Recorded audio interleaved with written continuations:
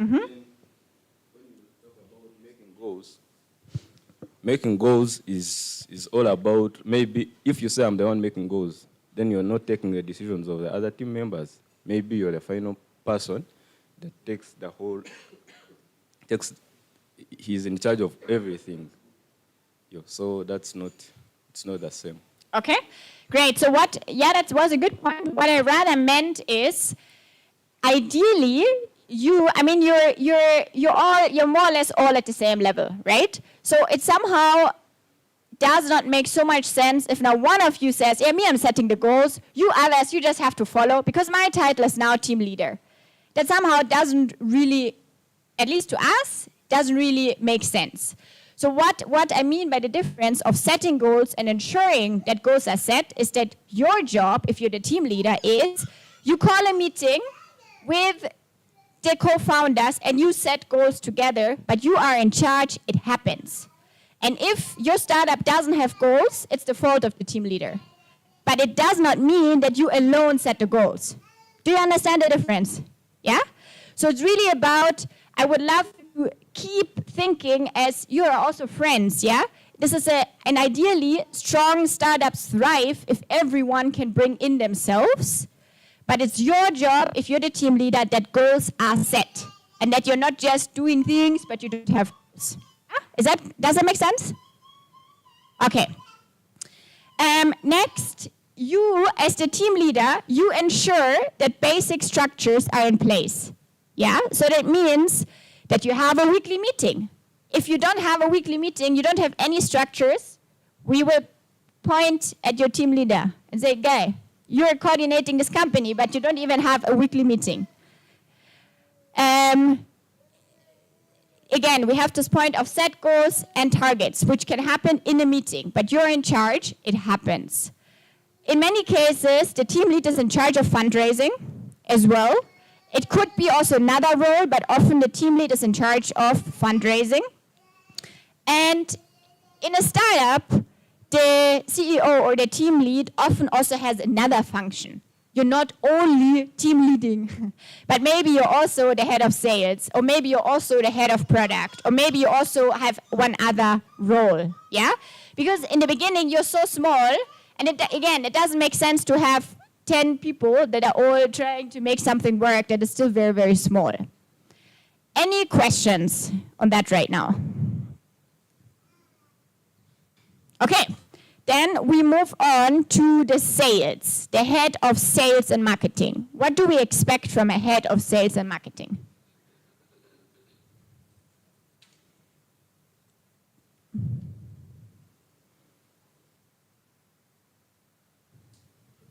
Yep. To continuously carry out market research on the trends that are maybe happening outside in the market. Mm-hmm. To continuously carry out market research. Yeah, that's one point, but I want something even more straightforward. For sales and marketing, they should be able to track sales that are happening, and they should be able to make their product visible, okay, like awareness, creating awareness for the product, for the marketing. Yeah, so they create awareness, they know the sales numbers at all times. What else? Making sure the team achieves its set goals in terms of sales and revenue. Mm-hmm. Yeah. Perfect. Achieve the goals in terms of sales and revenue. So that means you are in charge, that sales are happening. If you have a sales manager, and if one of you is in head of sales, and nothing is happening, it is that person's fault. And you have to hold each other accountable, yeah?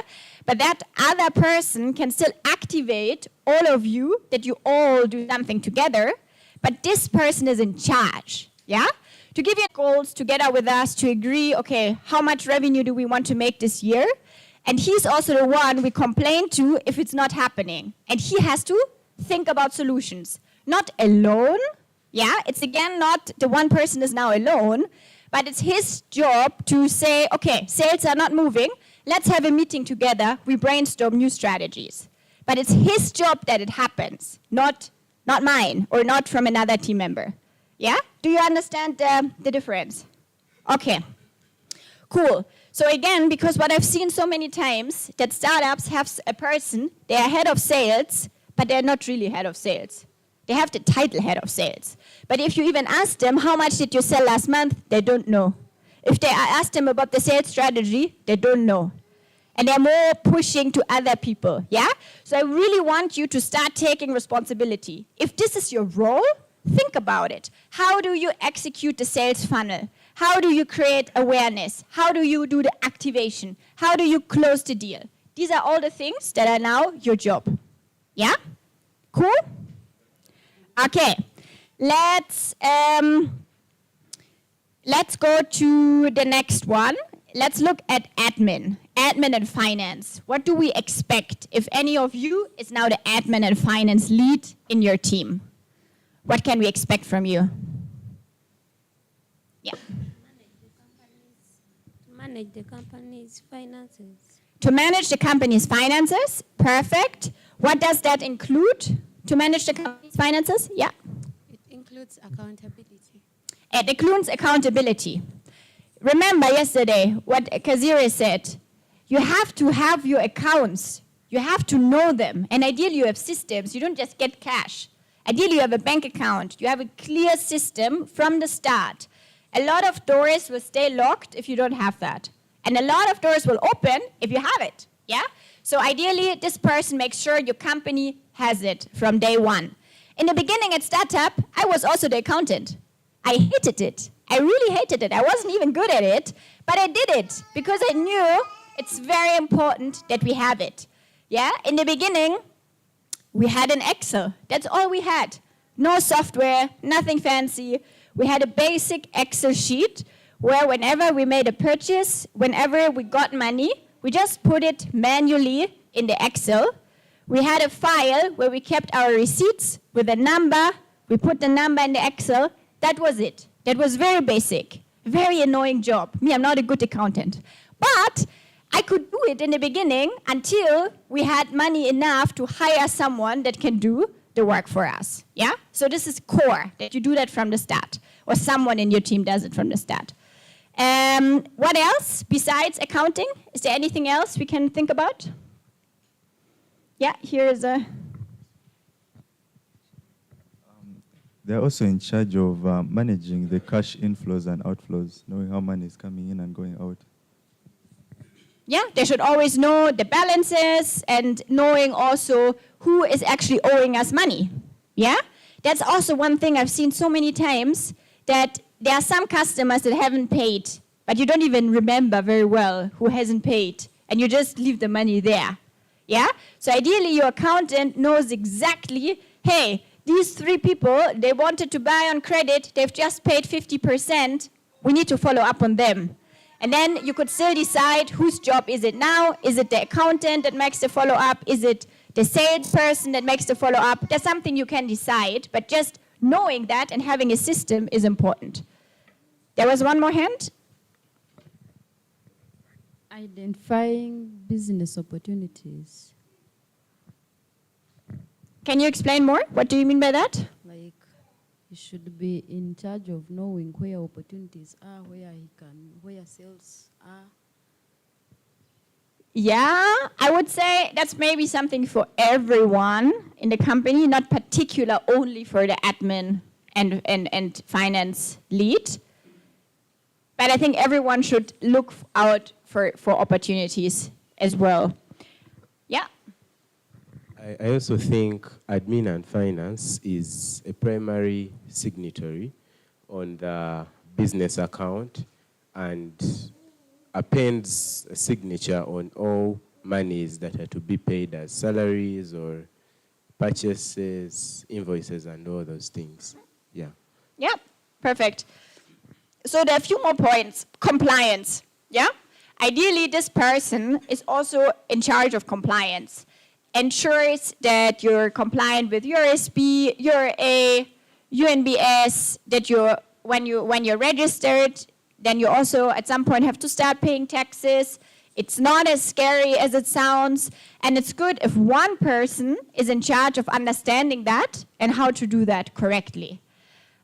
Plus any other admin things. Yeah? When you also start to become more professional, you should have contracts. You should have contracts, for example, with the people you procure materials from. So ideally, this person is also in charge to set this up. And it's easier if one person thinks about all these things than that every one of you thinks about it at the same time and you spend a lot of time because not one person is just focusing on that.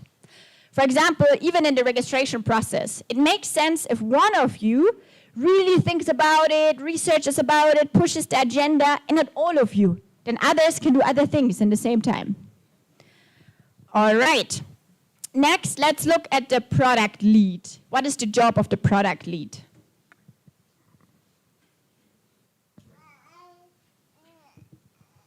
I think to design logos that will appear on products.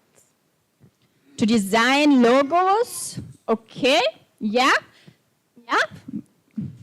Yes, I'm thinking about quality assurance of our product.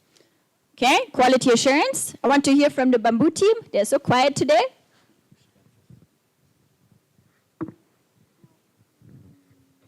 Is also responsible for product development. How is it supposed to be? Like, which design should we use?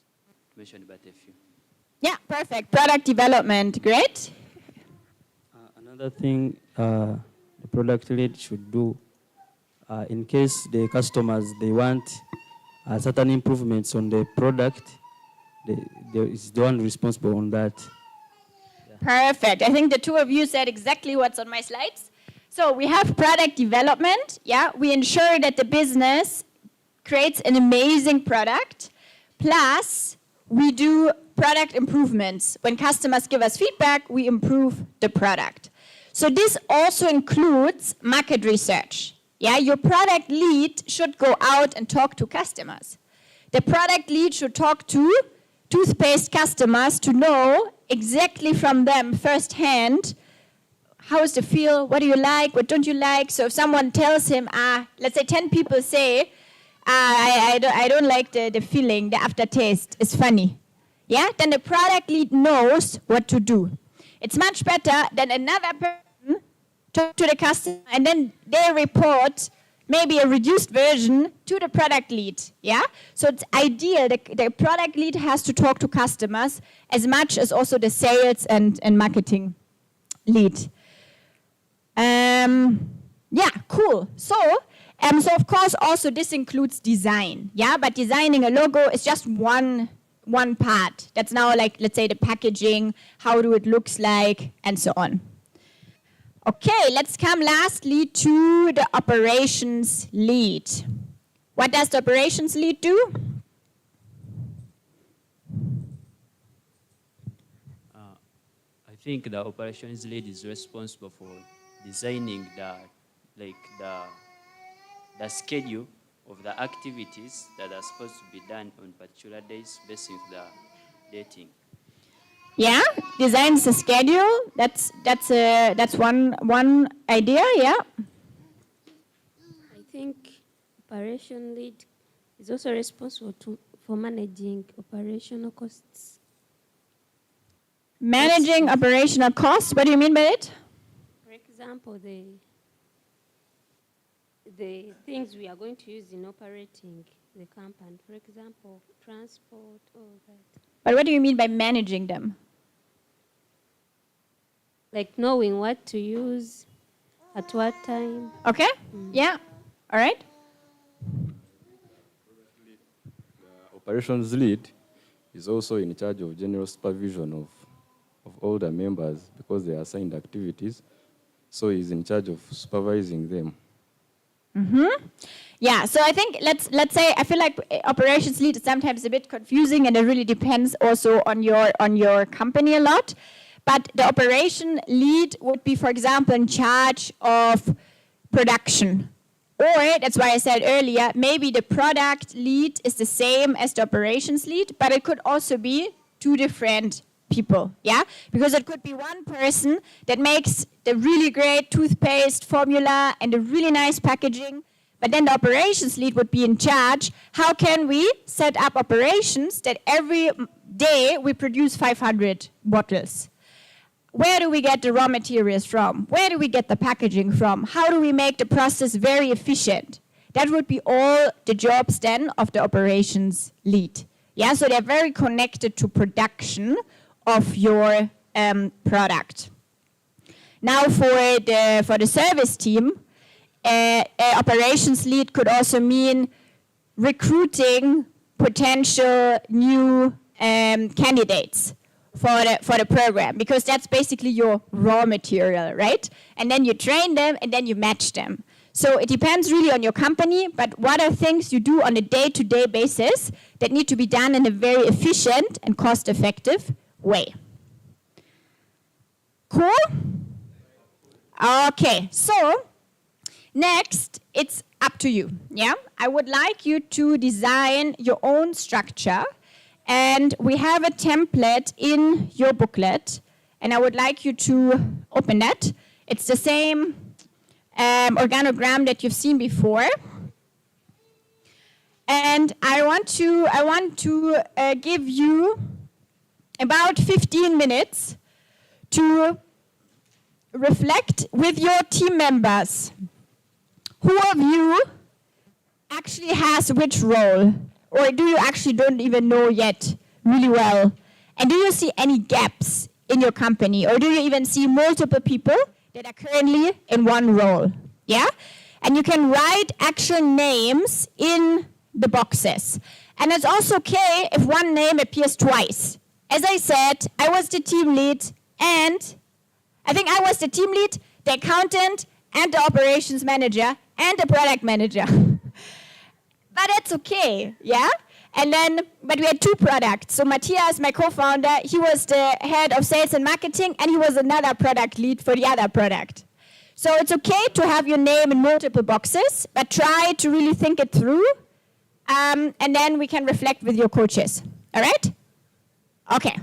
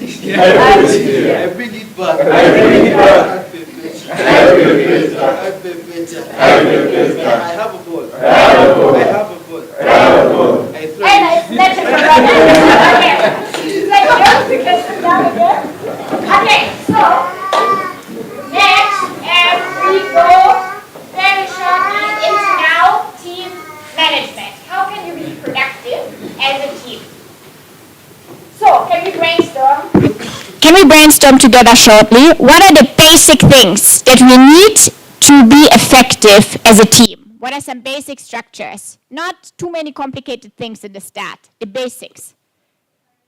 Cooperation, yes, but I now want us to think about tangible things, like what are things we can put in place. Cooperation is the way how we do it, but what are things we can put in place?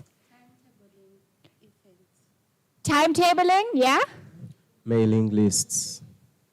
So timetabling like for, say it's events, timetabling for events. Okay, what did you say? Mailing lists. Mailing lists, okay.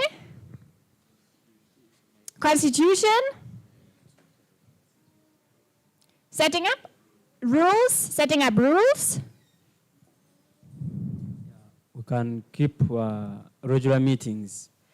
Thank you. Regular meetings. Yeah. Anyone else? Yep. Behind?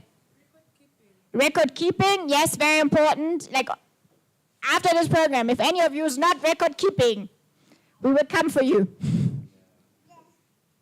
Timely communication. Yeah, timely communication.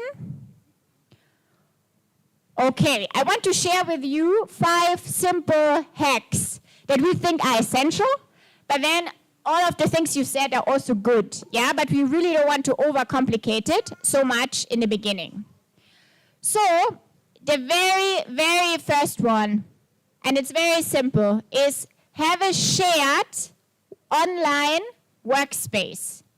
What is an online workspace? If I say a shared online workspace, what is it? Yeah? Well, I can give an example of if we have a Google Drive to which we all have access. Google Drive, exactly. Perfect. Google Drive, we all have access, or a OneDrive, or a Dropbox, or whatever tool you use, yeah? But you need to have one folder that each of your team member can access and where you store all information.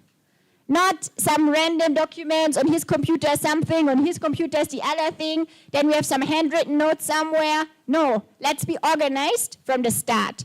One folder, that's your company folder, and in that folder you can have more other folders, yeah, but where you keep all your documents. Next one is to have a regular team meeting. Yeah, I all want you to actually check in weekly. If you're building a real company here, let's check in weekly. One weekly meeting, an effective meeting. We will go after what an effective meeting looks like. But that's really core. 1 hour or even 30 minutes is enough. Shouldn't be a 5-hour meeting, but that you make continuous progress and you hold each other accountable. Next one, ideally, that's more like a additional, ideally start using Google Calendar. Yeah, it's just a professional habit. Even for employment, for whatever, start using calendar and schedule in the calendar your appointments. You can even schedule in the calendar when you do sales, when you have your team meetings, and so on, to get into this habit of planning your day, planning your time really well, yeah? Next one, celebrate milestones. You have to celebrate each other. That's why we tell you all the time to high-five each other. You need to celebrate each other. Otherwise, this journey is not an easy one. When we remember yesterday, Kazire's journey who started 2 decades ago, it's not an easy one. But if you have co-founders and you celebrate each other, it will be so way easier, okay? And lastly, set weekly goals, okay? Let's not just go into a week and we see what happens and maybe we sell, maybe we don't sell, yeah? No, let's be very intentional and hold each other accountable. Who is in charge for which goal? And can you share the update next week? Why did it not happen? It's okay if something doesn't happen, if there's a challenge, but be intentional about your time. Can I see by show of hands who is using Google Drive for university or any other private things? Who is using Google Drive of you on a frequent basis? Can you raise your hand? Okay, that is not so many. Can you raise your hand? Have you accessed, can everyone raise the hand that accessed the startup the Google Drive for this very training? If you have accessed it. Okay, perfect. So these are some more. Okay, great. So that is one homework for you. We will not do it now, but one homework is that you set up a Google Drive, you give it your company name, and this is where you start from today to store all your documents. Cool? Okay. Now, let's talk about productive meetings. How does a productive meeting look like? We know these dragging meetings. We don't want dragging meetings. We're a startup. We are fast. We are effective, okay? We are not a corporate where you first start with opening remarks and so on, and everyone is sleeping, yeah? We want fast, speed. So how does a productive meeting look like? It's time-bound. It's time-bound, yeah? We don't need meetings longer than 1 hour. If you're longer than 1 hour, you've over-talked in this meeting. It's goal-oriented. Goal-oriented, yeah. What are we achieving in this meeting? Comprises of a small number. Yeah, of people. just the people that you need for this meeting. Does not everyone have to be in each meeting? Yeah, cool. I think these are good, very good points. So, let's always have an agenda. Agenda doesn't take long to set up, yeah? But an agenda takes you probably 1 minute or 2 minutes. But it makes it clear that today we want to talk about ABC. And you don't just start talking, and after 1 hour you're still talking, and you didn't even know what other points you maybe wanted to discuss, and then someone else says something, and someone else says something, and then we start to get in this dragging meetings. Start always with a very quick agenda. talk about only those things. We don't have to talk about other things that are not on the agenda. We can have an AOB, like in any other business, but that should be brief, but stay focused. Summarize the outcomes and have them written down and save them in your Google Drive. So everyone knows what was discussed in the meeting. This can just be bullet points. You don't have to write Roman, you don't have to write it doesn't have to look like an academic report or what, this is just for yourself. But just in bullet points, these are the things we agreed. It's maybe less than a page, just core pointers. And lastly, always close with what are next steps, who is in charge, and what is the timeline. If you don't do this, whatever you discussed will not happen. If you discussed, yes, we have to change our packaging, and we should change the branding, yes, that's a great resolution, and then you leave the meeting, it will just not happen. And you have, again, probably a meeting to discuss it, yeah? Or maybe one of you decides, okay, let me just do it. Or you have a team lead that is then completely overworked because he does everything. Always define what is the exact next step, who does it, and until when. Okay? Let's think on the agenda point. Imagine you have now your weekly meeting as your team. What would be the core points that should be on this agenda? Yeah. Review? What are we reviewing?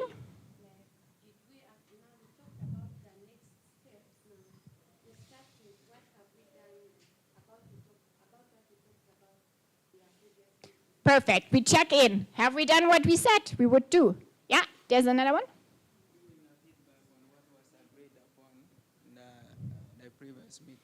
Yeah, giving a feedback. I think that's similar, like the next steps, what has happened in the meantime. What else would be important to talk about?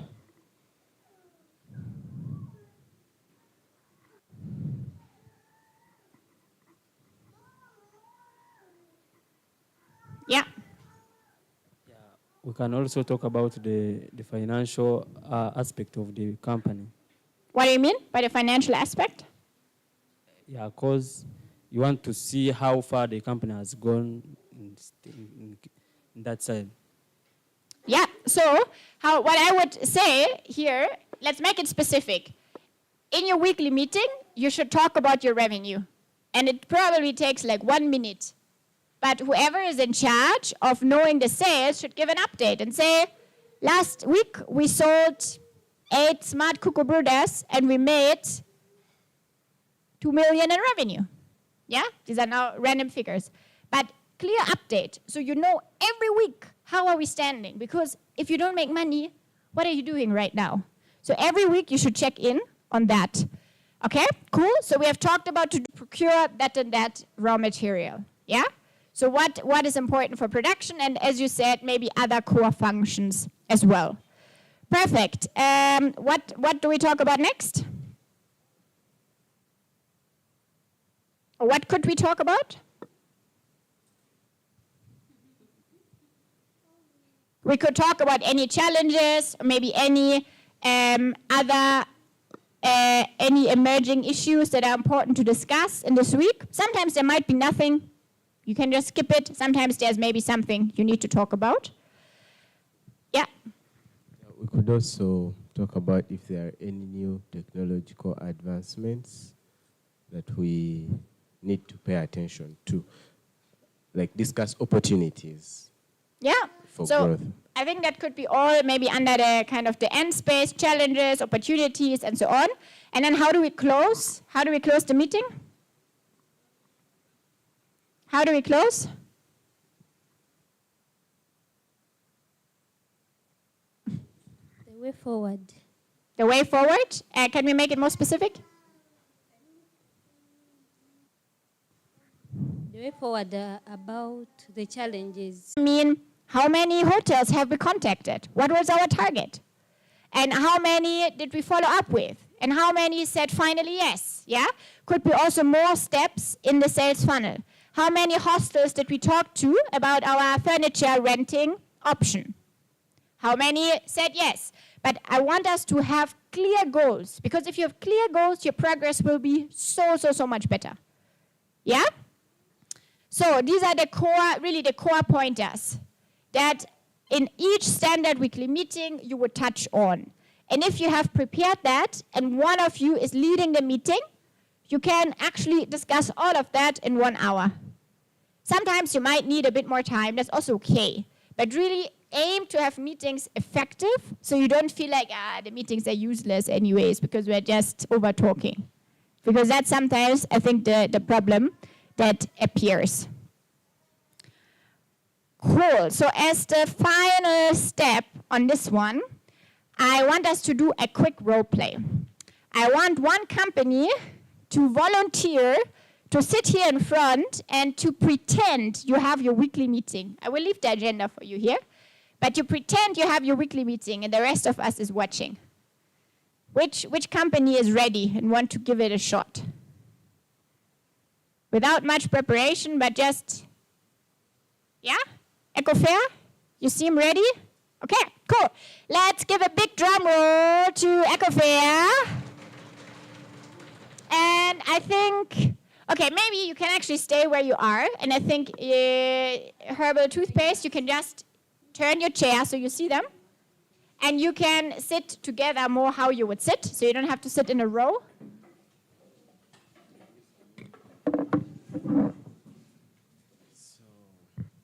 Okay, and sorry? Yeah, you have a 5-minute meeting, you just pretend to go through these, how the meeting would look like, okay? But it's fine. Imagine You don't have to use the microphone, just press them here.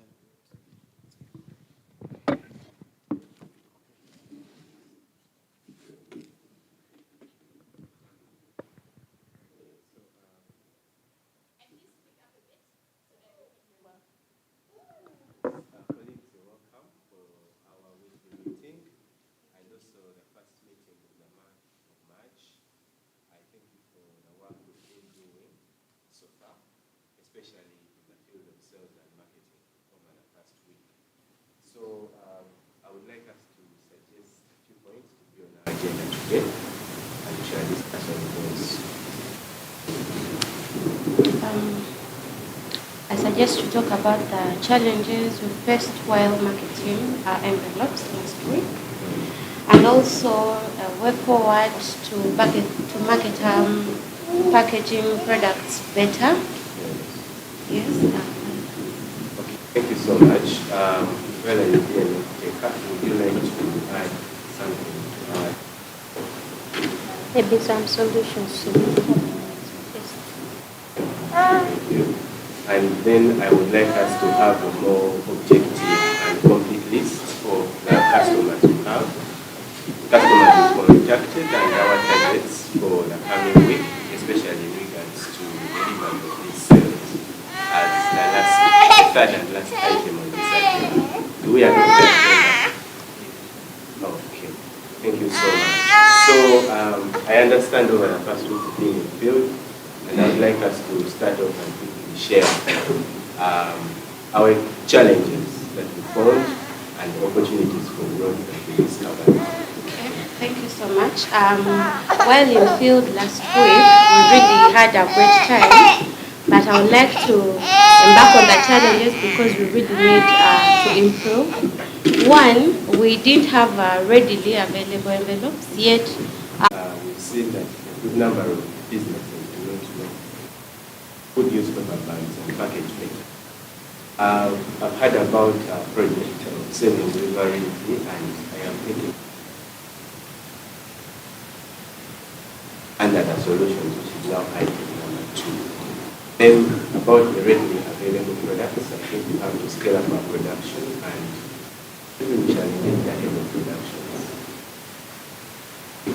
as part of our way forward in Parkour.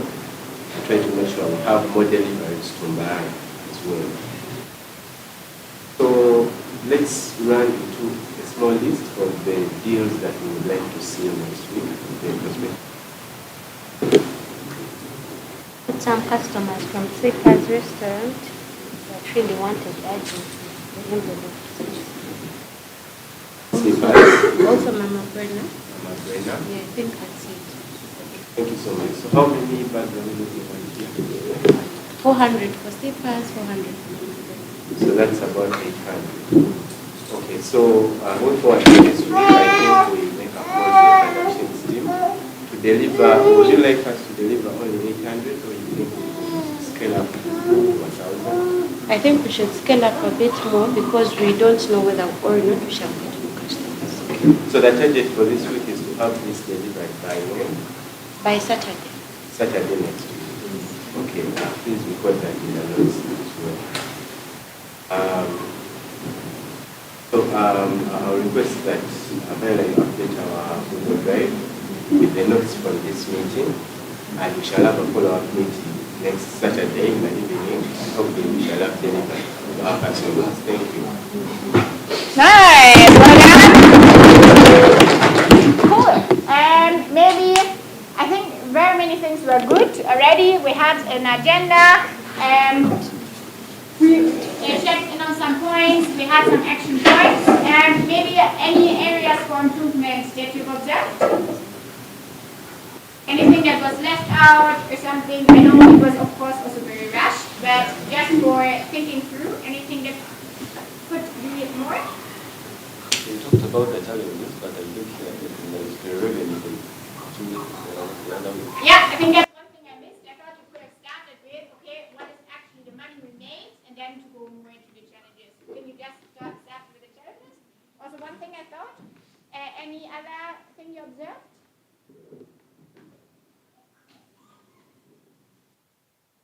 Oh, sorry, keep forgetting. Yeah, Dr. Imelda?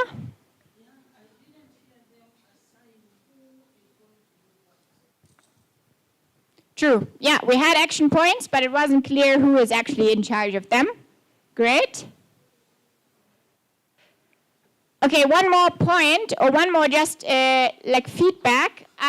It could be helpful that you really use this as like some sort of a standard agenda, and then you just add additional points. So you don't have to brainstorm every time afresh, what's our agenda today? But you could say our standard agenda, as you know, is we check in on A, B, C, D. Are there any points we should add to the agenda today? And then you can get started already faster. And the more you just follow the same structure, the better and effective you will get at it.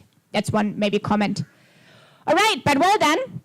And I think we are, we are good with that topic for today. And we will do a quick energizer. And then afterwards, we will jump into what happens now after the boot camp and how can we prepare ourselves really well. Okay? Do you have an energizer ready? Yeah? Okay, cool. Please take over.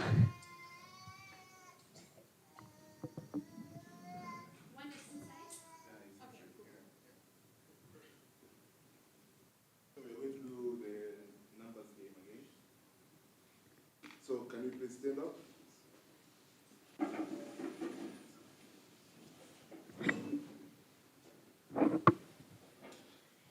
So I'm going to associate a number with an action. Yeah, and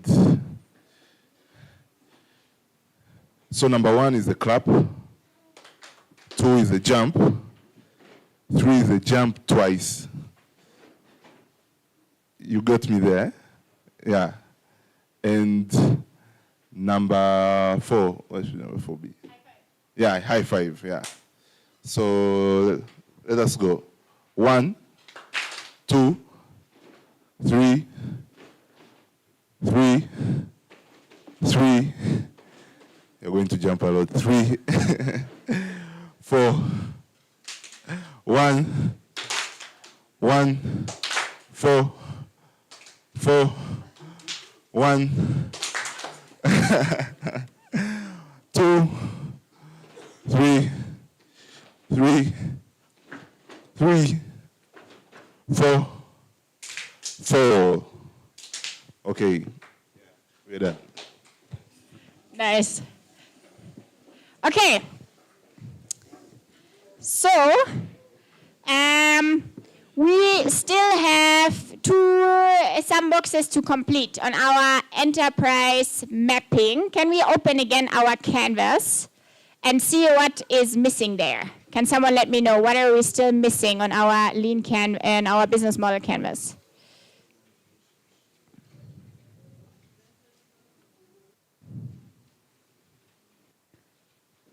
Okay, so I think, okay, channel, customer relationship and channels, that I think, okay, I thought we had filled it before the sales, but that's okay, then we will just update it now. So customer relationship really means how do you keep in touch with your customers, yeah? How do you keep them when you remember the strategies we thought through during activation? And also afterwards for referral and retention, how do you do that? And channels is what we had under acquisition. How do you first reach out to your customers? How do they even know about you? All right? So let's, I give you first 5 minutes to fill this before we move to the other 2 boxes. So you can benchmark on your sales funnel and just update that briefly.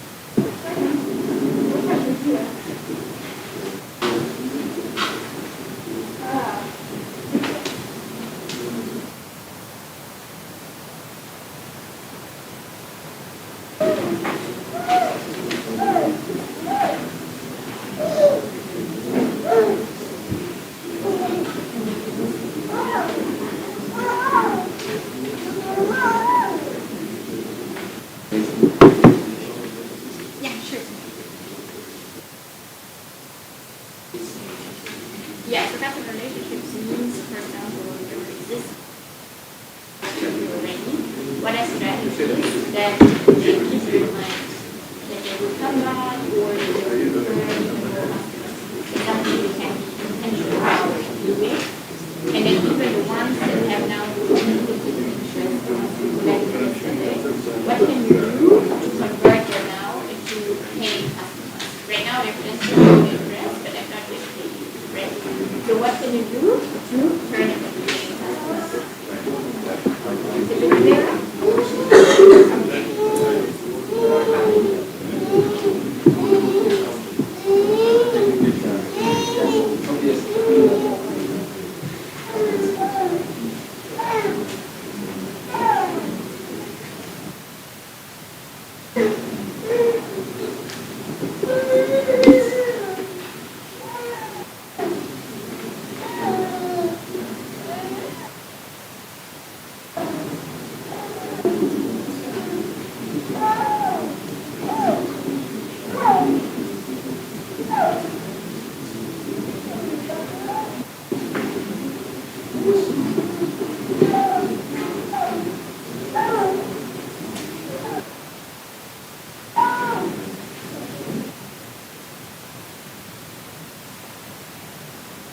Okay. Are we good? Are we need another minute? We need another minute? Are you okay? 1 minute, okay.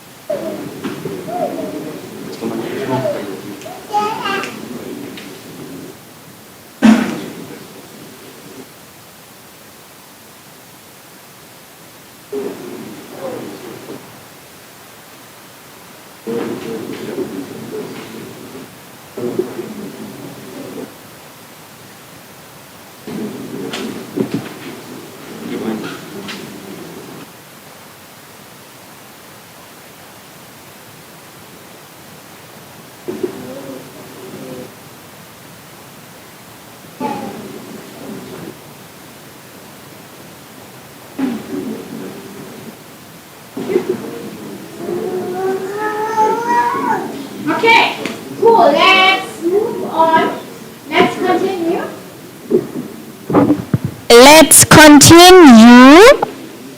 And we will look at our remaining boxes. I see our unique value proposition is still empty as well.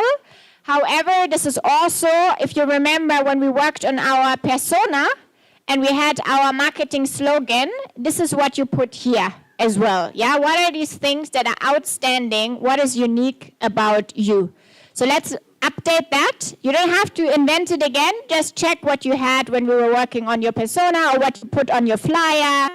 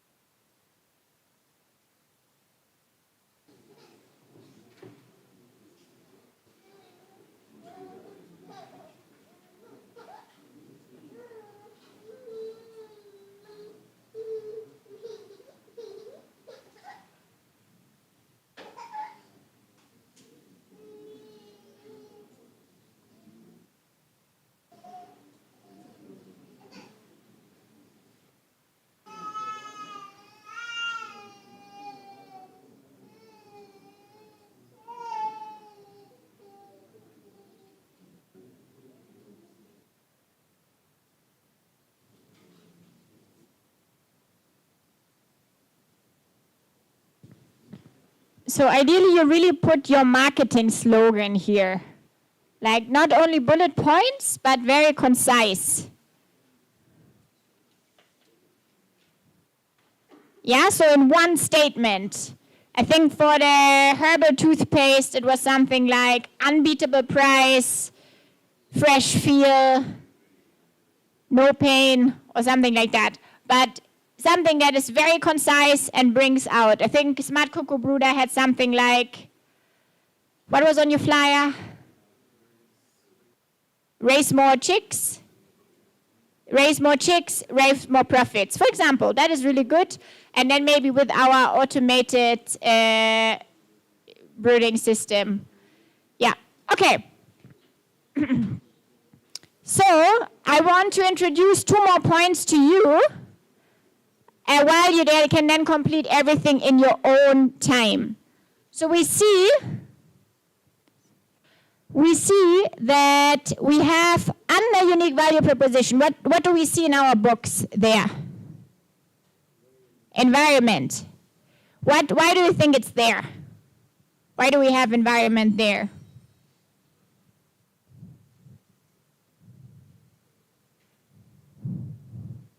Any idea why it says environment?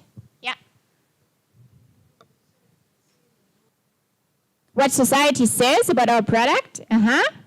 What else could it mean? Yeah, perfect. The environmental impact, yeah? And also, we want you to start thinking about, it's not the primary focus, but we want you to start thinking about how can you reduce some environmental, or how can you have a positive impact on the environment, or at least reduce the negative impact that a lot of companies have. So for example, when we look at some snacks, yeah, what could be the environmental impact, or how could they position themselves to be more environmental friendly? Yeah. What about the packaging? It's not environmental friendly. Exactly, they use plastic. So what could they do as a company to become more environmental friendly? Okay, but I mean the crisps will be hard to package in eco-fair, right? So what could they do? Yeah. They could put in place avenues to promote recycling and reducing of their plastic waste, like placing dustbins around the centers where they sell. Yeah.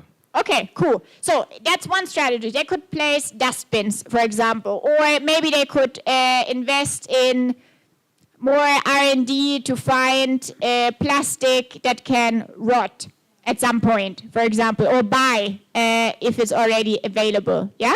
So that even if this is something maybe right now is not the focus of the business, could be in some years to come. It's already good to keep it in the back of our mind. And then so we also want you to just think through what could be potentially at some point. What could be some of your businesses, of course, like the bamboo and the eco fair, you already have some sustainability aspect built in. For others, it might not be there yet, but you could think about what might be some strategies.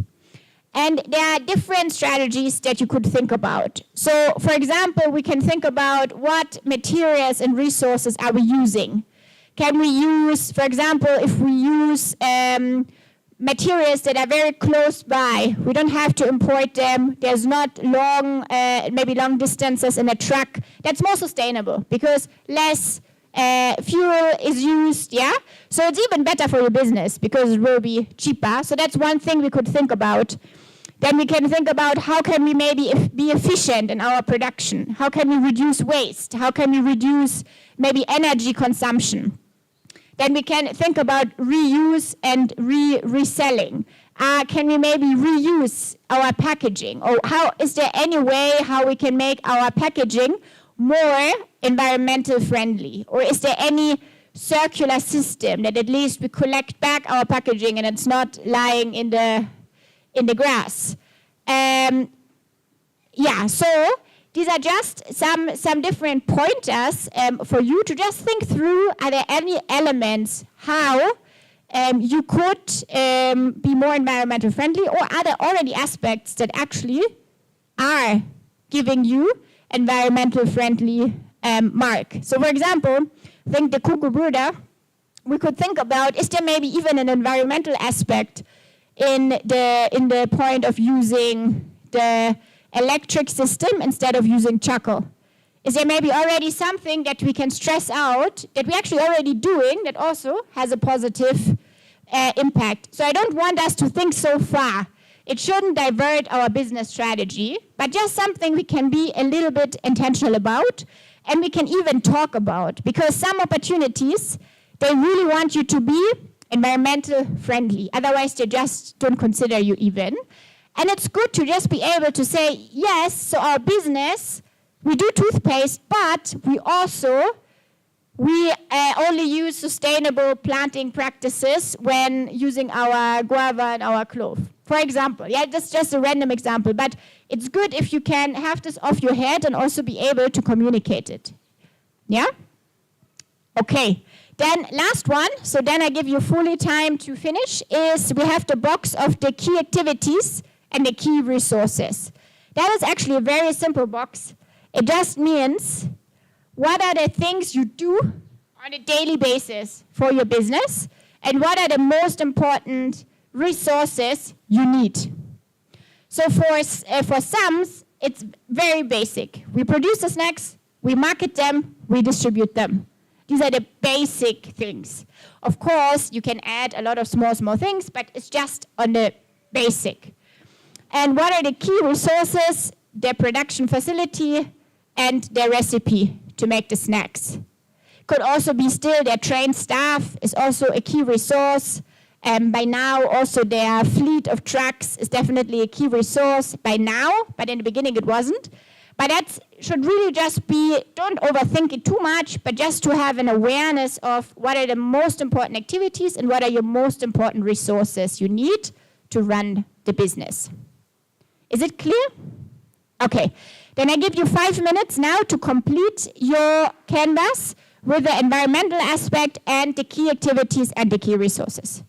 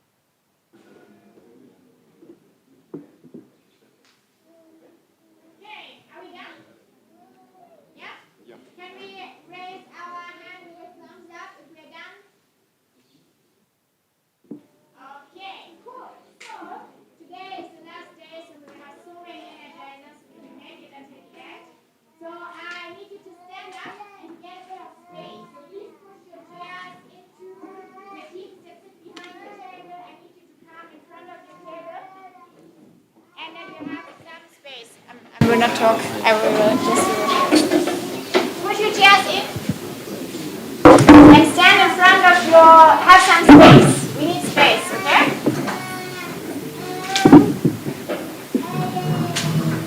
Yeah, perfect. That looks good already. There's some space here. You're very packed on this side. Can maybe 2 members come here into the corner. Okay, Brian, cool. Okay, we will do a little dance. Okay, I think you've danced it before, but it's our absolute favorite dance starter. So we need to dance it minimum twice. Are you ready? Okay. So I will be your lead dancer today. So we start with some stretching. Oh. Okay. And stretch down a bit as well. And we stretch up.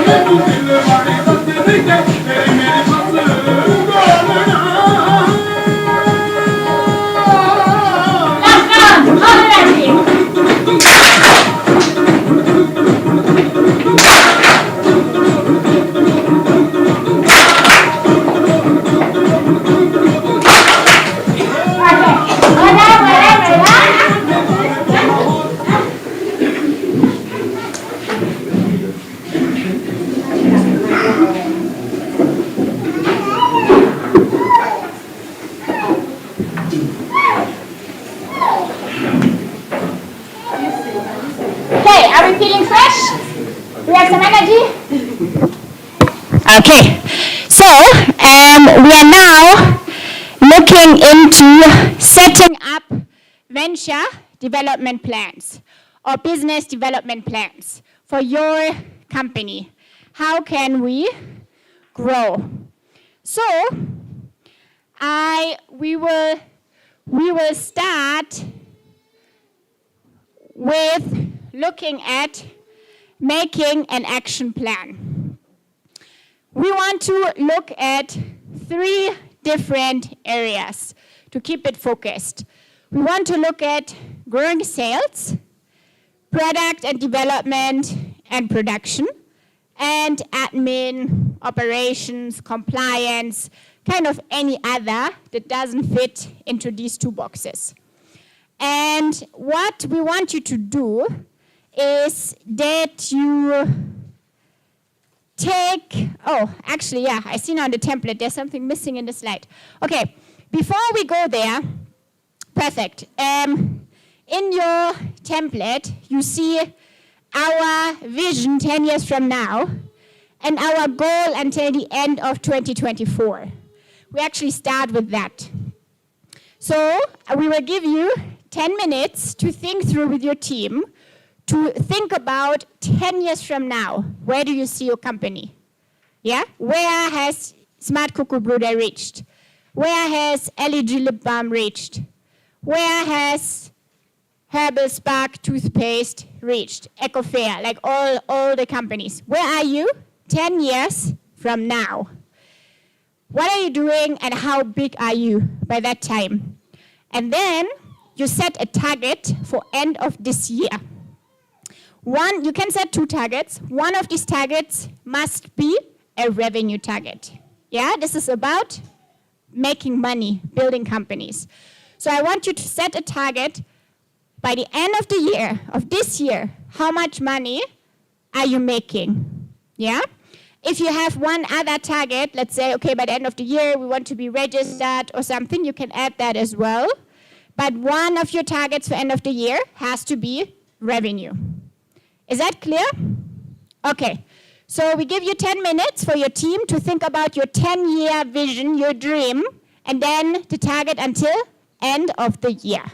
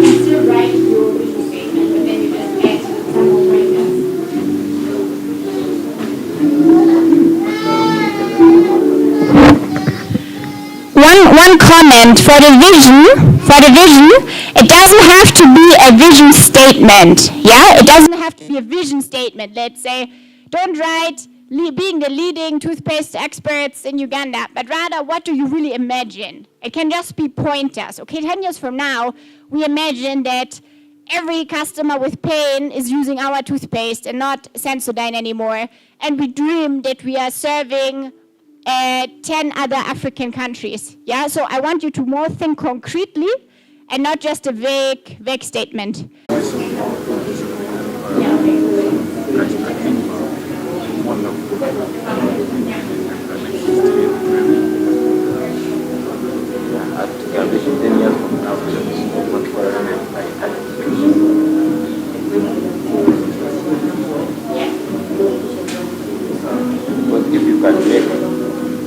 You can make 100 money.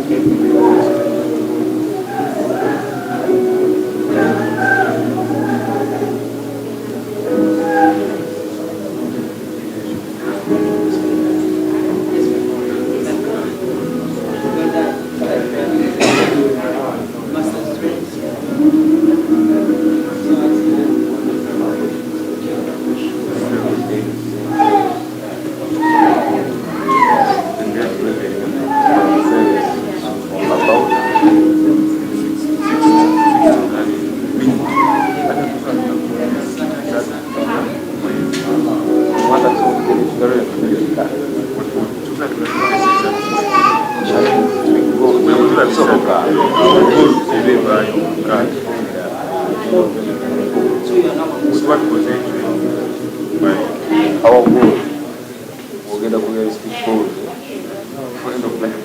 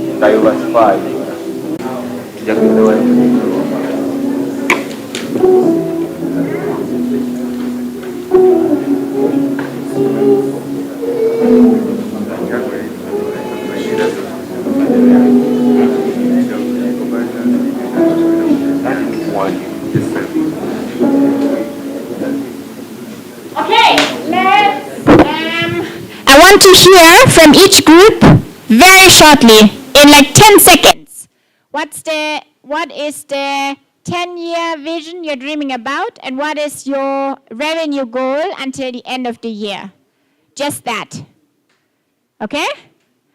And we will start today with the service team. Our vision in 10 years is becoming global leaders in tourism and hospitality. Since our clients that we have to creating unforgettable experiences to our clients and students. Then goals, exceeding expectations of our clients. What's your revenue? The revenue, our target by the end is 20 million. 20 million. Yeah. Nice.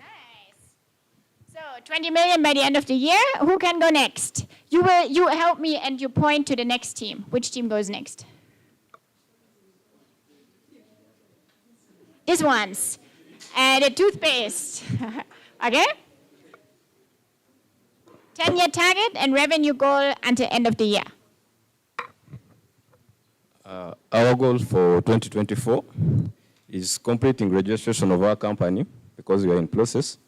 Then we want certification of our product by the regulatory bodies. Then our revenue we expect to generate at least 10 millions by the end of this year. And your 10-year vision? Yes. Our 10-year vision is to be a leading brand of oral care products in Uganda. Yes. Nice. You help me point at the next team. Who goes next? Okay.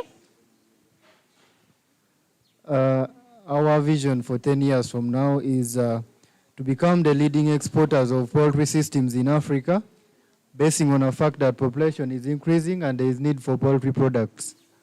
Then to reduce the mortality rate of chicks in poultry farms, then increase farmers' profits. Then our goal for this year is to become fully registered because we are in the process. Then making sure we make sales of a minimum of 100 units. Yeah, then also making sure we reach out to all poultry farmers within Mbarara. Yeah, thank you. Nice. So 100 sales. How much money do we expect from that? Minimum? Profit or revenue? 19 million. Okay, nice. You help me point at the next team. Who goes next? Ecofair. Thank you so much. So until the end of 2024, our goal, we're looking at formalizing our registration with URSB and URA, getting premises, an address for our business, and also increasing our monthly revenue from the January revenue of 140,000 to 500,000 shillings per month, which will total up to about 5 million revenue by the end of the year.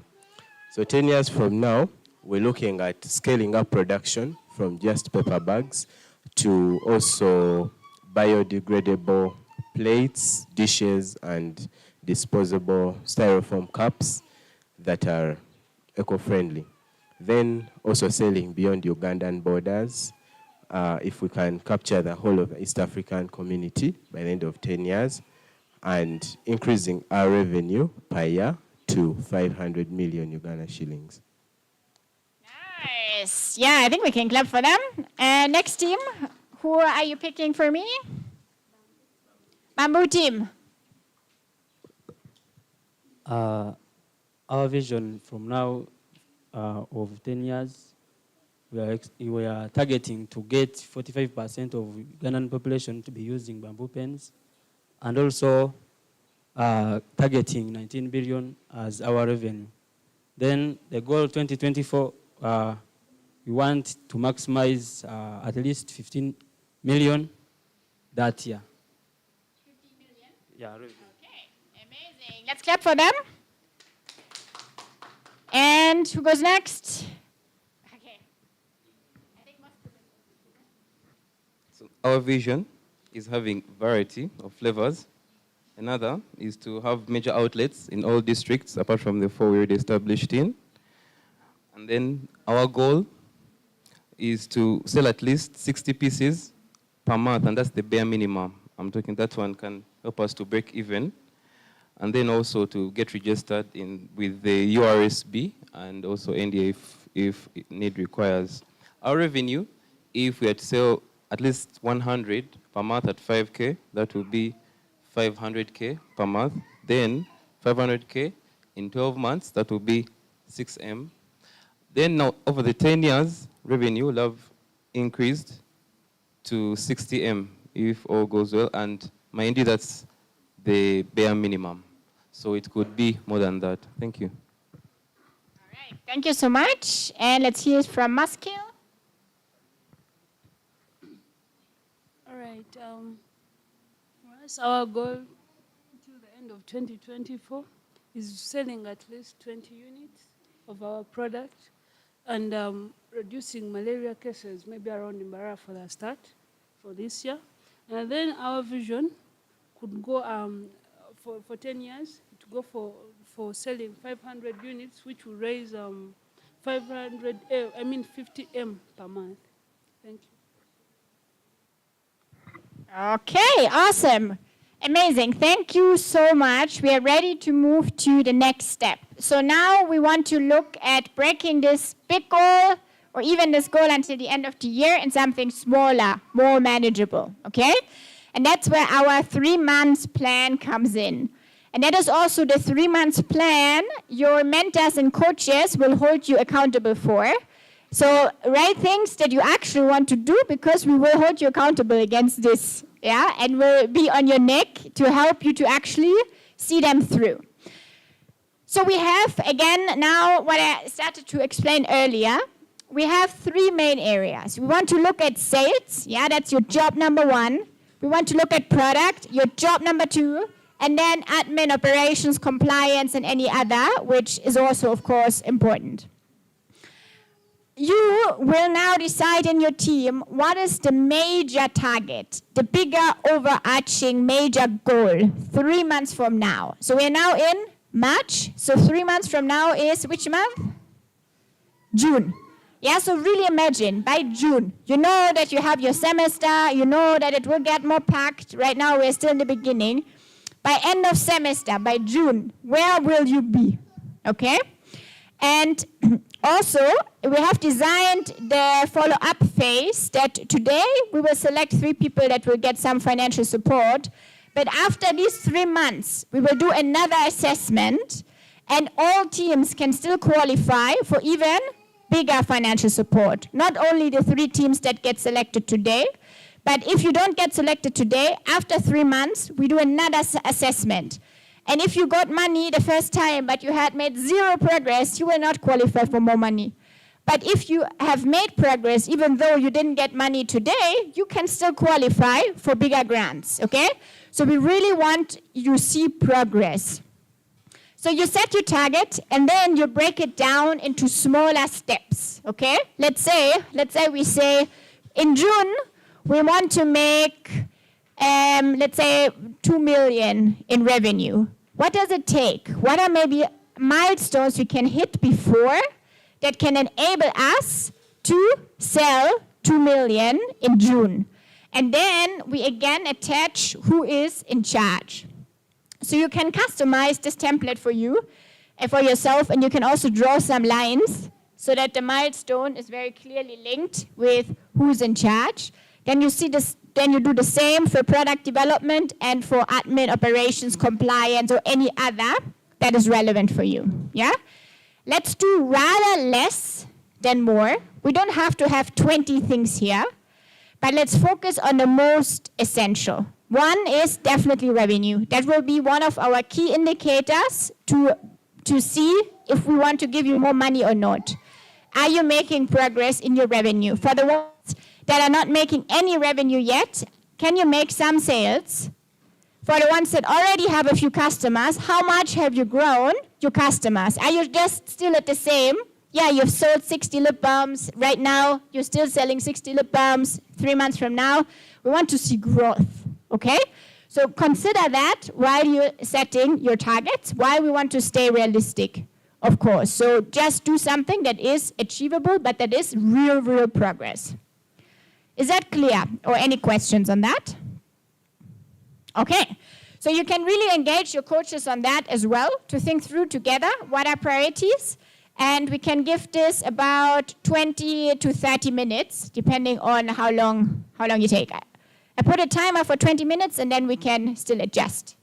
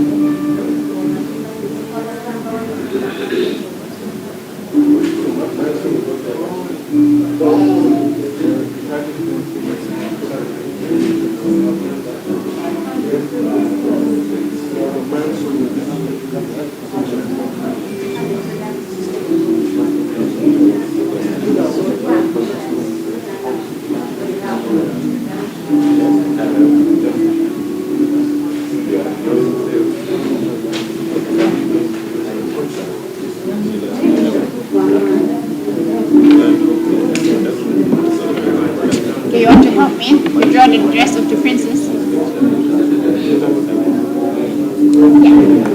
Yeah. This one is me. Okay.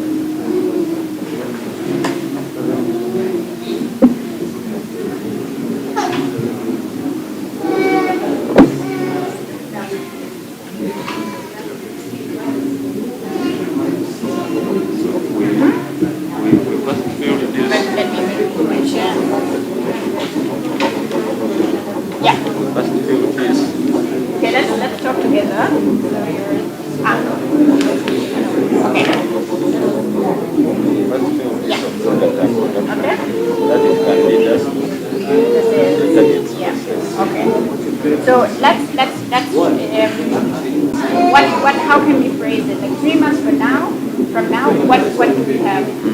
Can we say we have a final toothpaste with good quality in the right packaging? That is really specific, right? And then we can say after 3 months, have you used it or not? And then these steps, you break them down here. Yeah? Then even for for example, purchasing tubes for packaging, what is required? Is there anything required that you're able to do that, or you can do it immediately? For the tubes? Yes. Realistically? Yeah. The issue is we're supposed to purchase about yeah. That's How much do you have to purchase for? Have you done that out? Yeah, Sorry? 100, yeah, like what's the minimum quantity that you have to purchase? The minimum 100. And how much was that? Do you know the price? 500. So 100 times 500, that's about, how much is that? That's 500,000. Okay. So then you could even break this down and you could say,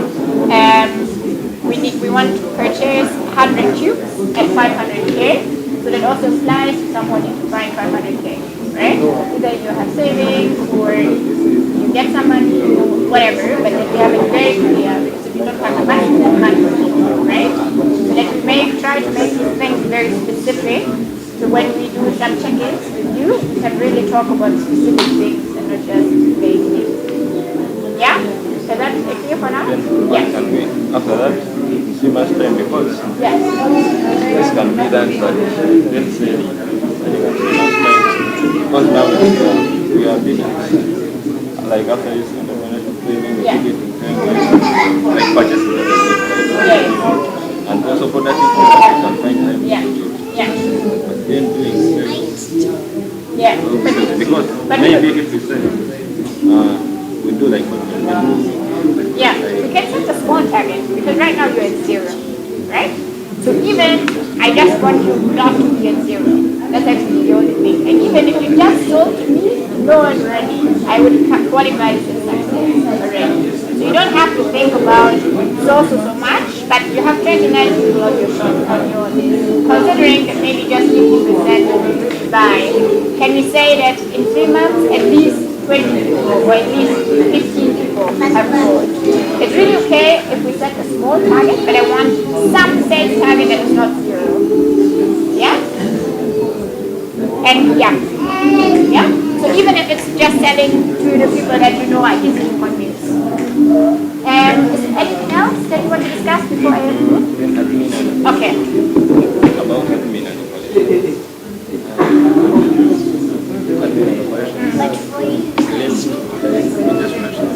yeah, it could be registration, it could be accounting, it could be anything where you think, okay, this is something you would work on. like our targets could be having a good rate. Well, we shall destroy it. Yeah. Then another one, we want to have registration is okay, so registration is after 3 months. Business registration? We want to be yes, okay, that's okay. Then maybe we could just say for admin and operations now that we have, as you say, we have set up a good drive and we have a track record of our expenditure. That's what I would really want you to have. reserving the name. Sorry? Reserving. Yeah, reserving the name is okay. You can add that as a milestone. But I think the overall target for me more relevant is that you have actually started to do books of accounts. Simple accounting. Just in Excel, when you purchase your toothpaste, you have it there. You have a receipt. If you sell me one, and so on.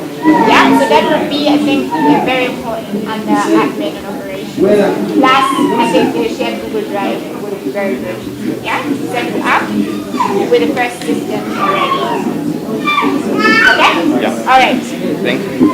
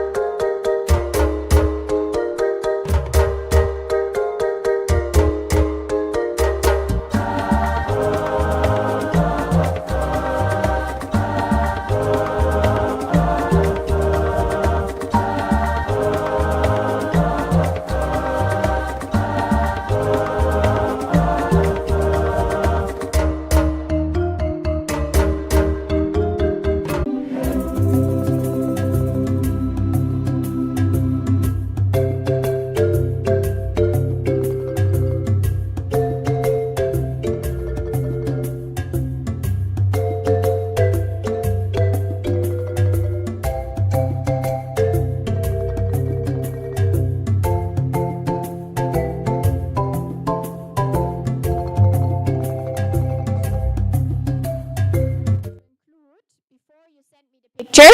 So that's one more thing. Look through the different steps and think about if it has any budget implications, but try to be as efficient as possible. So for example, for the toothpaste team, they have to import the packaging, the toothpaste. So we thought through how much does it cost, what's the minimum order, so what is the minimum amount they will need to save or fundraise or find somewhere to make it possible, okay?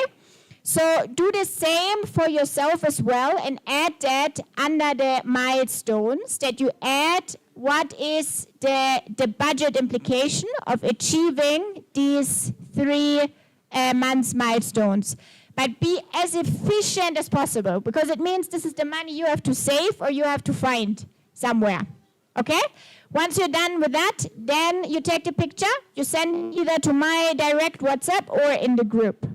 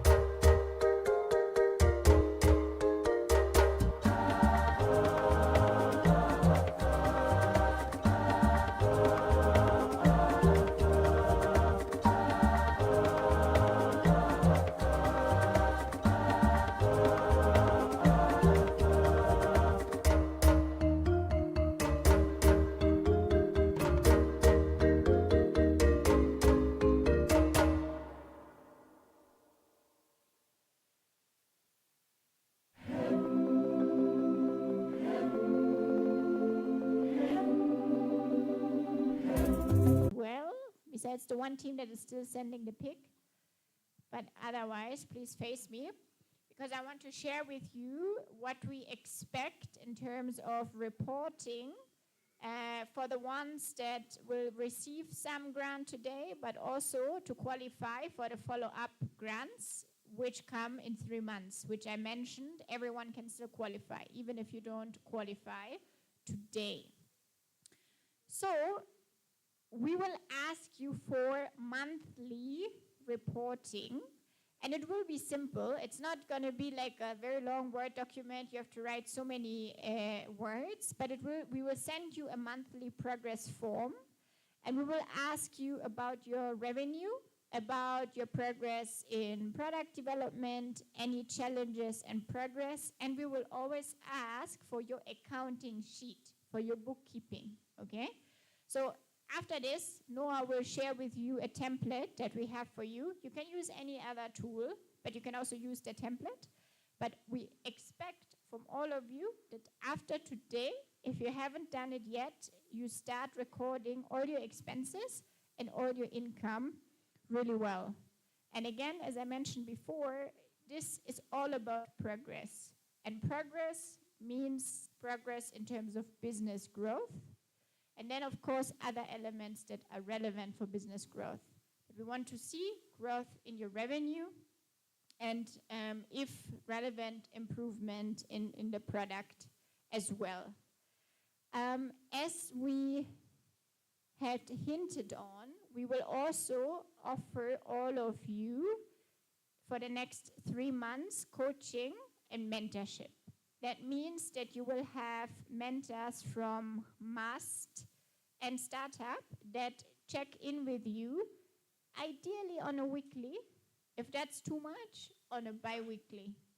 And there we also want to have clear feedback on how much have you sold, how's it going. Of course, if you have not yet sold because you're still in the product development, that's okay. But we will check in on these very tangible targets and also help you in case there are any challenges, anything we need to think through more together. Plus, we have the available coaches that we mentioned, of the likes of Kazire and others that are experienced in the business world. But of course, they can't meet you all the time, right? They are very busy as well. So we will arrange a few meetings with them where you then can ask very specific questions or get feedback or whatever you would like to discuss with them. But it also means that when you have the session with the coaches, you have to have thought through, like, what are you going to talk about, or what do you want to learn from Kazire? Yeah, so that the 1 hour he gives you or the time he spends with you is very, very meaningful, like the other coaches as well. And that will start happening at the end of this month. And we also expect you to be proactive. Yeah, it's not like, oh, my mentor didn't reach out, so no, it's you that want to grow your business, right? We also want you to grow your business, but ideally you want it more than we want it, right? It's your business. So we expect you to be proactive, also to proactively reach out when there are challenges and when you need support, while the mentors will also reach out and be supportive, but you are in the driver's seat, yeah? We are just supporting, but you are driving the car. So we need you to be proactive in this. Are there any questions on this right now?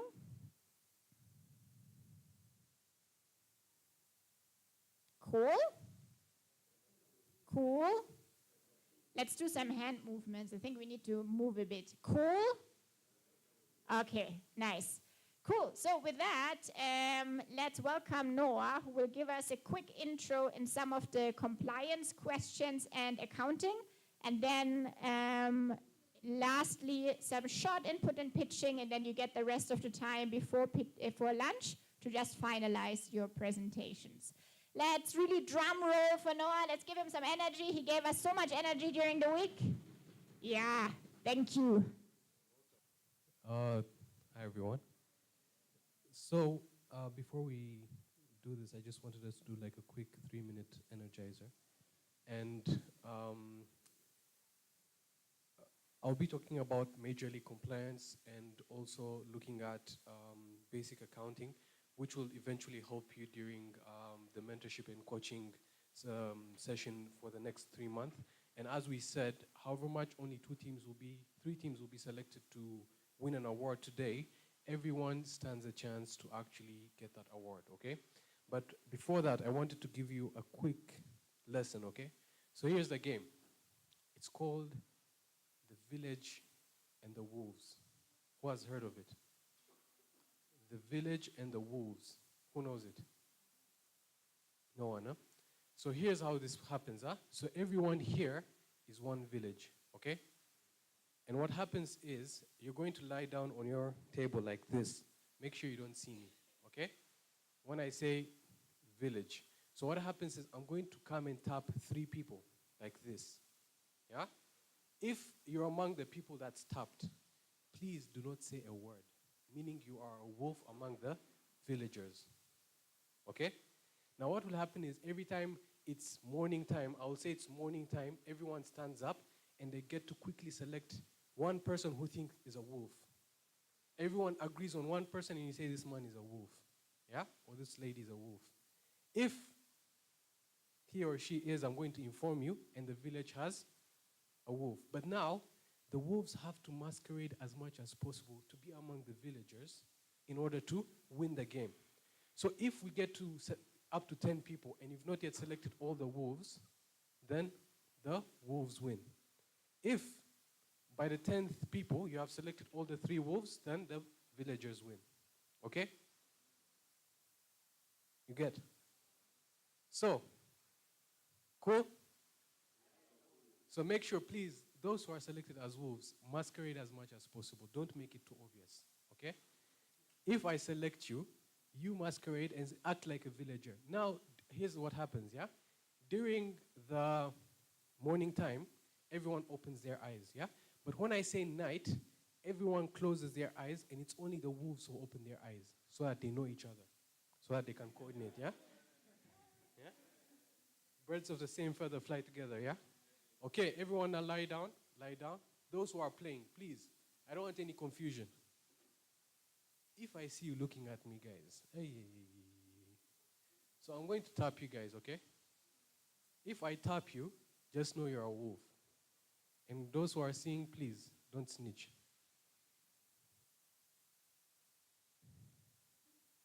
Do-do, do-do, do-do, do-do, do-do, do-do, do-do, do-do,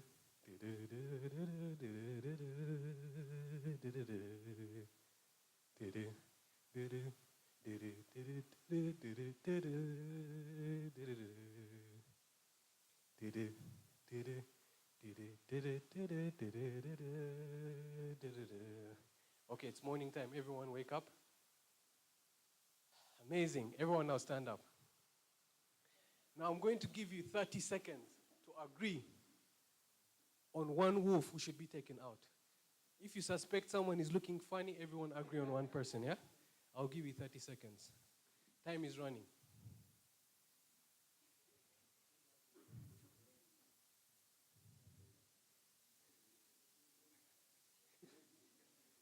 Guys, time is running out.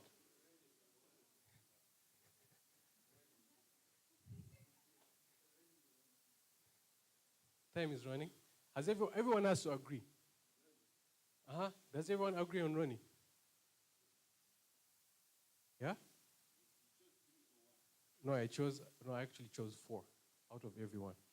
So there are 4 wolves.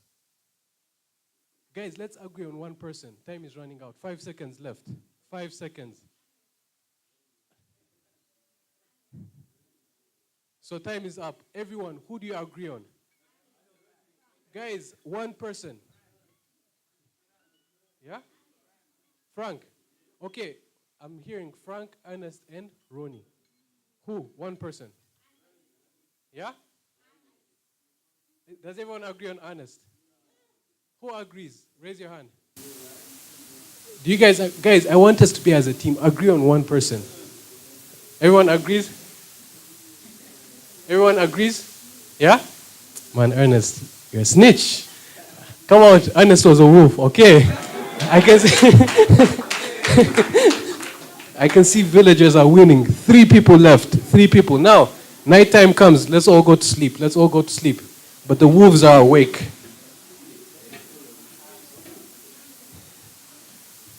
Guys, go down, I'm seeing people who are up. The wolves have to be awake. Wolves. Wolves. Wolves, do you see yourselves? Do you see yourselves? Okay, let's go back to sleep. Everyone is sleeping. No, now you're out. You. Come out, come out. Which one? This one. This one, eh? She's also out. So you 2 people, you're out since you saw the wolves. Don't speak, come and stand with Ernest. So,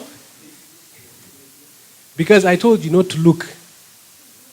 Now it's morning time. Let's wake up from our sleep. Yeah? 30 seconds. Let's select one person. Yeah?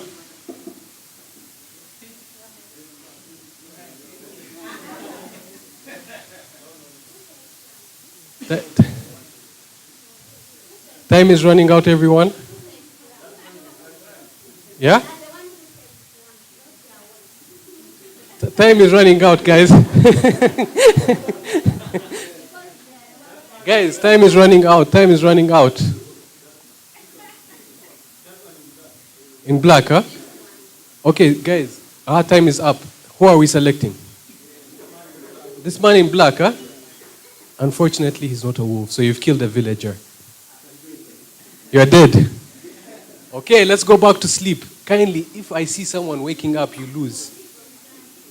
8 shots left. Quickly, let's go to sleep. Let's go to sleep. I think wolves, we know ourselves, so now we don't have to wake up. Yeah? Let's make sure we coordinate. Now it's nighttime. Wolves, I can see you. Kindly don't raise your hand or your face. Okay, let's come back. It's morning time again. Who are we selecting?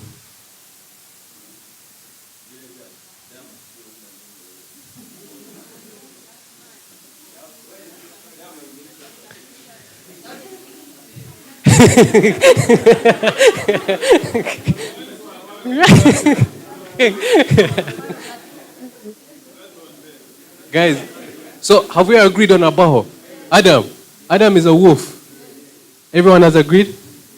Unfortunately, he was a villager. You have killed yourselves.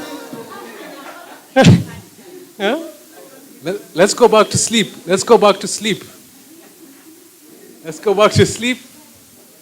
Okay. Out.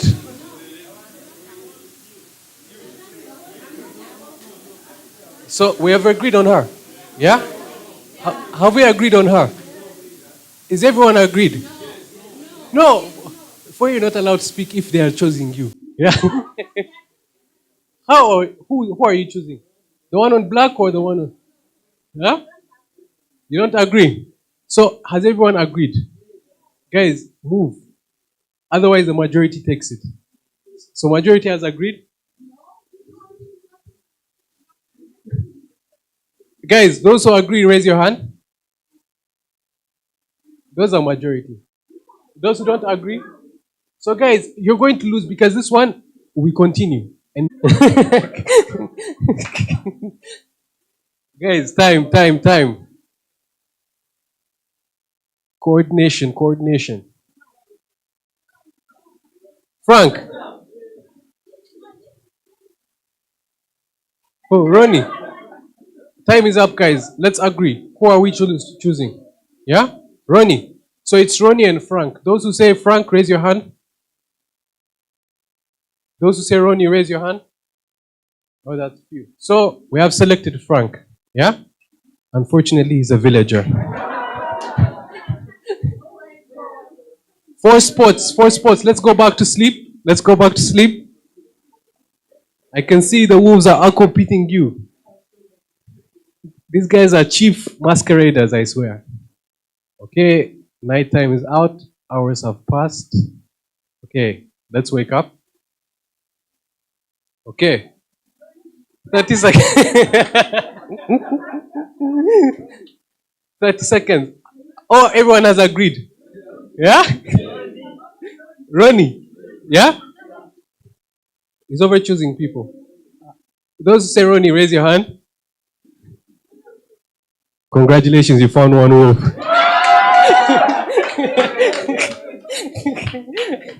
Okay, 3 more, guys. 3 more. Let's go back to sleep. Let's go back to sleep. Yeah? Know what I'm saying? You have 3 more shots to find all of them. There are 2 left. Let's sleep. Yeah. 2 left. 2 wolves left. Okay, we are sleeping. We are sleeping. Let's wake up. Let's wake up now. Quickly. What are we selecting? Is it the quiet ones? Is it the loud ones? Is it the ladies? Is it the guy? Yeah? Doctor. So I'm seeing you chose 2 people. Yeah? So let's agree. You're saying this guy in white. Danish. Danish. Yeah? Dr. Imelda. Those who say Dr. Imelda, raise your hand. I'm seeing 1, 2, 3, 4, 5, 6. Okay, 7. Those who say Danish, raise your hand. 1. And indeed, she's a wolf.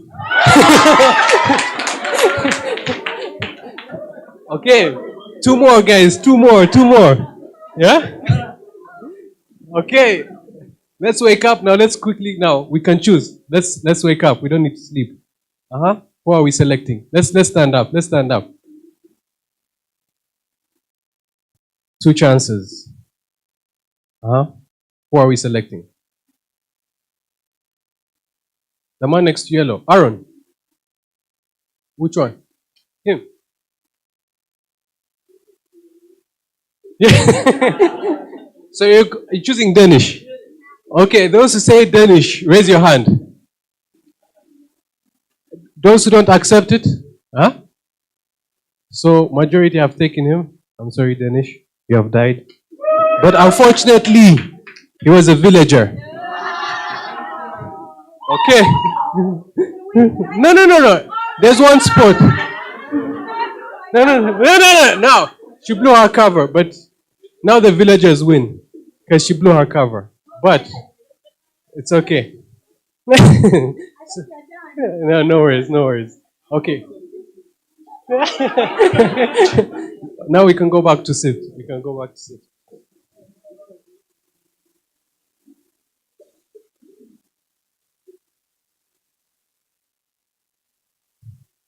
Okay. Now, what can we learn from here, from this game?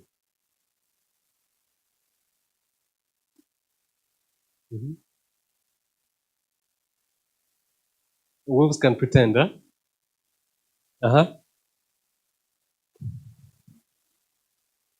How to spot opportunities. You have to select trends, yeah? Yeah. Cooperation. Cooperation as a team. It's the people closest to you that stab you in the back. You should always learn to take your time before taking decisions. You have to take your time before taking decisions. So I think this is something that we can pick up, right? Because ideally, there's always a team, yeah? But now, unless we take the right decision, moving in the same direction, and also being very well versed with what's happening around us, it's going to cost us a lot. So this was just to reflect from the team's session. Now, continuing with compliance and basics of compliance. Who can tell me just simply what compliance means or what they think they mean? Yeah? So following regulations that are set up by policymakers and, let's say, government, right? So you as a business, and I think Dr. Kazier mentioned it yesterday, how are you compliant? Yeah? How are you lawfully doing business or doing your work? So among the well-known compliance organizations in the countries, there's UNBS, URA, and URSP, yeah? So anything to do with, first of all, registering your business, which is usually the first step, it's URSP, which is in full the Uganda Registration Service Bureau, right? Then from there, for those who have products, like for example, Spark Herbal Toothpaste, the allergy, lip balm, I think anything that requires standardization, right? You usually go to UNBS. And UNBS ideally tests your product. They look at your production facility to now verify it. I'm sure most of us have seen products that have UNBS stamp on their posters, right? Then, of course, URA is the revenue authority, which ideally taxes you for the different kinds of revenues that you were able to do. But someone might ask, but these guys are just taking money away from me, right? For registration, I'm paying to be registered, right? For revenue authority, they are taking taxes every month, for example. For UNBS, I have to pay every year to standardize my product, right? So someone would ask, they are just taking away my money. Why would I register with them? Or why would I be compliant, right? Why do you think we should be compliant?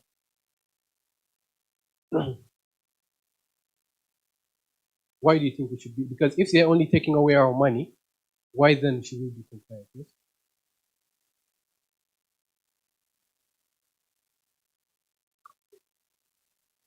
Mhm. Mhm. Mhm. We stand a chance to work for bigger customer segments. For example, if we are supplying paper bags to confectionery supermarkets, and there comes a deal of maybe delivering snacks in government offices, and they would like to use paper packaging, they will not give a contract to a business that is not compliant with URA and USP. Yeah. Yet those customers are more likely to pay even thrice as high as our price that Yeah. we give to our customers. Yeah, for sure. I think we can give him flowers, guys. Let's give him flowers. Cool. So I think basically why, however much this our monthly cost, you wanted to give something?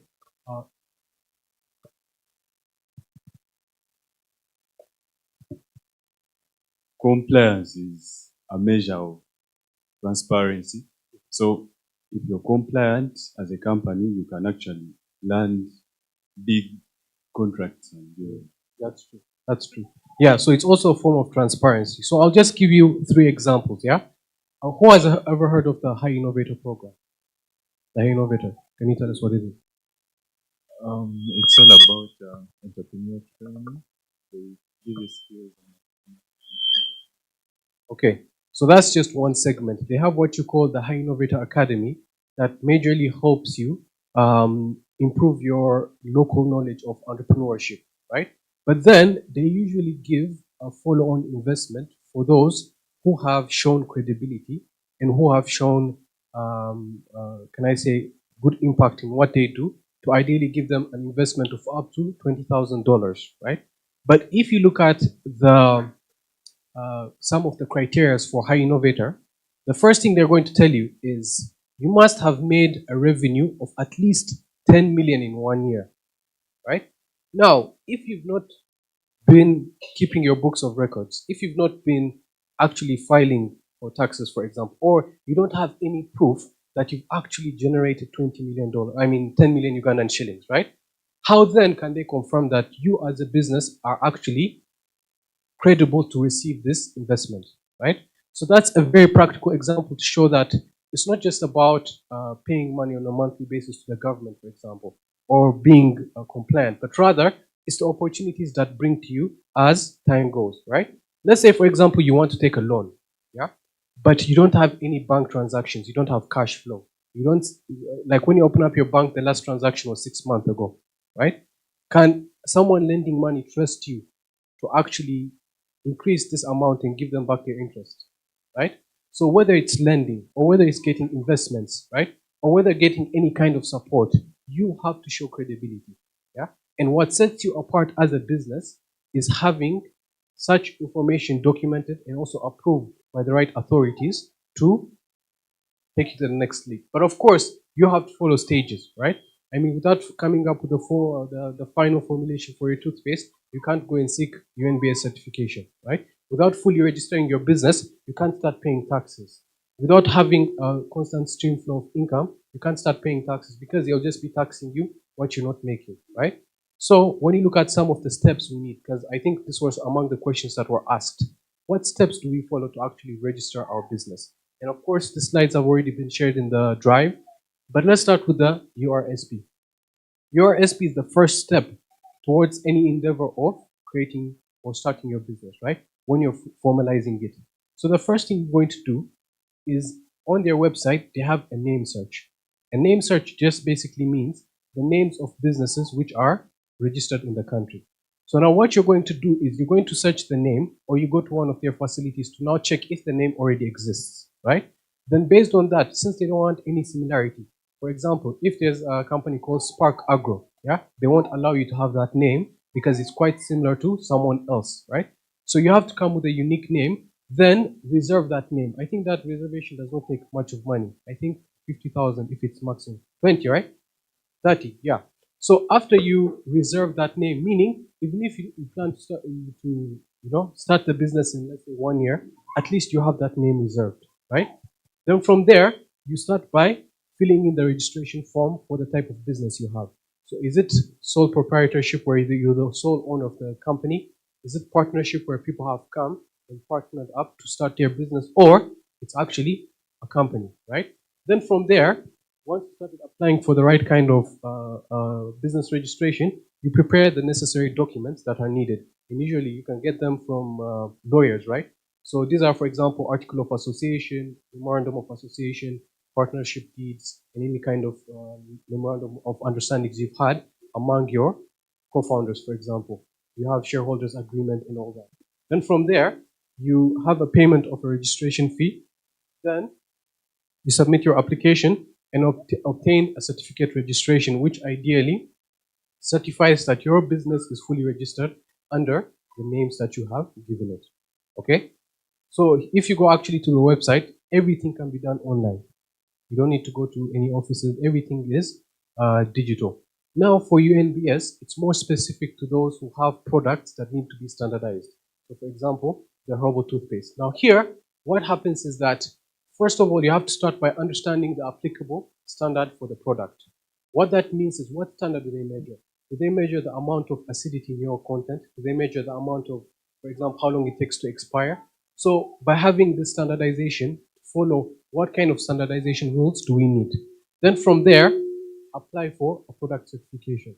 So when you apply for a product certification, there are a couple of questions they ask you. They'll ask you, you have to submit your product for testing, right? So basically where they go in the lab and do all these kinds of tests, more specific to the product, to certify that this is approved for the use of in the public. Then you have to now bring them to your facility if you have a production facility. And sometimes this can even be government facilities, like, for example, URI. I think URI is there. It could be facilities like even universities, right? Then from there, this is every month. For example, if there are any kind of tax breaks, yeah, that you're allowed to get, how can you actually obtain it? So you have to utilize these online resources to benefit from them. Okay? Cool. Any question here on compliance? Asking that question.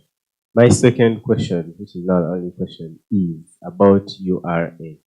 As startups, we think we would benefit from tax holidays because you look at a product that is penetrating the market using using a pricing scale of the penetration pricing scale, and you have to subject it to 18% VAT. Yet for some of us, 18% is like all the profit we have or half of the profit. How can we go about avoiding that? Avoiding. Laura can answer that.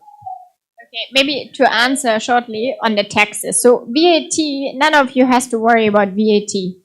VAT, I don't know right now the threshold, but you have to make a lot of money until you qualify for VAT. So definitely none of you, not in the near future, or probably, has to worry too much about the VAT. So then that you can put aside. As well, unfortunately, there is no startup law right now that would exempt someone completely for taxes. But on the other hand, it's also not so much because you are taxed on your profits, right? And then on the profits, you're taxed 30% income tax. However, you also still have a lot of expenditures. So your profit is won't be so huge. So there is cash out, the cash flow within your business, right? And this ideally helps you standardize your processes from the early onset. So now, for example, let's say for the teams that get to win 500,000 today, yeah? The first thing I expect you to do is you write a date, which is the 2nd of March, 2024, right?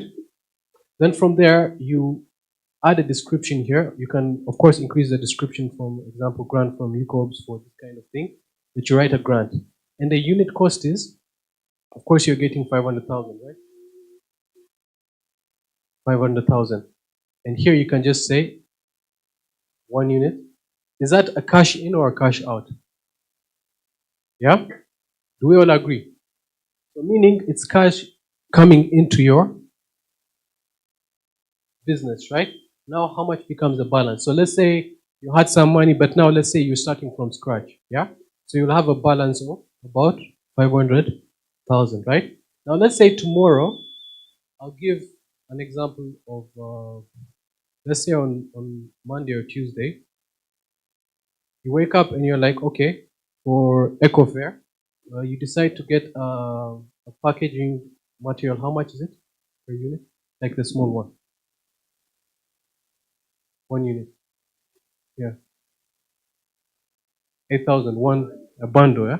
Okay, now, what shall do is, what should we call it? A bundle. What's the size? What size should we give it? Size 1. Okay, size 1 is, a unit cost you said is 8,000.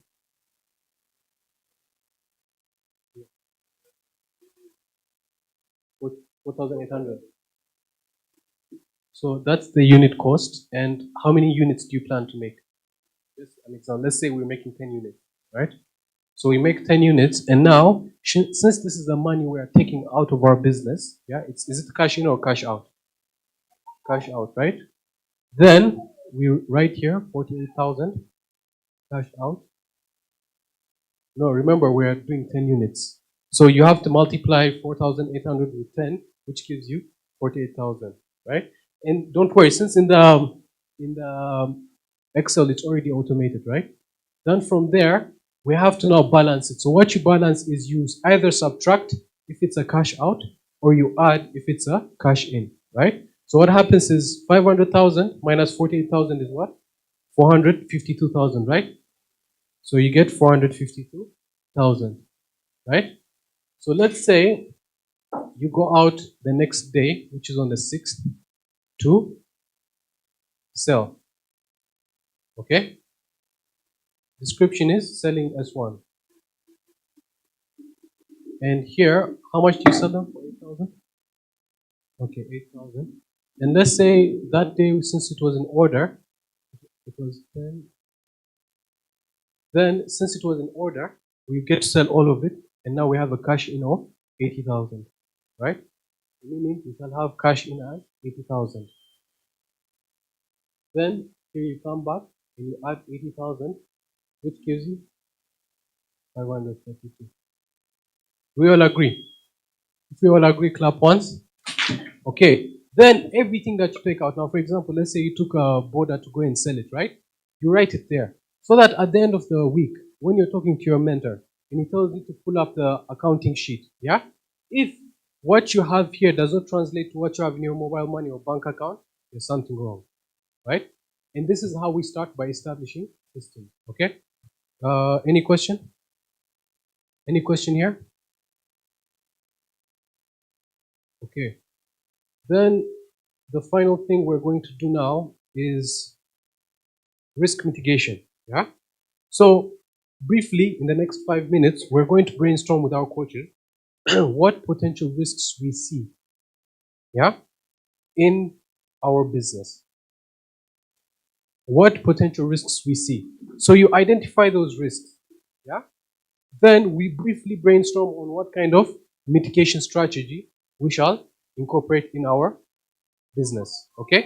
So let's, together with our coaches, identify those risks quickly. Then we find mitigation strategy. Now, these risks, for example, can be, okay, our product is not certified and people are failing to buy it because it's not UNBS standardized, right? That's a risk. How are we going to mitigate it, right?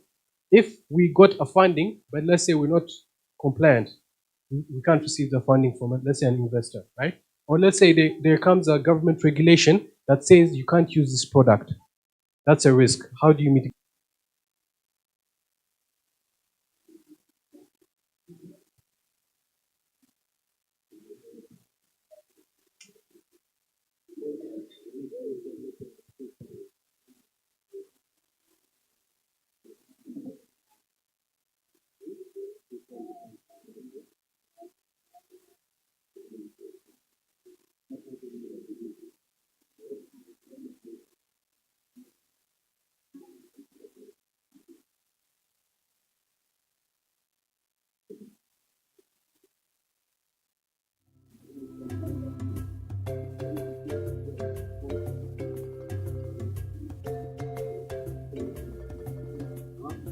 What is easy?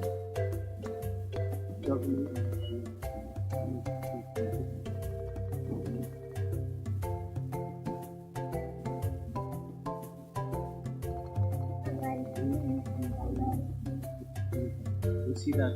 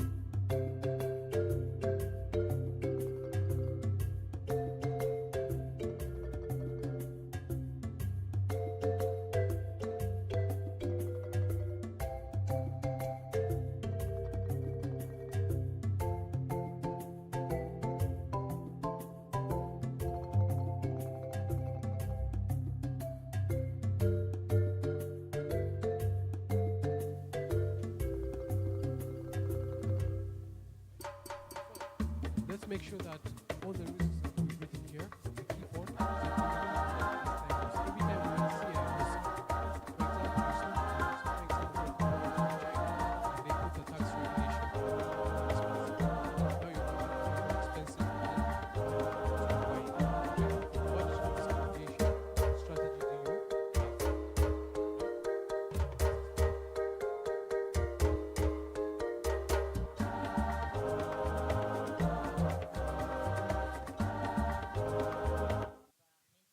Sure.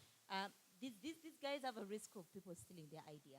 And I think it's the same challenge with some of these kids here.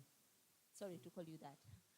But truthfully, if you go to a hotel or a school and you tell them that you're going to be connecting people, they'll be like, why don't we go to the hotels and we connect our own students? It's as easy as we take them to Coursera, they do the training, and we bypass them. So they eliminate them. So it's a big... but we are trying to get the mitigation strategy, and I was hoping, I don't know if a few members can jump in to help us before we close this. Yeah. So we kept on mentioning this.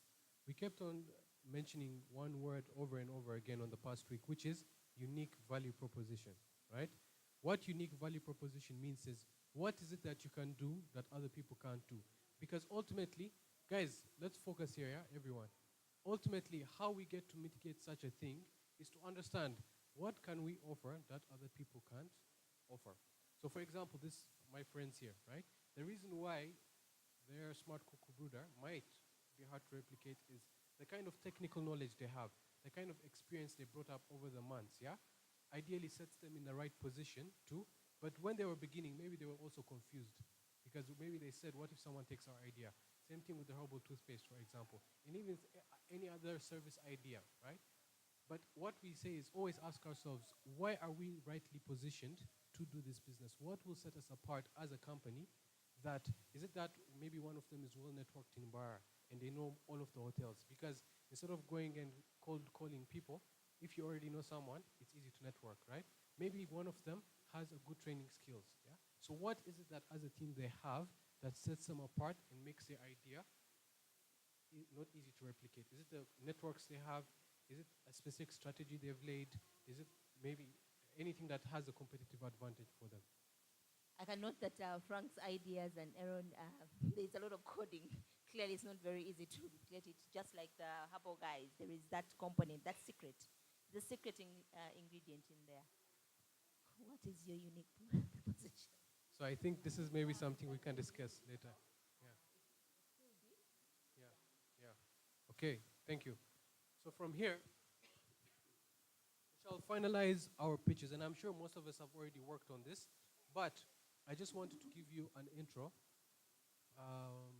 of how this is maybe before we pitch, yeah? This is when you're pitching, let's say, to an investor, or you've gone to a certain area where you're talking about your company.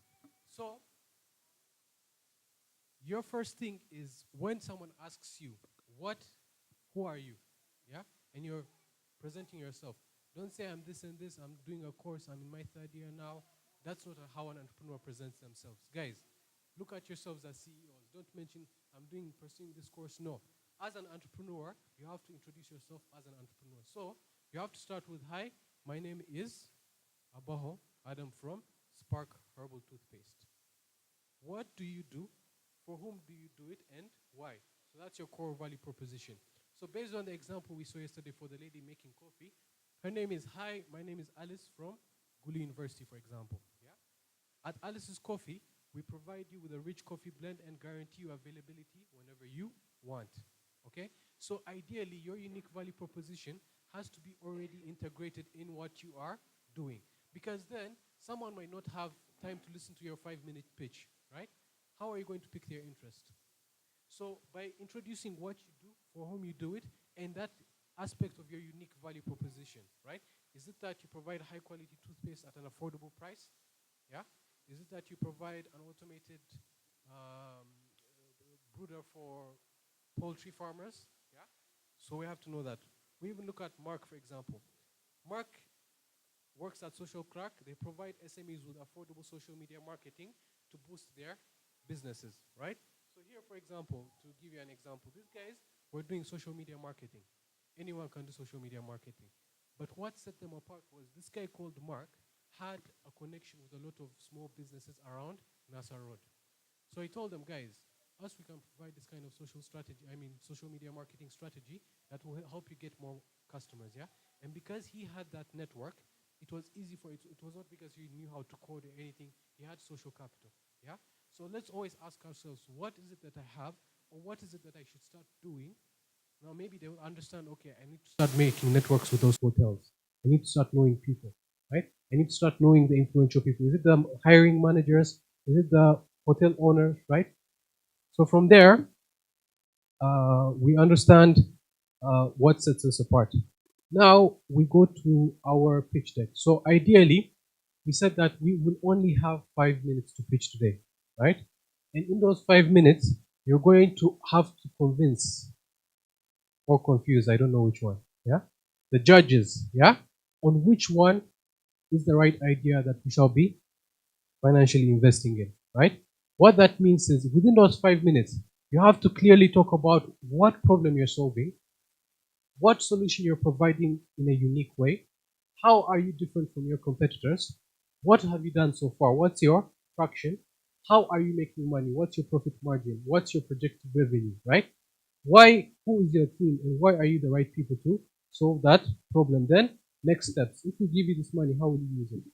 From tomorrow on, how should we trust that you'll be the right people to get that investment, right? So based on this, from now until 2, let's kindly, as we also have lunch, let's finalize our slides. Let's make sure we pitch within the time span of 5 minutes.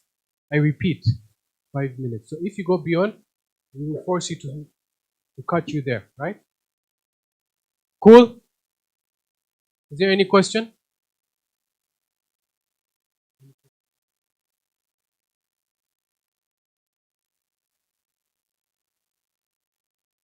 Okay, guys, so let's grab our lunch. But for those who are still working on your decks, you can call your coach, yeah, as you finalize and also polish your pitch. Kindly, the one person has to prepare and make a 5-minute pitch. So I advise you to also be practicing your pitch over the course. We're going to start exactly at 2. So let's grab lunch as we also prepare.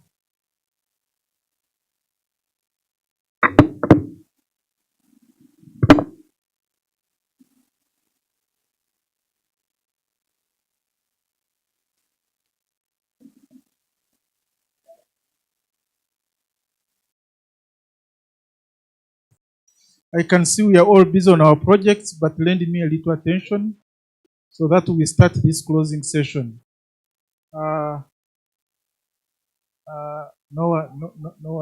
is it okay there? My role is simple here.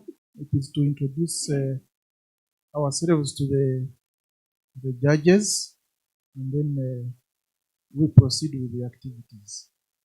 The purpose of this event, we have been running a 5-day boot camp, and this 5-day boot camp here at UCoBS, we describe it as level 2 for entrepreneurship development.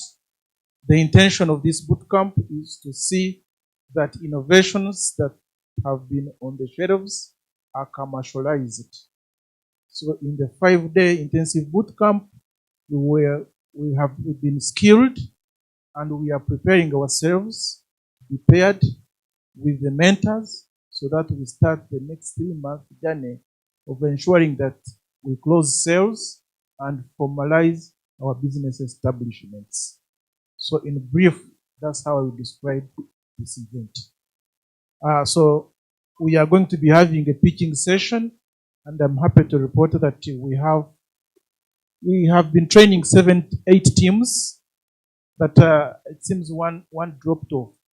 I see a funny message on the group. I want to quickly recognize the group of LNG. You can start with your members. You are alone today? Yes, so that is a team that is working on lip balm. Then we have bamboo pen team.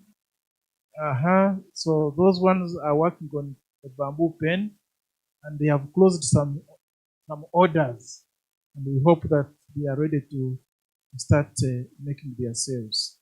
Then we have the brooders.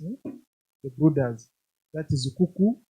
Cuckoo what? Smart cuckoo brooders. They have been at it several times, and we hope that this time they are going to hit the market with energy and they will close the sales. We also have the lighters. The lighters have since updated their name, but these are from the community and they are service oriented. They don't have a physical product. Then we have the Spark toothpaste. Spark toothpaste are also present, and they will also be pitching for us their product. Any other team? That is Eco Fair. These are environmental concerned parties that are producing paper bags, and they will also be showing us their products. I think those are 7. Eh? So that means the AB furniture is not with us, and for whatever reason, they have, I think, technically not been able to be with us today. So on our judgment panel, we have Madame Nuriat Nambogo. Madame Nuriat Nambogo is a manager of an innovation hub within MAST. So many of you already know her. Then we have Madame Justice. Justice. She's a cooperative manager, an entrepreneur, and also has her own enterprise. She's already beginning to consider exporting honey outside Uganda. So we think that she becomes a good resource for us. We also have Mr. Erastus Ahisigwe. Mr. Erastus Ahisigwe is part of the MAST team, and he's also equally an entrepreneur in his own capacity. I have not given a lot about our judges, but those who will seek to know more about their bios, we shall have them on file, and we shall get them available on request. We are going into a pitching session, and in this pitching session, we expect to have 3 winning teams. The 3 winning teams will receive an award, and thereafter, we shall also have plans for the next steps with you, as you have earlier been briefed during the last session that we were taken through by Noah and Laura. So as judges, I want to remind you that this has been a learning session for us as Mbarara University mentors, and we have been supported by Startup Africa. The team of Startup Africa, I always request you to stand up for recognition for the exemplary job well done. We have had several mentors here, but most of them seem to have had other engagements. But in a special, I want to recognize those who are present. Please stand up for recognition. We have Dr. Rennie, you are most welcome.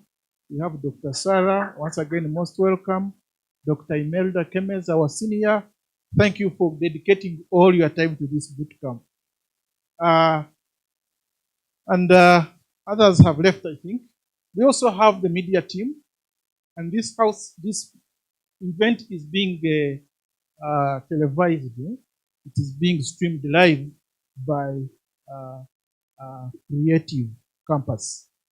Creative Campus, thank you for the good presentation.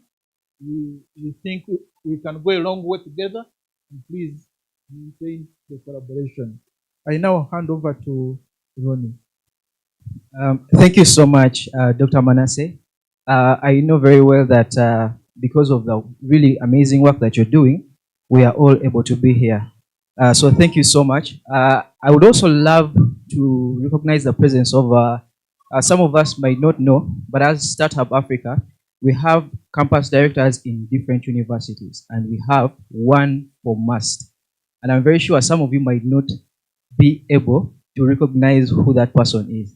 And right now, I would love to ask David Wanyama to stand up and wave to us, because he's the Startup Campus Director for MAST, and he is the person that is able to connect the student community to Startup Africa. Yeah. So one thing that I also want to put across is that we are going to be pitching for exactly 5 minutes, right? So while we are pitching, we keep that in mind. And then also, I believe our judges are super ready too to hear our innovation. So without wasting much time, I would love to invite the very first team. And while we invite the very first team, or every team that is going to be pitching today, let us always put our hands together because these guys have done an amazing job throughout the week. Yeah? So the very first team being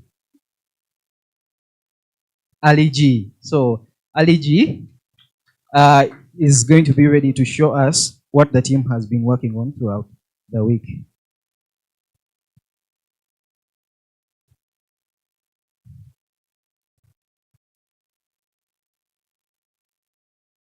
Good afternoon, everyone.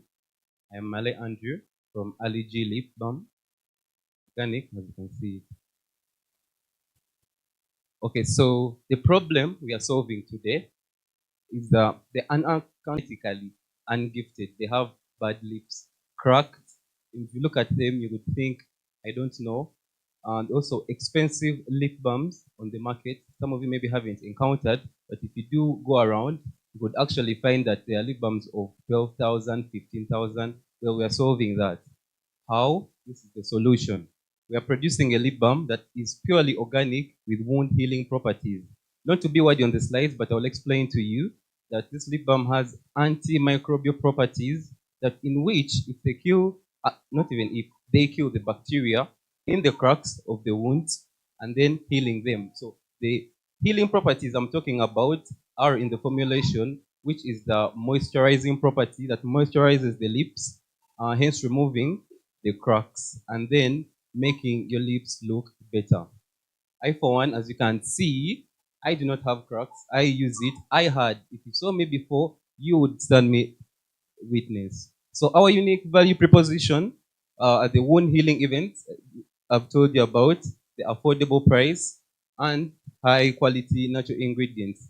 The natural ingredients, we do not want to put intoxicants and inorganic ingredients. So this will help with the therapeutic effect and also the efficacy. Next, please. Our target customers are the women in business who use lip care products and the men who want to look good and have problems with lips that are actually not good. Patients who develop wounds on their lips. This could also be caused by dehydration. If someone is sick, it could be a symptom of a sickness, they can actually use our lip balm as treatment. See how we are changing people's lives. Next, please. Our market size, 60% of the women in the country need lip balm and 10% of the men. The percentage of the men is low because the stereotype that men do not use lip balms. I am not one of the 10. And then the working class who can buy the lip balm because, I mean, you have to buy it. We're here to, it's a business and it has to make money, you have to buy it. Our market strategy, direct sales, reaching out to individual people. We did that one of the days here, reaching out to some of you and everywhere, library, campus, and then we went ahead, going outside campus, reaching out directly from person to person, participating in different exhibitions that have existed. There are some here at campus, there are some along Fresco, and also there is one at Woman Showgrounds that some of my team members are participating in. Well, tomorrow, Sunday, and Thursday. So we are doing the participating in the exhibitions, which is a market strategy we have created. Online marketing through WhatsApp, this is a big one because this is our diehard. We have WhatsApp statuses, we have people who send messages to different people on our WhatsApp platforms, different groups, and people who do the TikToks and the videos who people repost, and so that they can get to know us. Posters and flyers, I have some of them there. Unfortunately, I didn't carry them, so I'll give them out after next week. Commercial viability is that the cost of production is 2,000 200 shillings and it is sold at 5,000. That means the profit is 50%. That's business. They sell 60% at the bare minimum, and more than 20 people ask about it during a day. Progress next please. So the next steps, our main goal is to increase the sales to 150 per month by the end of the last 3 months goal.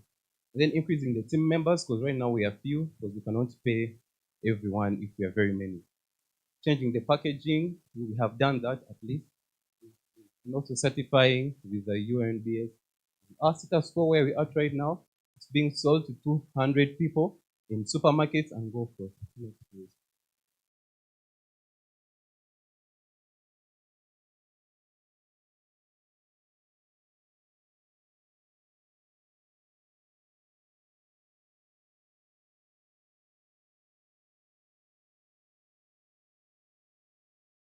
Quality Control Officer, Mr. Gloria Shomatipia, and our major CEO, Alan Grace, who is at Commercial Grants right now. Thank you.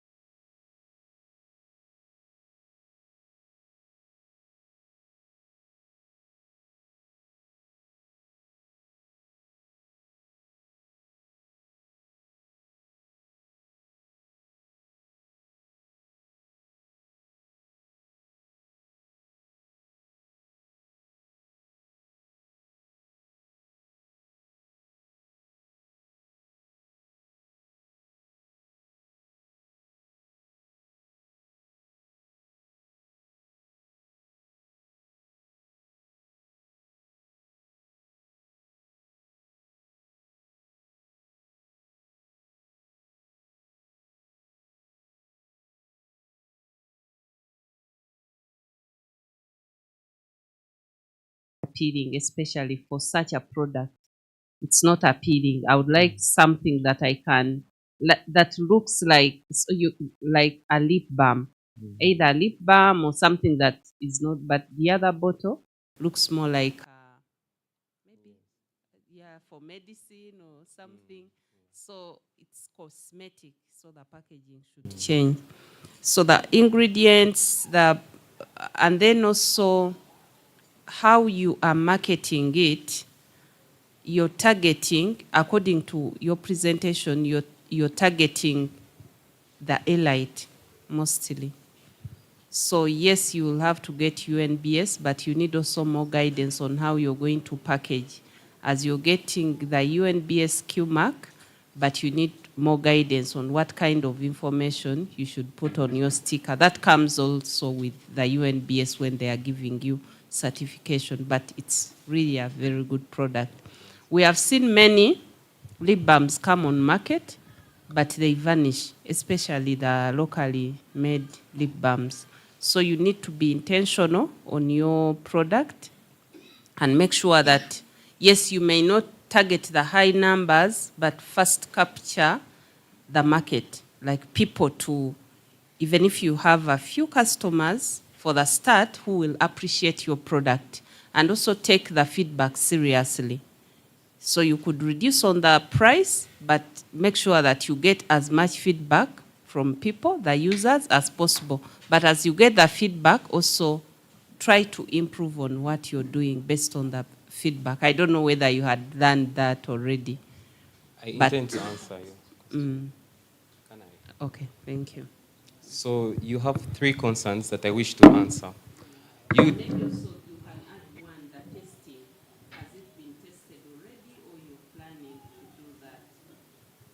Okay, one by one. You have talked about the packaging. So this is the packaging we have changed to. It's a chopstick.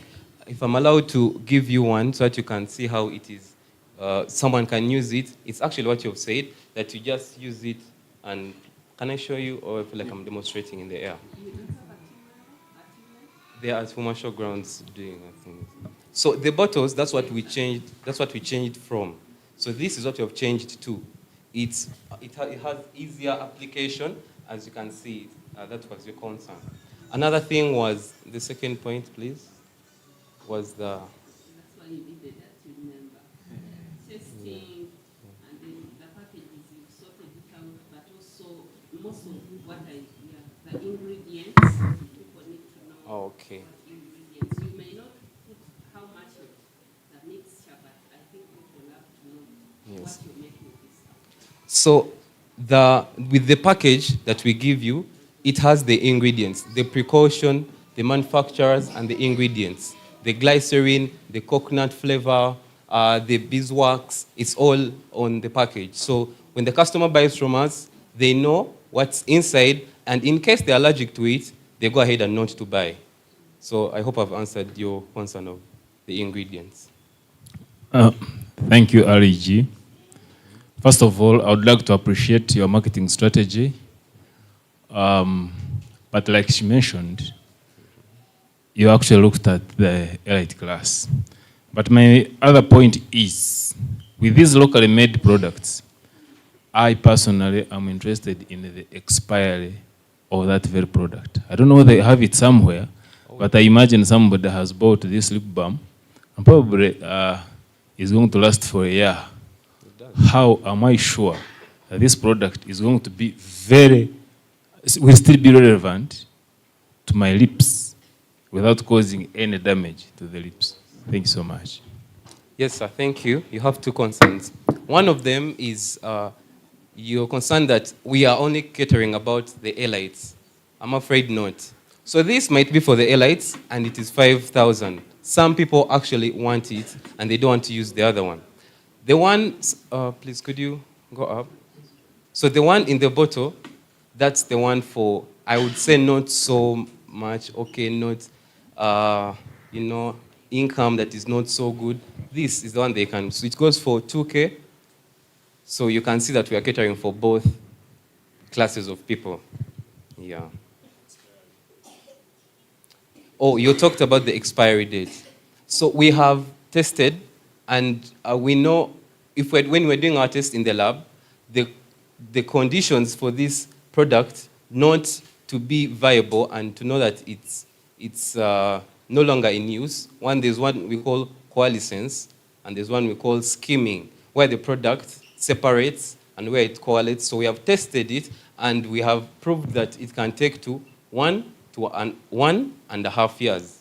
So between 1.5 years, and we have put it there, that is when it's, but we want to modify it so that it can take longer shelf life. Because according to our research, most lip balms have an expiry date of 3 years. So we want to upgrade, and it goes bettering the formulation. Yeah, so that's how we are working with them. Thank you. Okay, thank you so much, Ali G. We can give him a huge round of applause. Thank you so much. So we'll be going into our second pitch for the day. So I would love to remind us a little bit also that while we're here, we're pitching for 5 minutes, and our timekeeper for the day will be Noah. So he'll be signaling to us the person who is pitching.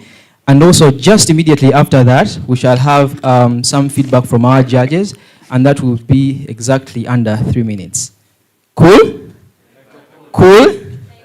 Okay, so right about now, we'll have our second pitch from Spark Herbal Toothpaste.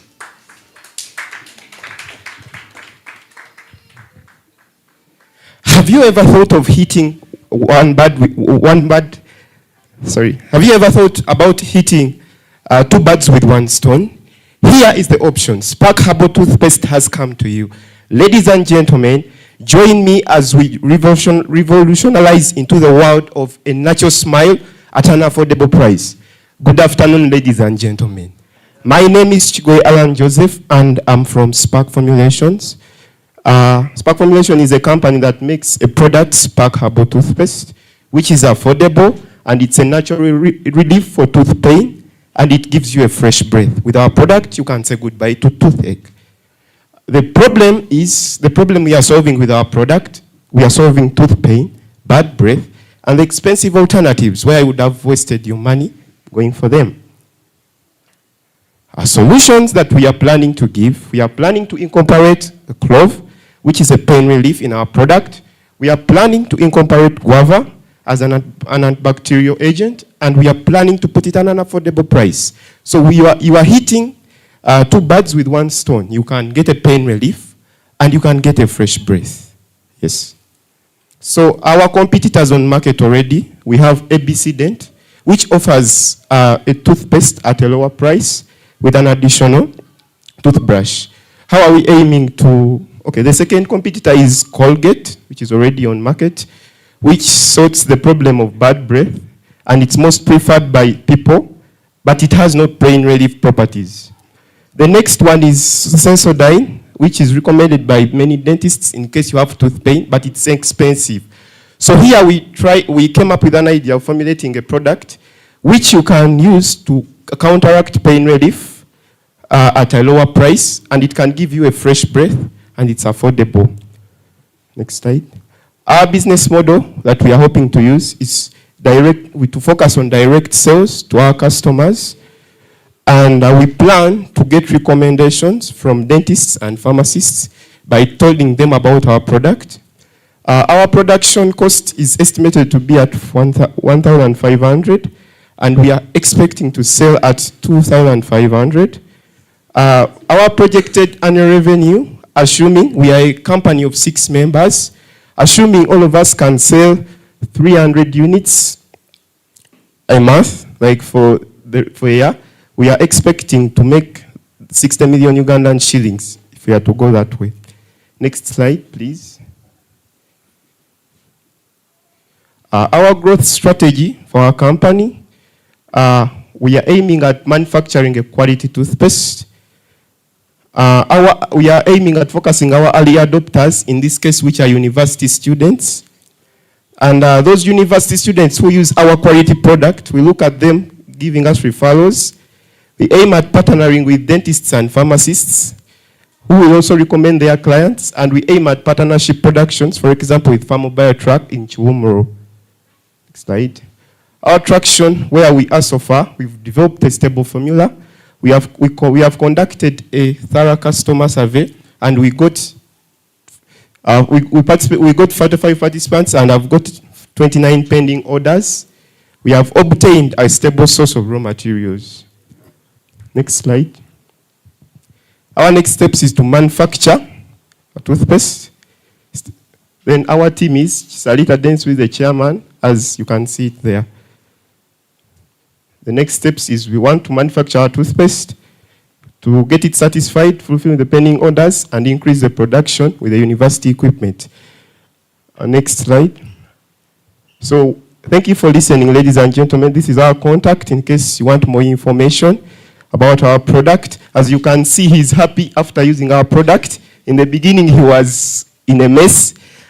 So ladies and gentlemen, why am I before you today? I'm here before you, potent investors, to ask for your support, funds, to see that this dream comes to pass. Spark Formulations, where fresh breath meets daily relief. Thank you for listening. Okay, thank you so much, Spark Herbal Toothpaste.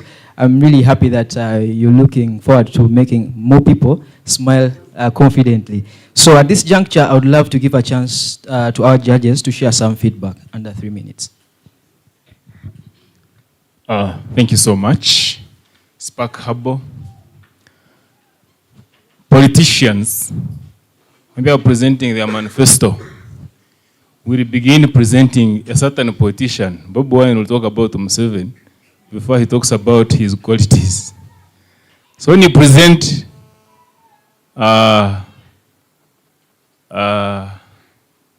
Colgate and then the other ones, immediately we are thinking your aim is to fight as a customer. I'm thinking you're aiming at fighting Colgate and what was it? The other one was what? ABC and ABC. Yes, and of course, indeed, you actually started from their weaknesses. For me, if you came and told me, I am bringing Spark Herbal, then you talk about your unique your unique qualities, I would believe in you than you first hitting the other ones. You understand? So first market your product, then for us should be able to say, yes, if Colgate is at 3,000 and this one is coming at 1,000, indeed, they are doing better. Thank you, sir. Yeah, thank you very much. I like your presentation. But my worry is on the expertise. In your team, I didn't see anyone who had the expertise. You know, the things to do with our health. Yes. We need someone who is experienced, someone who is technical. Yes. So that people should believe in you. Yes. You get it? Yes. Okay, thank you. Maybe to answer you, madam, we are pharmaceutical students here at Mbarara University. We have experience in formulation. We have a course unit called Advanced Formulation and Pre-Formulation, where we are taught how to formulate products. Yeah, we have one semester left to complete, but we have finished that course unit in the previous semesters. Okay. So we have some knowledge, madam. Thank you. Thank you. Do you have a product already? It's an advanced prototype. It's a prototype. What stage is it now? We are just left with, I think, we are just left with to get a packaging material, brand it, okay, and we are ready to sell. This is good. Like I mentioned, most people are going herbal. Even, but I think for your competition, you should have looked at the herbal toothpastes as well. Like you compare yourself, because we know we have herbal toothpaste already in the market. Yes, madam. Even Colgate has Colgate herbal. Yes. There are so many. So if you bring ABC Dent, now you're biasing it to the other side. Someone who likes herbal, I want to compare the herbal products that I've been using with yours. You understand? Yes. Yeah, and also in the when I know this is not the only place you're going to present. When you go to present, what comes out on your team is the expert. I mean, what fields are they? That is important to bring out so that people don't question your like, are you able to develop this? Yes. So the expertise should come out very well. Thank you, Thank you so much. This is a good product, and you could really take it forward. Look at what is needed for you to get it certified, but it's a product that even Master, I think, would be happy to say we have a toothpaste on the market. Thank you, madam. Okay, thank you so much, Spark Herbal Toothpaste. So we can give him another round of applause. And without wasting much further time, we'll go into our third pitch for the day. And allow me welcome EcoFair. Let's really give them a huge round of applause. Yes, let's keep clapping. Ladies and gentlemen, environmentally friendly packaging is no longer just a trend, but it's now a new norm. Allow me this afternoon take you through our innovation, EcoFair Packaging. We help brands elevate their businesses as a smart and reliable, affordable green packaging partner. Ernest Sewanyana, the CEO of EcoFair. So, what are we solving? We've said environmentally friendly packaging is really a new norm. However, our customers do not know much about the hazards of polythene. Our customers, I mean the businesses that do business of food industry, especially those that sell hot foods and confectionaries. However, their customers, our secondary customers, are extremely concerned about the carcinogenic effects of polythene. Despite the knowledge about the carcinogenic effects of polythene, customers do not have much of a choice in choosing a packaging product that is good for their health and good for the environment. Why? Because the existing green packaging options, especially paper bags on market, are really costly, and the businesses that serve our customers really cannot afford them. And then, though the few that are supplying cannot really meet the demand. We went into the market, and the biggest complaint was stock out and unreliable delivery. So what do we bring on the table? Knowing that there are people who are trying to meet the needs of the market, but they cannot cover the whole market.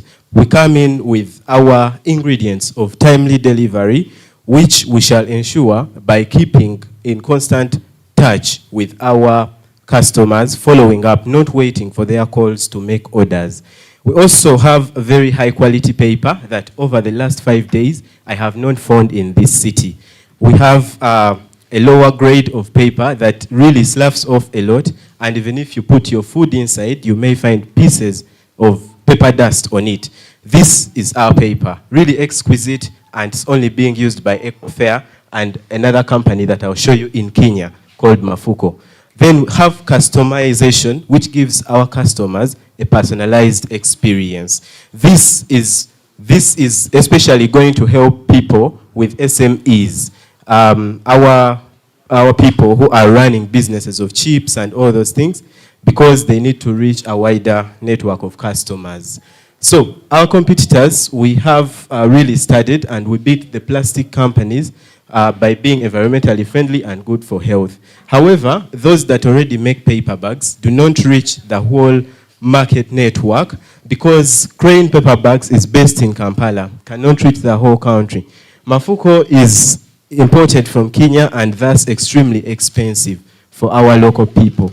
Then homemade paper bags cannot catch up with our branding option that we give to our customers. We believe that we can beat this competition with our innovations. How are we going to make money?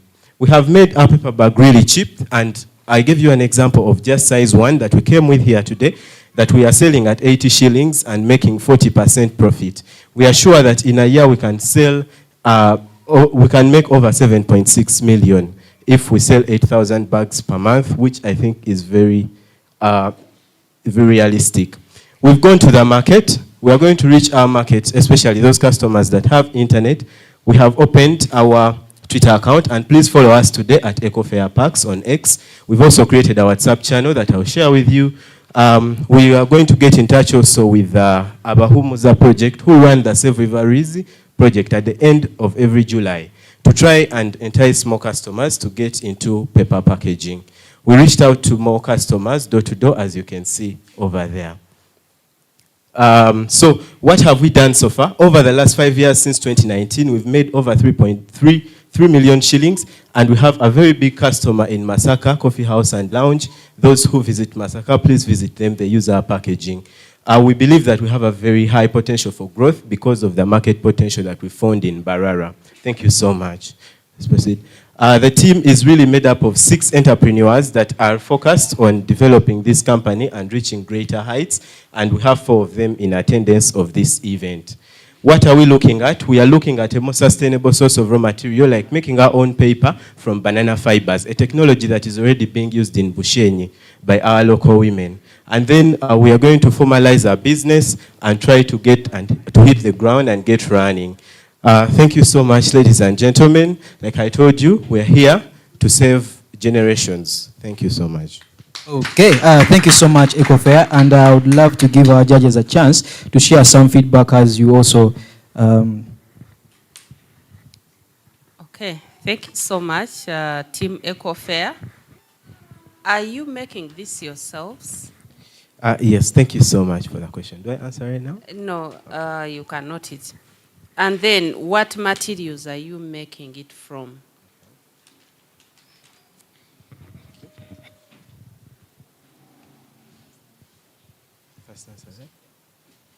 Yeah, thank you very much, EcoFair. I would say this is a nice packaging, but my concern is one, if you could improve it and maybe put handles, because I can imagine if I buy my chips and I just put it in another bag, so at the end of the day, they will not see your product. But if you put handles, then I will slay around with it. Then that means you'll market it the more. Thank you. Thank you so much, EcoFair. Is that a bigger size than this? Okay, thank you. Okay, thank you so much. I would like to attend the questions in the next 1 minute. Thank you so much, Madam Nuriat, for the question about production. When we started out in 2019, EcoFair was a home-based a production company that I was running alone in the home sitting room and my bedroom. When we go to 2020 and COVID came in, we had to reach out to a wider network, and I really couldn't do this in school.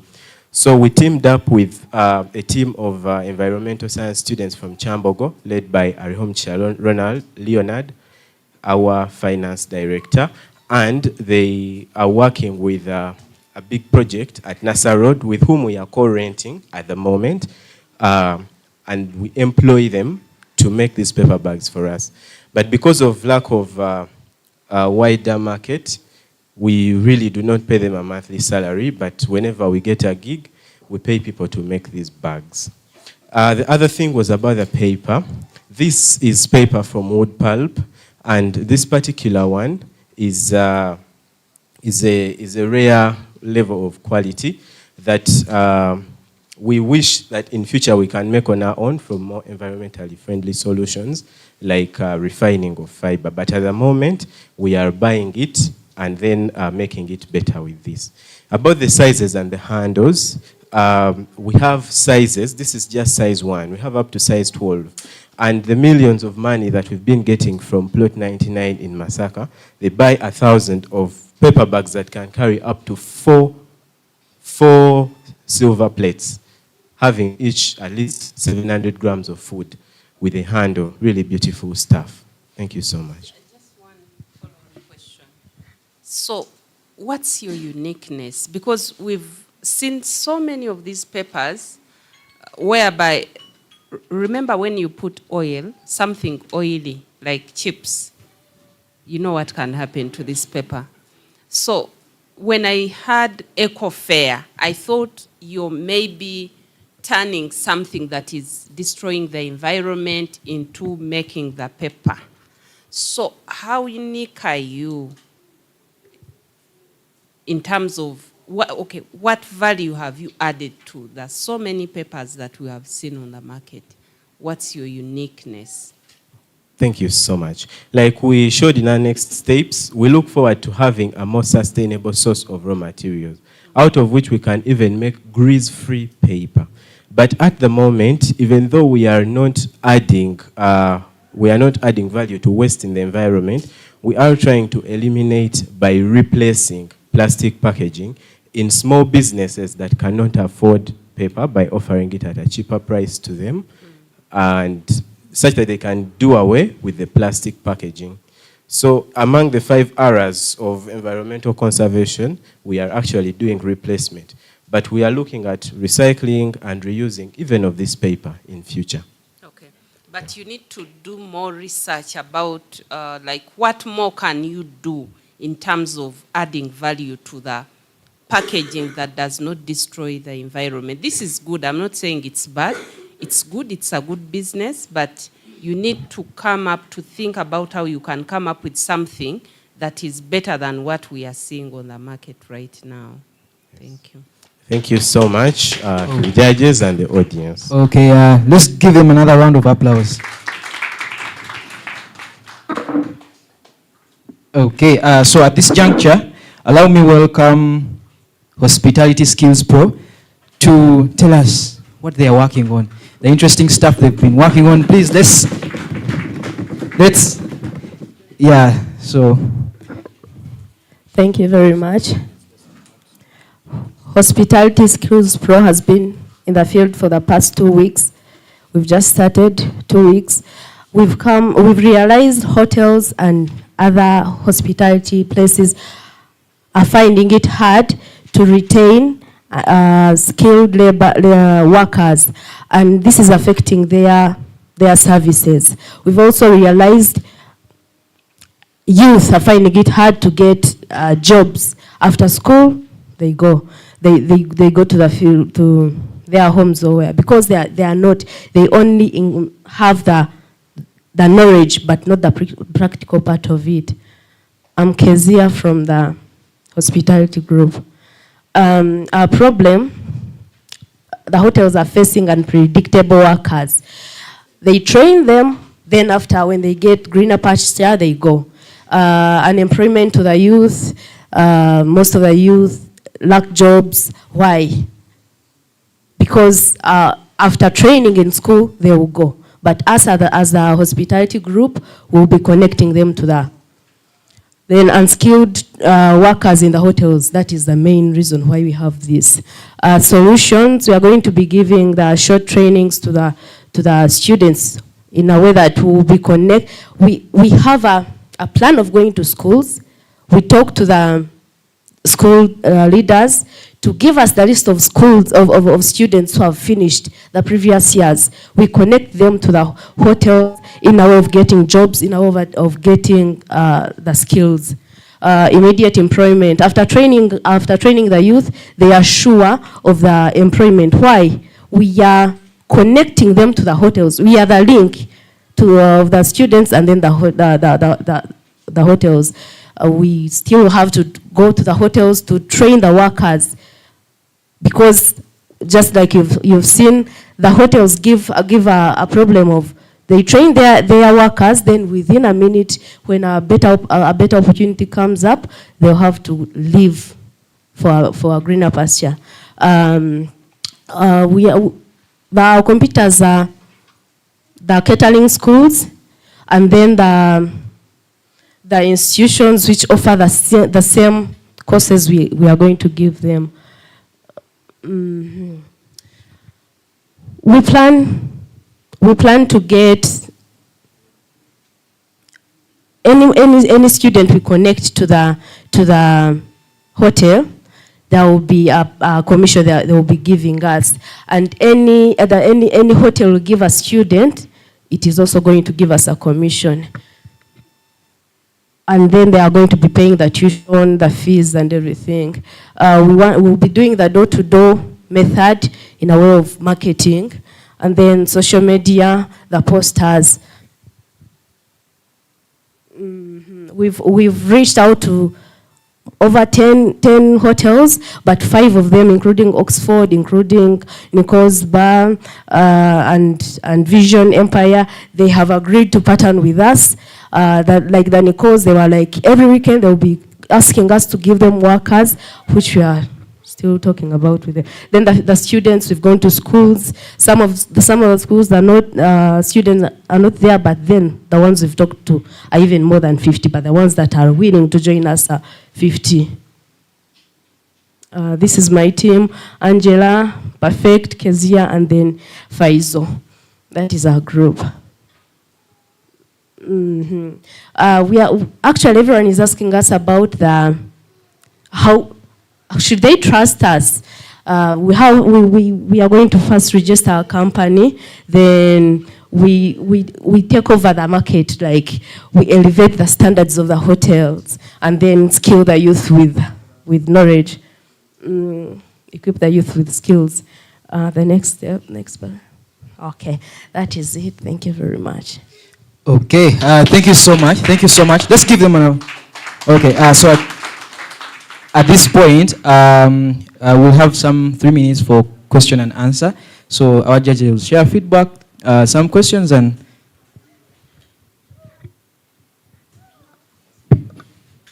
Yeah, thank you very much. Thank you for that presentation. I have some few remarks. One, have you done enough research? You know, in any business, research is very important. So I'm worried whether you've done some good research. Because me as a parent, for example, if my daughter finishes university or even any other institution, I'll be like, why should I invest in more money when actually she went for catering?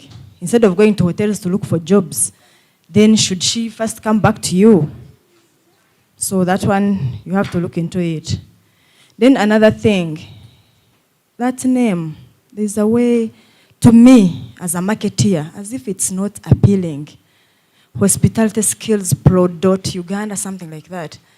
You know, in entrepreneurship, we need these names which are very appealing. Okay, short names, if I may say, which clicks in people's heads. When they see it for the first time, they just get to know about it, and that's it. Okay. Yeah, then another thing, who are you? Do you have a hotel, for example? Have you studied those hospitality things yourselves? Because I'll also be worried to bring my daughter there. I'll be like, maybe instead of giving her knowledge, you're training her other things. You get it? Yeah, thank you. Thank you so much. This morning when I was coming, I passed via a hotel and the manager was crying that one of the workers who came a week ago had actually left. So the problem exists. Okay? But, like she said, you need to present yourselves in a way that because you need to attract people of all categories, if my daughter comes to you, indeed, she will get the value you are trying to tell us that she will actually get to go to work in a certain hotel. Africans, I don't know whether it's only Africans, think that when my daughter goes to a hotel, it's not a good job. Personally, I say no, it depends on which hotel. So you need to convince people, you need to convince her as a parent, why her daughter needs to go to LEVE-2 to work in a hotel. You understand? And indeed, that's why I say your marketing strategy is on that will matter. Otherwise, it's a business that can grow very, very fast when well presented. Thank you so much. Okay, thank you so much. It's a good idea. This is not the first time I think I'm seeing you present. But like the other time, I proposed that you concentrate on hospitality, hotels, and turnover. You see the problem he mentioned? There is a lot of turnover, like, is it called turnover? Like labor, they hire and then people leave. There is a problem. The problem might not be actually skilling.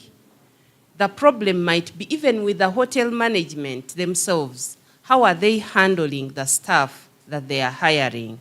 So to me, I think you need to concentrate more on, yes, they want staff, but you see, there are so many people who have studied hotel management, hospitality, waitresses, waiters, but why do they come and then they don't stay at the same hotel? They have to go look for greener pastures, let me call it that way.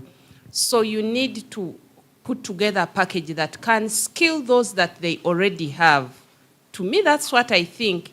When they hire someone, can you come and help offer them some skills that will help both the hotel, but also the person that you're training?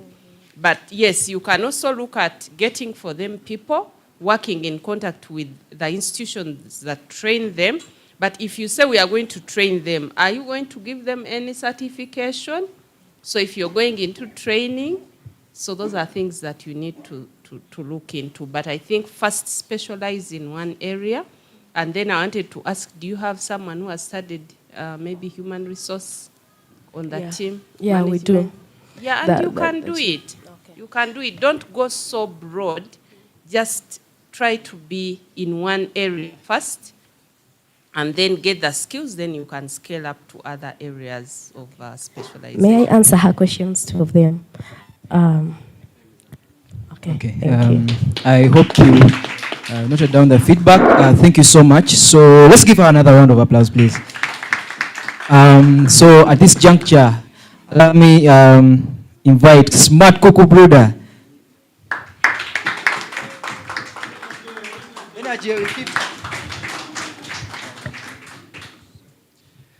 If you can hear me, clap once. If you can hear me, clap twice. Thank you. This is the Smart Cuckoo Brother. My name is Frank Magezi Rwanda. Have any of you experienced or observed chicks dying before they mature? Well, I have a grandmother. She raises chicks there in Kabale district of over 1 day to 3 weeks. But they are broilers. But one challenge she always experienced was managing temperatures in these brooder houses because of the fluctuating temperatures of charcoal. And also the carbon emissions from the charcoal affected her health and also affected the health of the chicks. And there has also been rising prices of charcoal recently due to government policy of reducing down the cutting down of trees in Uganda. So currently a sack of charcoal is at 100,000. Whenever she would hire labor, she had to pay the workers a lot of money because they always complain they have to be around, and a lot of supervision is always required for these young chicks as they grow. So I realized me and my team members, we have relatives that have similar situations, and this is when we came up with such an idea, the Smart Cuckoo Brooder, an automatic and affordable real-time monitoring system. This system, it's automatic in that it maintains optimum conditions in the brooder house. You don't have to be around. You can monitor it anywhere you're situated, since it will be sending you SIM notifications of temperature changes, and it's very affordable.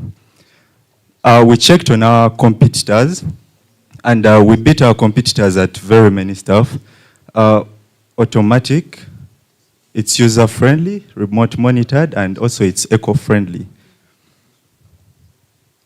Our business model is that in 1 year, if we are to sell 36 units, our projected revenue will be 12.6 million. Our margin per unit is 35%, and we do direct sales of 350,000. Future prospects we shall add into the system where we shall earn our money is maintenance of the system and selling of spare parts. Our go-to-market strategies will be through direct visits. We visit a poultry farmer, they refer us to other poultry farmers. Then through agents, there are agents around that supply chicks to these poultry farmers. We have contacts of these. And through incubation centers and dealers in chicken feeds. As you can see, we have some connections there here. Our attraction so far, 4 units, 2 are in 3. 1 is in Arua, 2 in Gulu, and 1 is in Katete. We have 19 potential customers registered on our CRM. 3 strategic partnerships made. Our progress, this is how we started. This was our version 1 of the Smart Cuckoo Brooder. This was the version 2, and now we are on this, and we are still refining it. This was just the progress in 6 months. And this is the system in one of the farms in Katete. We always keep checking on her anytime. Yeah. This is our team. Yeah, and as you can see, the diverse skill sets, we are ready to work and put this product here. Our next steps, we are looking at selling 10 units in the next 3 months, getting more customer feedback, further research so that we can develop this system more. So far, we're working on that also. Iterative development based on their feedback and incorporating solar in the system to reduce on power consumption. Thank you. Okay, thank you so much, Smart Cuckoo Brooder. And I would love to get some feedback from the judges in case any.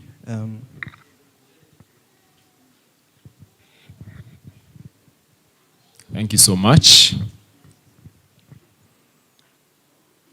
I'm one person that would love to have poultry as my business, but I'm not sure whether one of my challenges has been about the brooder, the brooding and so on. Okay, you are solving that very problem. But also, if you go deeper, you realize that most of the farmers do not find that they have so many problems. So as long as if you are looking at that one, also look at what, because for example, me, what I found as a problem was feeds. So before I come to brooding and so on, now the feeds are the one that challenged me. That's the only comment I have. Okay, thank you so much. I think this is a good problem. Even for us who have homes, like in our homes, we know the challenge we are facing with charcoal, people who use charcoal and then the gas. So to me, this is a very good innovation. And I would say that you could go ahead and really scale it up to more places. But also, for one device, how much space does it serve? There are people, have you looked at how people build their poultry houses? Like you find some are down, some are up. So how many should I buy for how much space? So answering the two questions, he was saying there are so many challenges that other poultry farmers have, like feeds. We did a market survey while we were doing the research, because formerly our idea was a smart poultry farm. A smart poultry farm where everything is automated, food supply, temperature. But we decided to lower it to temperature because it's the main problem that's experienced by most farmers while we're doing our research. And then for the system, you only need to buy one. There are actually connectors around. You can connect like 8 bulbs around. It depends by what size you have. If you have like such a room, because one bulb can brood like 200 chicks. Yeah. So if you have a bigger room, there are extensions around, you keep adding up to the maximum. So you just... Related advanced technologies, have you looked at them on the market? It may not be here in Uganda, but is there anything related where people are not using charcoal and whatever that you displayed or you have pointed out? And why I'm asking that is you could take advantage of what is already on the market and see how to strengthen it, or look at the features that they don't have and see how to improve on the features that they don't have. But to me, I think this is very good. Thank you so much. I have something very small to appreciate about your project, gentlemen, the group, that you did not need to downplay someone's business to promote yours. You never mentioned anybody's weaknesses to promote yours. You just you are telling us what your strength is, and it is the one that is going to convince me to come to you. Thank you so much. Thank you. Okay, thank you so much. Thank you so much, Smart Kuku Bruda, and thank you so much for the feedback, our dear judges. Let's give him another round of applause, please. And at this very juncture, I would love to introduce our sixth pitch for the day, and it's from the team Mosquil. So let's give them some, energy as they walk up here to show us what they've been working on.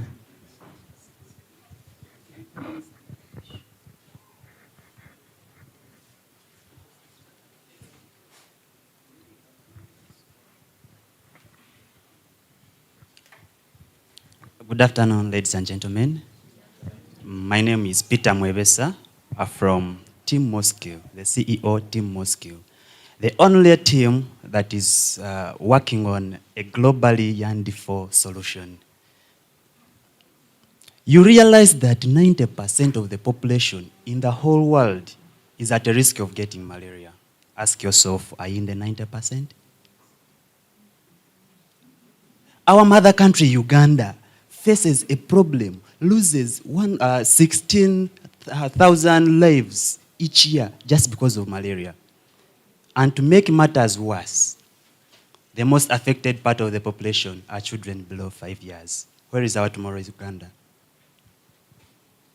We kept on asking ourselves, why do we lose such lives? Yet the country, the government, goes ahead to supply free mosquito nets to at least each and everyone in the country. The only answer we got is one. We spend a lot of time outside the mosquito nets. Someone has never imagined how their children are really suffering when they are reading in preps. Someone has never imagined what takes place when they are watching TV. Mosquito bites, unrealized one, everywhere. That's why malaria is continuing and actually increasing each and every year. Mosquil is here to answer every part of the solution of the question that is arising in your brains. It is an electronic device that attracts and kills mosquitoes instantly. It uses blue-violet light that really attracts mosquitoes because it's a sensitive bait for them. And we don't want to chase away these mosquitoes to the neighbors who don't have such solutions because they will still suffer and will be doing nothing. That's why we decide to kill them instantly using an electrified wire mesh. It's so unique in the way that it has dual charging system. Our members, our friends, our parents, our relatives that are far deep in the village, that they cannot access electricity, we are considering them too. People that are living in town, they can access electricity. They have an option also. If there is no electricity, like blackout, they have an option of charging using solar. That's how unique Moscow is. We appreciate that there are other competitors, but Moscow is outstanding. Yes, as any innovation, we deal with business. We don't innovate to keep, we don't innovate for free, we innovate to get some money. That's why, basing on the market survey we made, we anticipate to sell around 500 units every year. This is basing on the market survey we made. Selling each unit at 100,000 Ugandan shillings, having planned for 70,000, planned cost of 70,000 Ugandan shillings, leaving ourselves with a profit margin of 30%, which is so good. We shall be doing deliveries for people that cannot reach our production unit, and also do maintenance and repair. We shall be earning still from that. Yes, this is how our growth strategies. We shall be visiting homes, we shall be visiting offices and hotels and restaurants, because you realize that these are the places where we find our potential customers. Our traction, this is where we are so far. We are having a prototype, but we already have 9 orders for people that are interested in the final product. You can anticipate how many we shall be selling every year.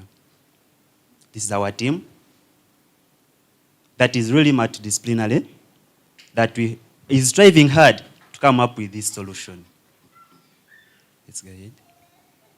What we plan to do next is to make continuous improvement depending on the customer demands, and also build for them, because it's what we are doing. We shall be selling 2 units, depending on, well, we anticipate to sell 2 units in March, because if you get the 500, and of course we are going with it, we shall be able to produce 2 in this March, and then we shall be producing others in the upcoming days. Together, let's create a malaria-free society. Thank you so much. Thank you so much, Team Moskill. Right now, at this juncture, I would love to get some feedback from our judges. Under 3 minutes, so dear judges. Very, very fast. About the financials. Yes, please. This is at 70? Sorry? Because, you know, when you're presenting to a customer about you're selling it at 100,000. Yes, please. Immediately in my mind, what comes there is, what is your cost that you put in here? And I saw it is actually 70. Yes.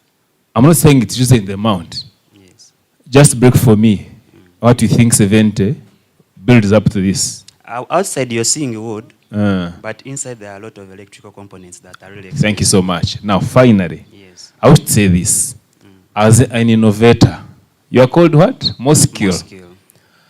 5 years ahead, I would be disappointed if I didn't find this in the market. Reason, it is a very good project that needs improvement. Thank you so much.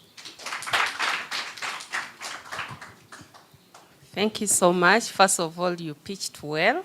Can we clap for him? I think we all, yes, thank you for pitching very well.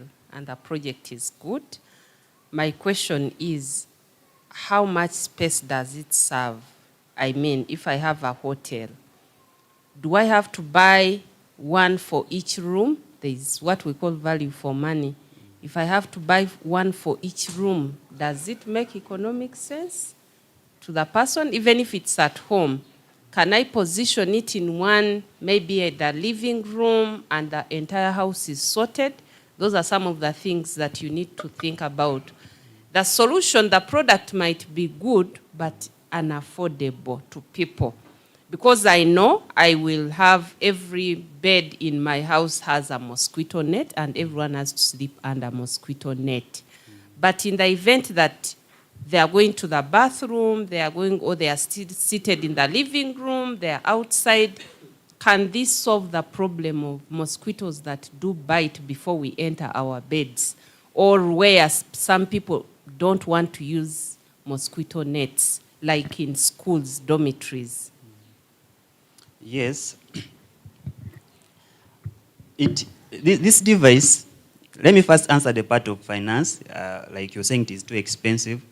At the moment, we are spending 70K to produce one, but we are buying components one by one. You can imagine how much you can spend when you're buying like 1 unit at a go. But if we are producing on a large scale, we can start even ordering from China. Things that are really cheap. This thing we may even drop up to like 40 or 50K. If maybe our production cost goes really less, then everyone will have to afford it. Secondly, we've talked about a very big room. If the room is really big and hotels are really big, you find a room is really big, you can decide to have like 2 to cover the whole room. But if a room is of a minimal size, a standard room, one is enough for a room. Then if a home has very many rooms, surely, like you have many mosquito nets at home, you will have to buy some that are... Please look at the right affordability. As you improve your product, yes, look into how you can reduce the cost of production to have it affordable for everyone that your target market. You understand? Yes, please. So there is what we call reducing production. It's a good innovation, but you don't want to make it like to produce it and it keeps in the shelves. So look at how you can reduce on the cost of production. I'm going to do that, please. Thank you so much. Thank you so much, Team Mosky. Let's give them another round of applause. So at this juncture, I want to introduce to you Team Bamboo Inc.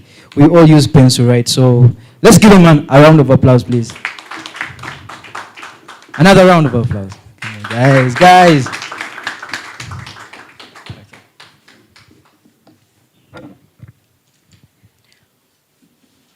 Good afternoon, everyone.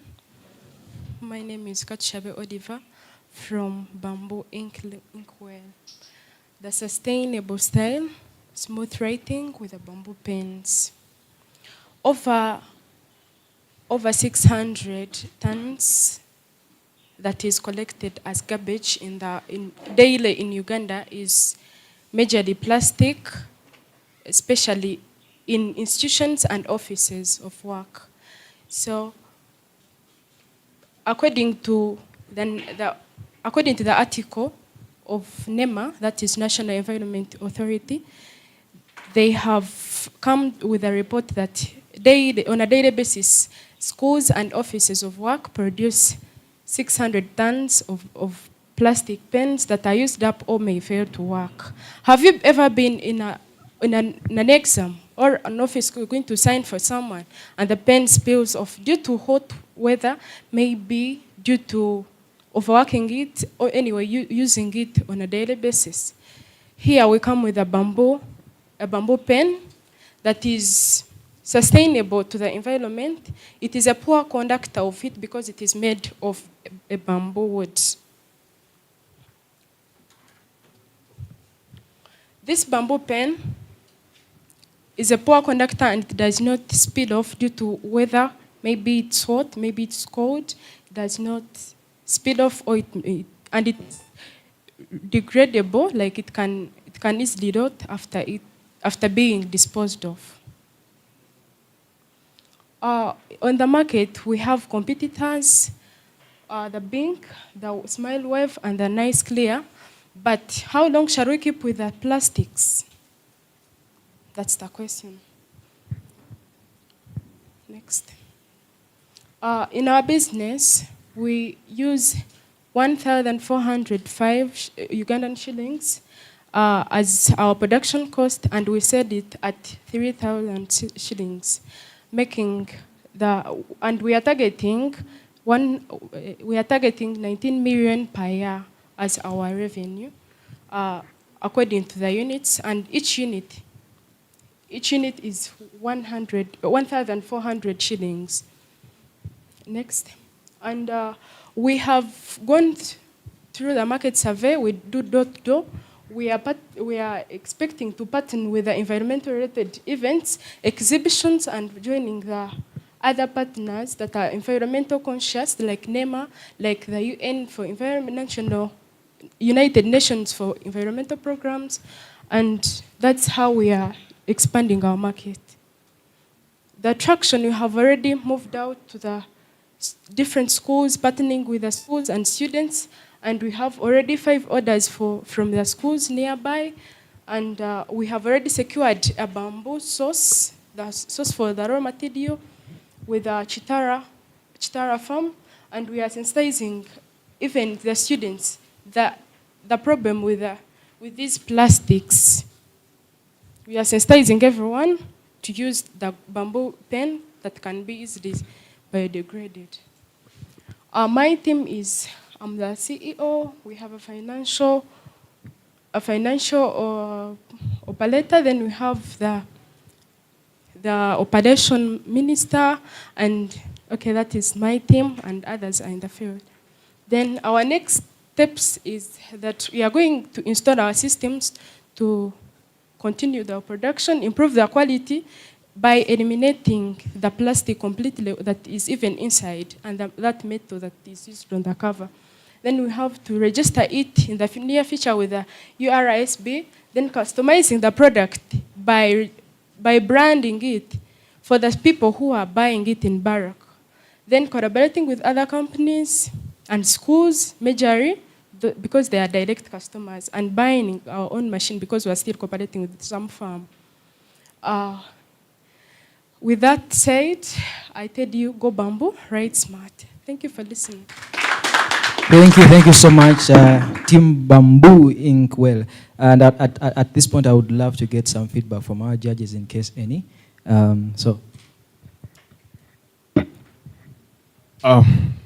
Thank you so much. I've lived without seeing this pen spilling its ink. I hope you're not solving the problem of this pen. You're solving the problem of big, those other cheap pens of 500. Say yes or no, then I can add on. No. It's not that. Okay. Because I wanted to say, assuming it's that, where I started from, deep in the village, 3,000 shillings of the UP each child is not even manageable. They don't pay it. They default on the fees. So if you bring this pen on the market and you want them to buy it at 3,000, it could be very expensive. So you would think of cutting the cost, and then you manage to get through so that you get your profit. So also, if you are targeting the big spenders, there are very few people that will buy this pen. Majorly, I'm talking about the reduction of the cost. Otherwise, you have a very good presentation that actually can fetch good money for you if you reduce the cost. Thank you. Thank you.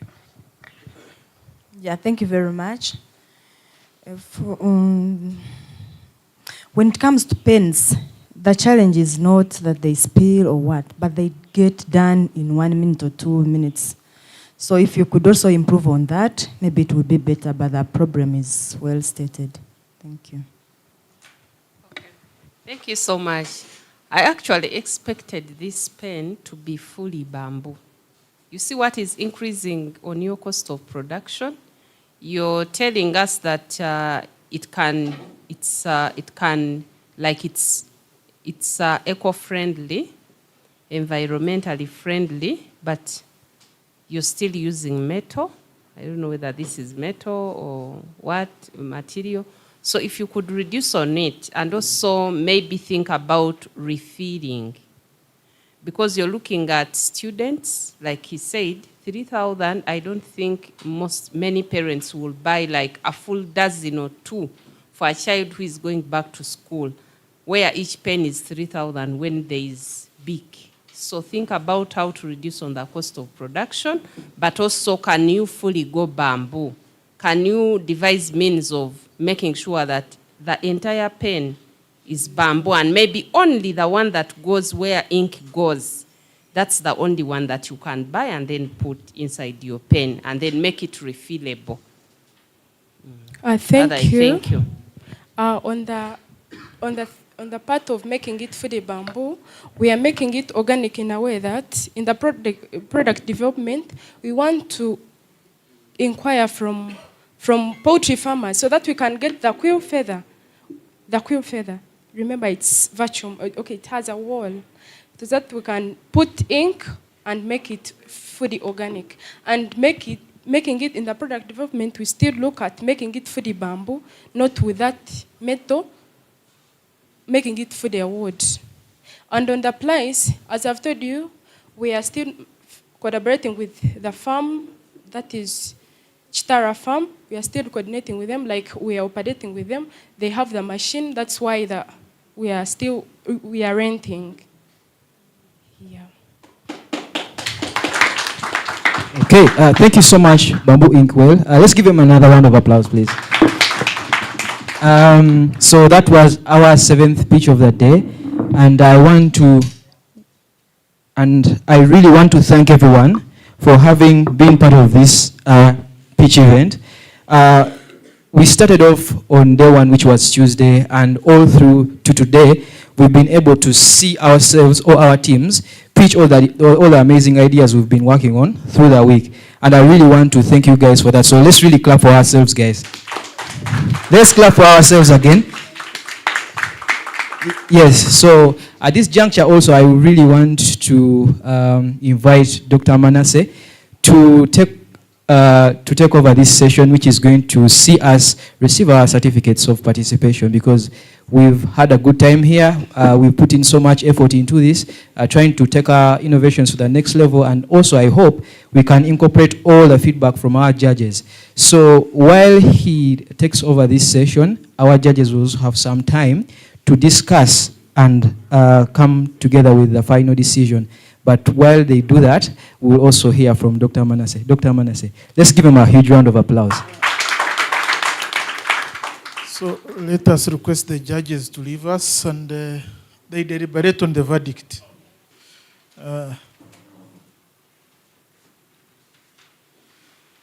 You know, there are many people who always do many things behind the scene, and we need to emphasize and acknowledge that this event has been enabled by Master IUC UCoBS project. Mbarara University of Science and Technology, institutional inter-university collaboration, UCoBS, which is fully described here, university as a facilitator of community-based sustainable solutions to demographic challenges in southwestern Uganda. So it is this project that has enabled this event to take place. An applause of hands, please.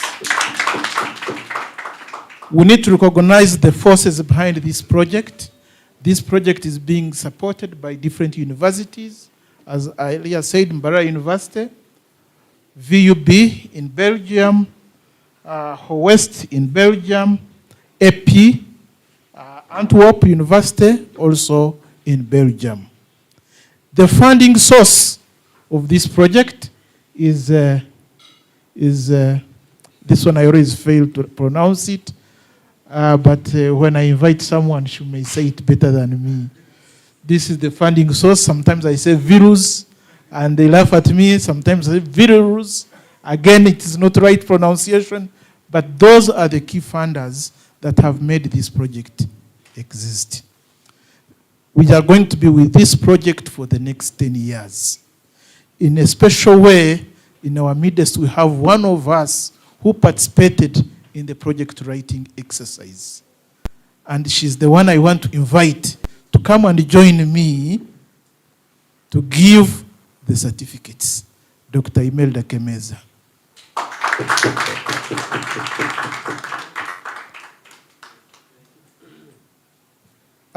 When I talk of Dr. Imelda Kemeza, I'm so humbled because she's my senior.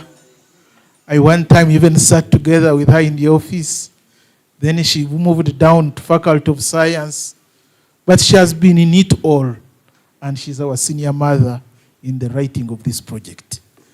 We want to thank you once again for having always been there and for having participated full time since Monday in this event. Another clap. I want to remind you, the goal of Project 5 is to see increased youth employability. And I want whoever is not a youth to remain seated. Whoever feels is not a youth, remain seated. Whoever is not a youth, remain seated. This is a testimony that this project is moving a step forward. In other words, it is changing each one's life. And each one of you is going to be a change agent elsewhere, and you will change another one's life. We want all these projects to take off, and we hope and we will continue to support them, and we will be discussing and giving you feedback of the next plans for the coming months. We are going to stay with you. Without much ado, take a seat, and we shall invite each team, and each team will come forward to receive their certificate. Thank you very much, Dr. Mbarara and Dr. Imelda, without which this wouldn't have been possible. So I think they deserve a very strong round of applause, guys. Let's give them a round of applause. Okay, thank you. So I'll be calling the name of the different, I would want to say companies. Yeah, I don't want to say startups because you're soon on your way to become a company. You come and receive your certificate, but also have a picture moment with, can I say, the genesis of this project. So let's start with Ali G Lip Balm. Let's clap for Ali G Lip Balm, everyone.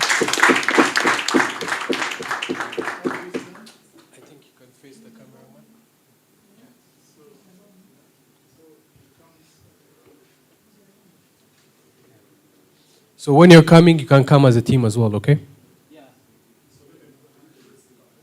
Okay.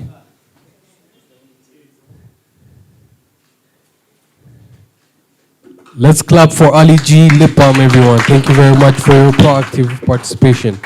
Second one, let's give it up for Smart Cuckoo Brother. Smart Cuckoo Brother.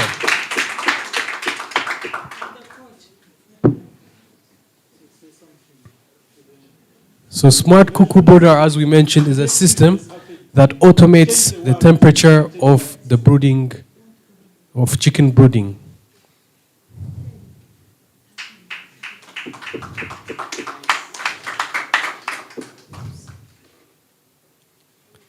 Thank you. Next up is none other than Spark Herbal Toothpaste. Let's give it up for Spark Herbal Toothpaste, everyone. Spark Herbal Toothpaste is an organic-based toothpaste.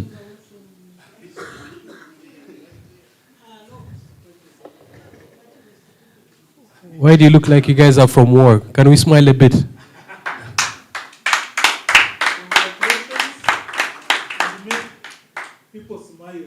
Yeah.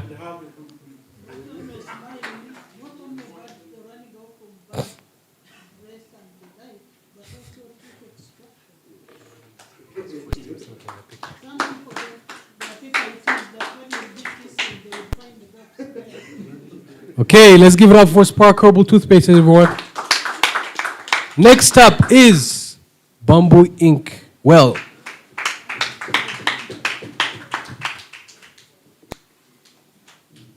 guys, where we next time, we shall find very welcoming customer care. Thank you. Let's clap for them, everyone. Let's clap for them.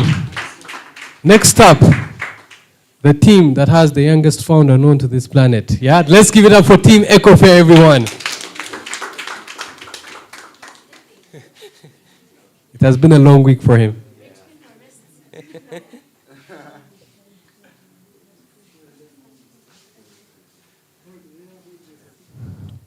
Congratulations, Team EcoFair.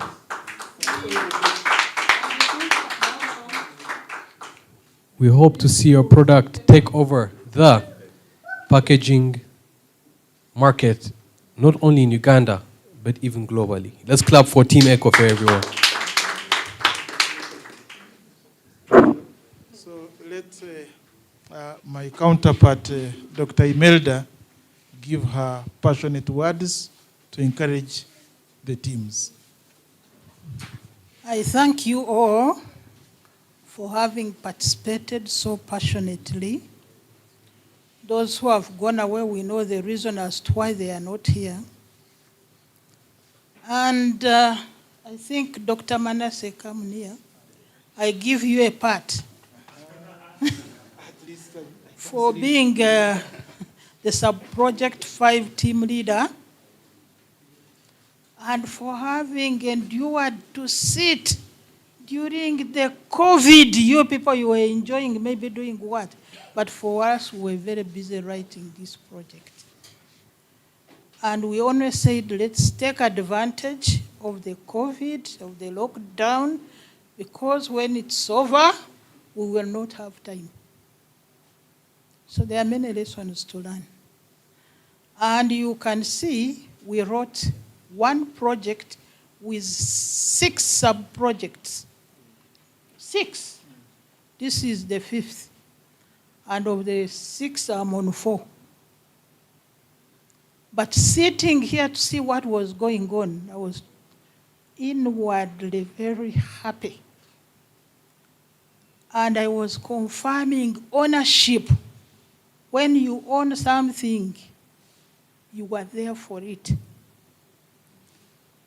And I was looking at what next, what else can we do best if we are to rewrite this project. That's why I told you that age is just a number. And I challenge you, if I can do it, if we can do it, how about you who are young? What are you telling us? So, don't relax, work very hard. We are with you. We are coming up with an entrepreneurship center. Make sure you are there. But you can't be there if you put your project, I call it a project now, if you put it under the carpet. With those few words said, you have energy with you, and we are going to live to see the best fruits, like we are seeing the best fruits now. Succeed. We must. We must. We must.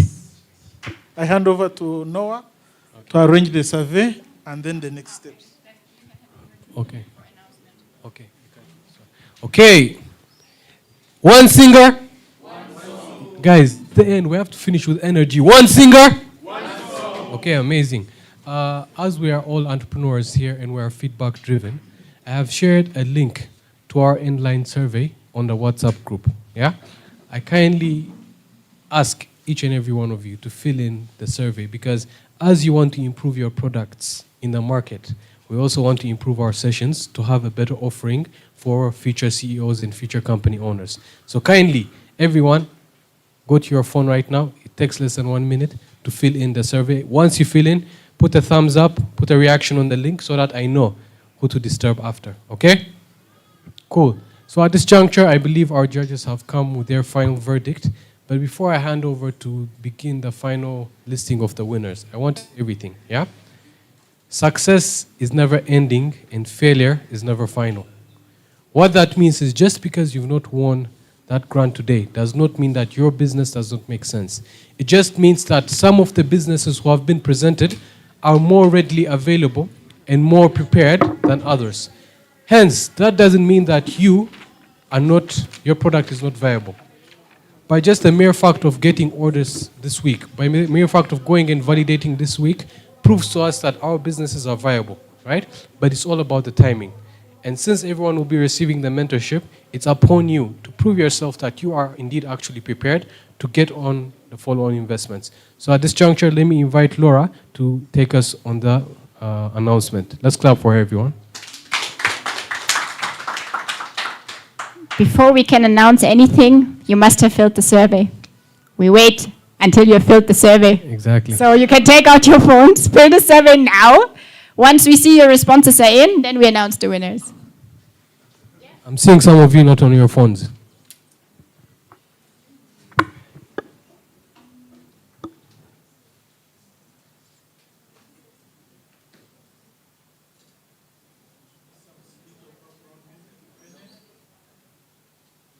Guys, it's every person filling in, not per team. Each and every one of you who attended the training.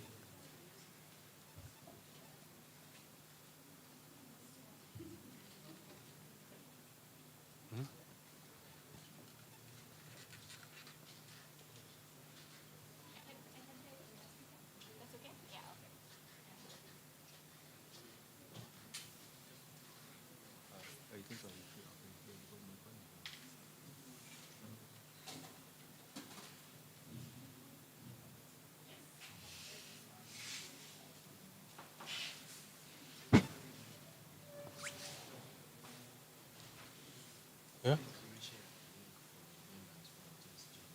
Okay, okay, but now for now you can share with them, yes? Okay.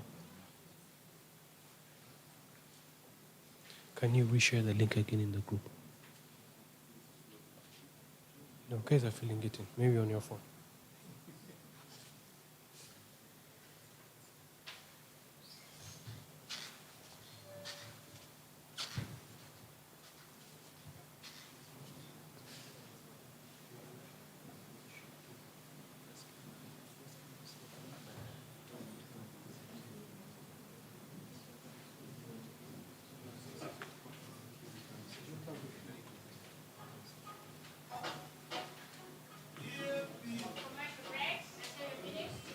Yeah.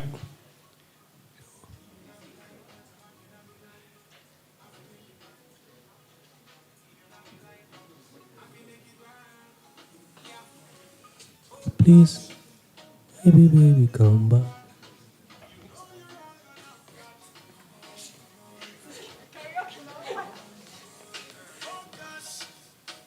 Okay, guys, 1 minute left. Let's quickly finish up.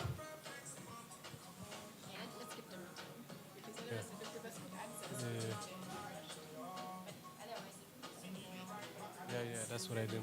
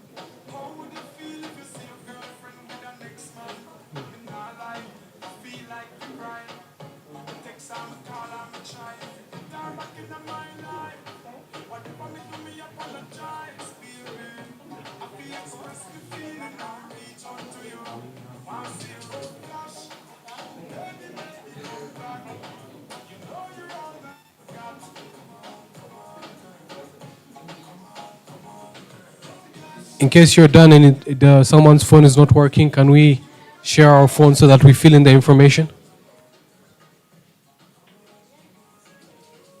Do this. What, you have a challenge? Okay, bye.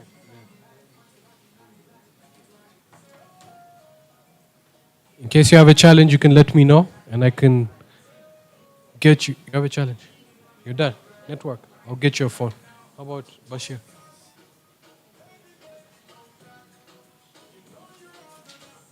Ronnie, can you give me your phone with the link open so that they fill it in from your phone?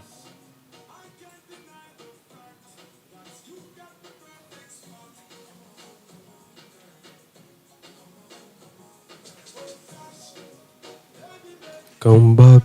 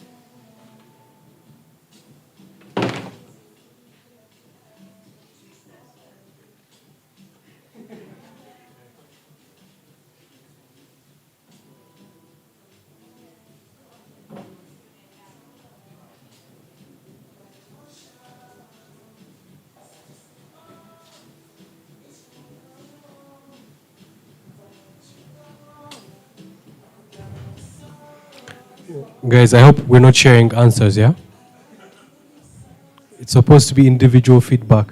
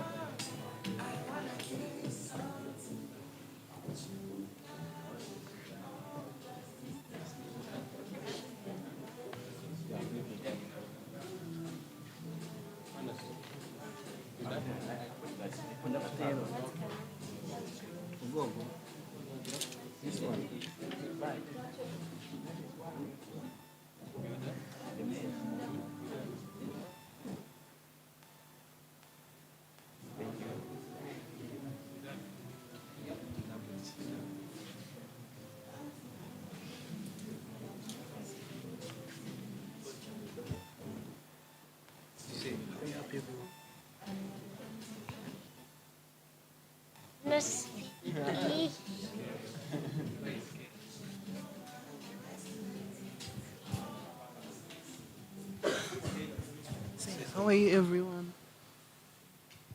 Okay. Okay.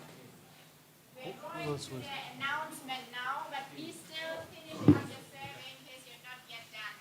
Otherwise, we will start calling. I know we don't have to call you to finish your survey. Yeah. Okay, and with that, I would like to invite our judges to share. I can tell you already that they were quite aligned in their perspective, so that was very interesting. And they will give us the 3 winners of today, plus why they were chosen, and of course some general comments. But as Noah and as everyone mentioned, it doesn't matter so much if you win right now. It's about continue to build your company. There will be more opportunities afterwards. And with that, I would like to invite our judges to come to the stage and announce our winners. Let's give them a big applause. Let's drum roll for them. Let's give some energy. The time is now. Okay, good afternoon to you all. The entrepreneurs. My name, once again, is Nambogo Nuriat. I work with Camtech Uganda. At Mbarara University, we are an innovation hub. So today, we are the 3 of us, me and my colleagues. I will do the announcement, but as judges, they all have something that they have picked from every one of us in general. And I would like to invite each one of them to give some piece of advice or say what stood out or anything that they would like to say to you people. Thank you. We'll start.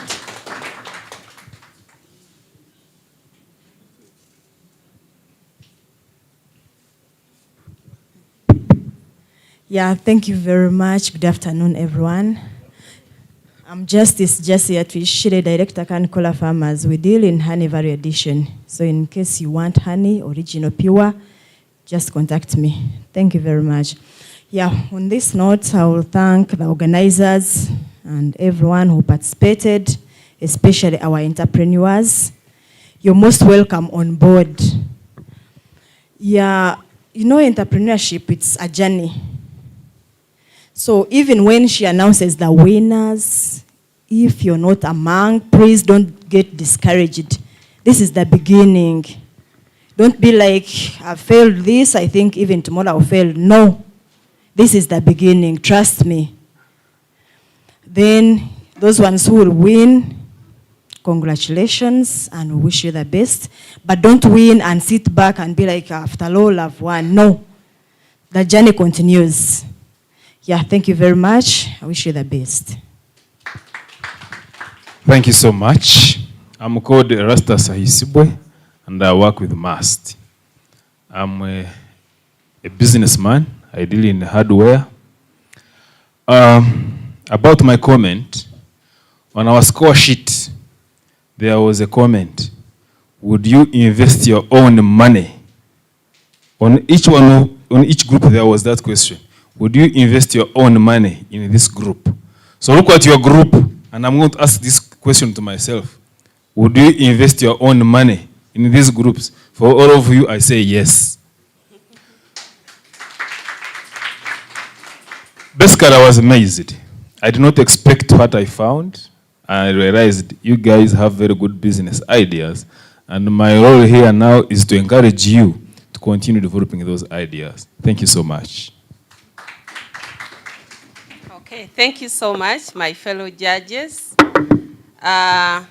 Before I do the announcements, you can sit, just sit. Before I announce, I would also like to give a few comments or pieces of advice. All our businesses are good.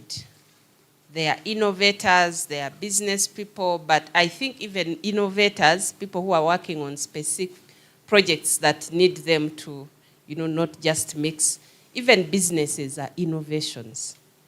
So whether you are an innovator or a business person, we all lead to the same route. We all need to see our products being sold. I would like to thank the facilitators, Project 5. I'm part of Project 5. I'm a team member, but I usually come as a judge. I think because of my expertise, I'm usually invited as a judge. So thank you so much, Dr. Manasseh, for the good leadership of our project. StartHub, thank you for always guiding our business people or our innovators here at Mbarara University. We really appreciate the expertise that you bring here because you have trained the facilitators to facilitate, whether you are around or not, they always do a good job. And to the facilitators, Dr. Sarah and your colleagues, thank you for always doing your best and committing. It's not easy to commit all the 5-6 days to be here interacting with people from day one up to the last day. So take this seriously, the innovators. This is a training that is rare. You won't find it everywhere. Some people just come and, take you through. It's theory, but here it's practical. So thank you so much, the people who designed this program. I was telling, I think, Laura, that level 2 looks to be more serious. The ideas are good. They are very good because I've listened to both people who are trained in level 1 and then people who have been trained in this level. So I see we are getting there very soon. So we are backing on you for the success of this project. You, the innovators, or the people who are being trained, how are we backing on you? We are backing on you because we need to see these projects scaled up. We need to see these projects making money. If you abandon them at this stage, that means the project will be failing. So whether you win or not, you've gotten the skills that can help you, take up your project and continue working on it and make sure that you push it out there into the market, okay? The good thing is that you have a group. I heard that you created a group, and I believe that this same group has facilitators, so whenever you're stuck, please reach out to them. They will guide you. Otherwise, I congratulate each and every one of you for going through this training, and I wish you all the best. In our innovations world, we say you either win or learn, because we can't all do what? We can't all win. So you either win or learn. There are people who have won and they stop it at that. But there are people who have earned skills, and we have seen this. They have earned the skills, they have gone ahead to implement whatever has been taught to them, and we have seen them, grow their products or businesses. So you either win or learn, or have both. You win and learn, or win or learn, and then you don't win. But you're sure you can win at any other platform. You can be a winner or in your business. So I wish all of you the best. Thank you. And the time is now. Can we stand up? I see some people are worried. I hope they can dance to it. Stand up.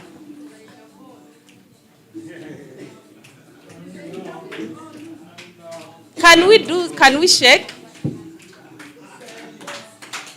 Stand up. Stand up. Stand up.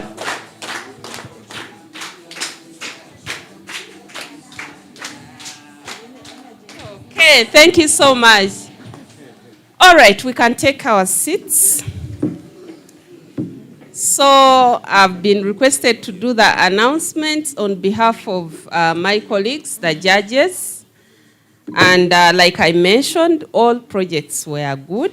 But of course, there are those that stood out for us in terms of how they presented, in terms of the different questions that we were looking at, because there were questions and then there were scores, so we would score. So also the person you choose to present on behalf of the team matters. I always tell people that in a team, we all have different skills, strengths and weaknesses. So this could be your first time to have such a presentation, but be sure that you'll be making more presentations elsewhere or even to the same team, maybe. So you can try as a team to train someone who should always present for you and make sure that they are trained to a level that nobody can defeat them. How can they talk about your project? How would you want? Because like today, we came today, but we didn't know about your projects.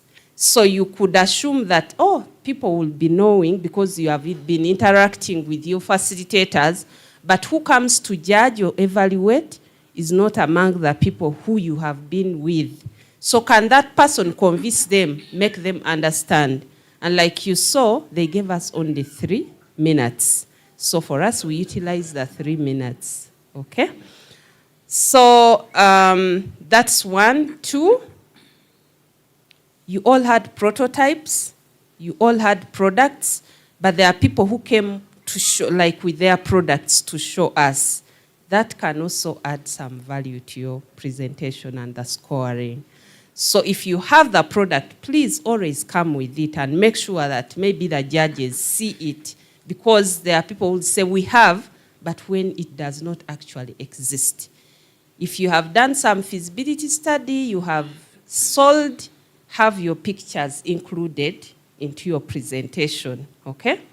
So there are many things that we looked at, and also how the person presents themselves, how are they dressed, are they, yes, you may not be so smart like in suits, but are they confident enough to present? And also, are they telling us the truth? Because you say, 90% of people have done this and this. Everyone has malaria. Who says so?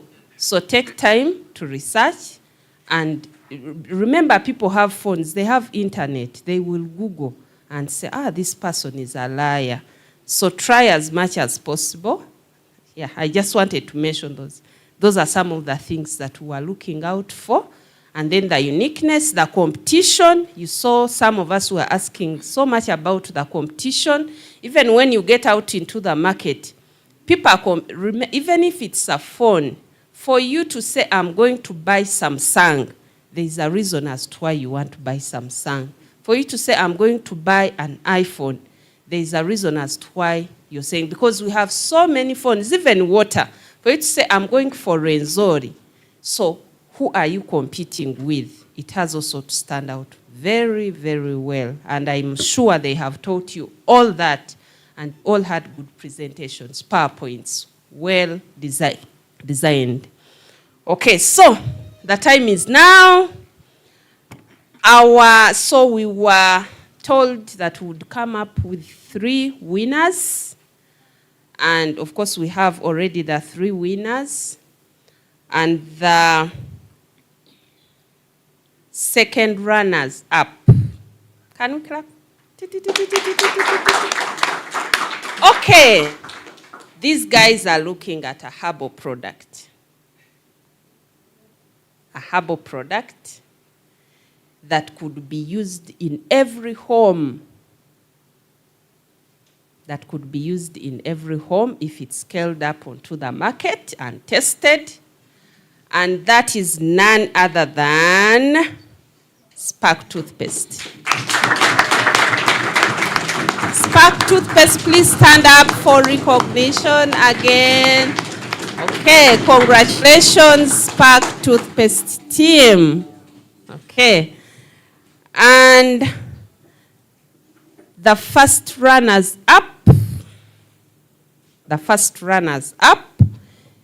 these are also solving a big problem.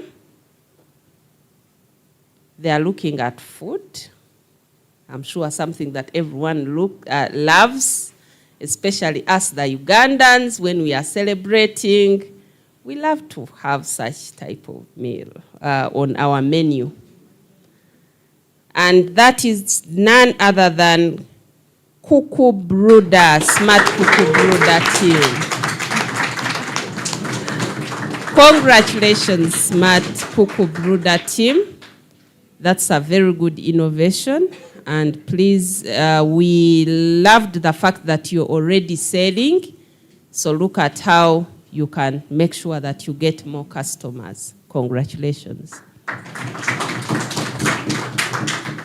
And finally, the grand winner,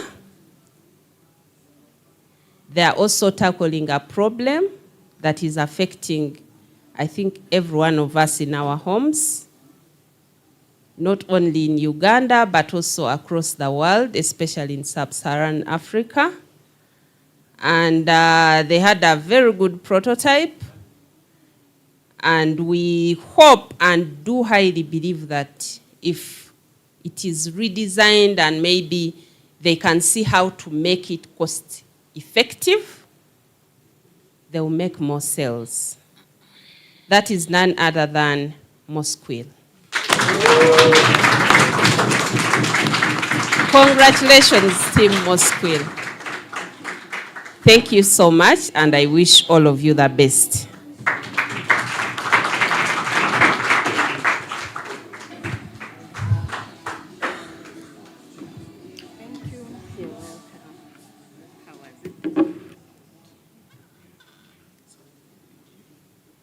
Hey, everyone is smiling, so that means everyone is happy, right?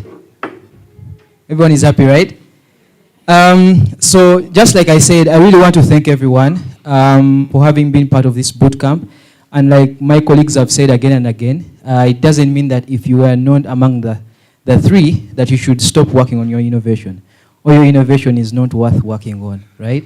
So basically, since 3 positions are just 3 positions and not everyone can be among the 3, doesn't mean that we should stop working on our innovation. So what that means is we should as well keep working on our innovations. So at this juncture, I want to thank you once again for coming, and thank you our judges, our dear judges, for judging the pitch event. Thank you our mentors, Dr. Imelda, Dr. Rennie, Mr. Joseph, all of you. Thank you so much.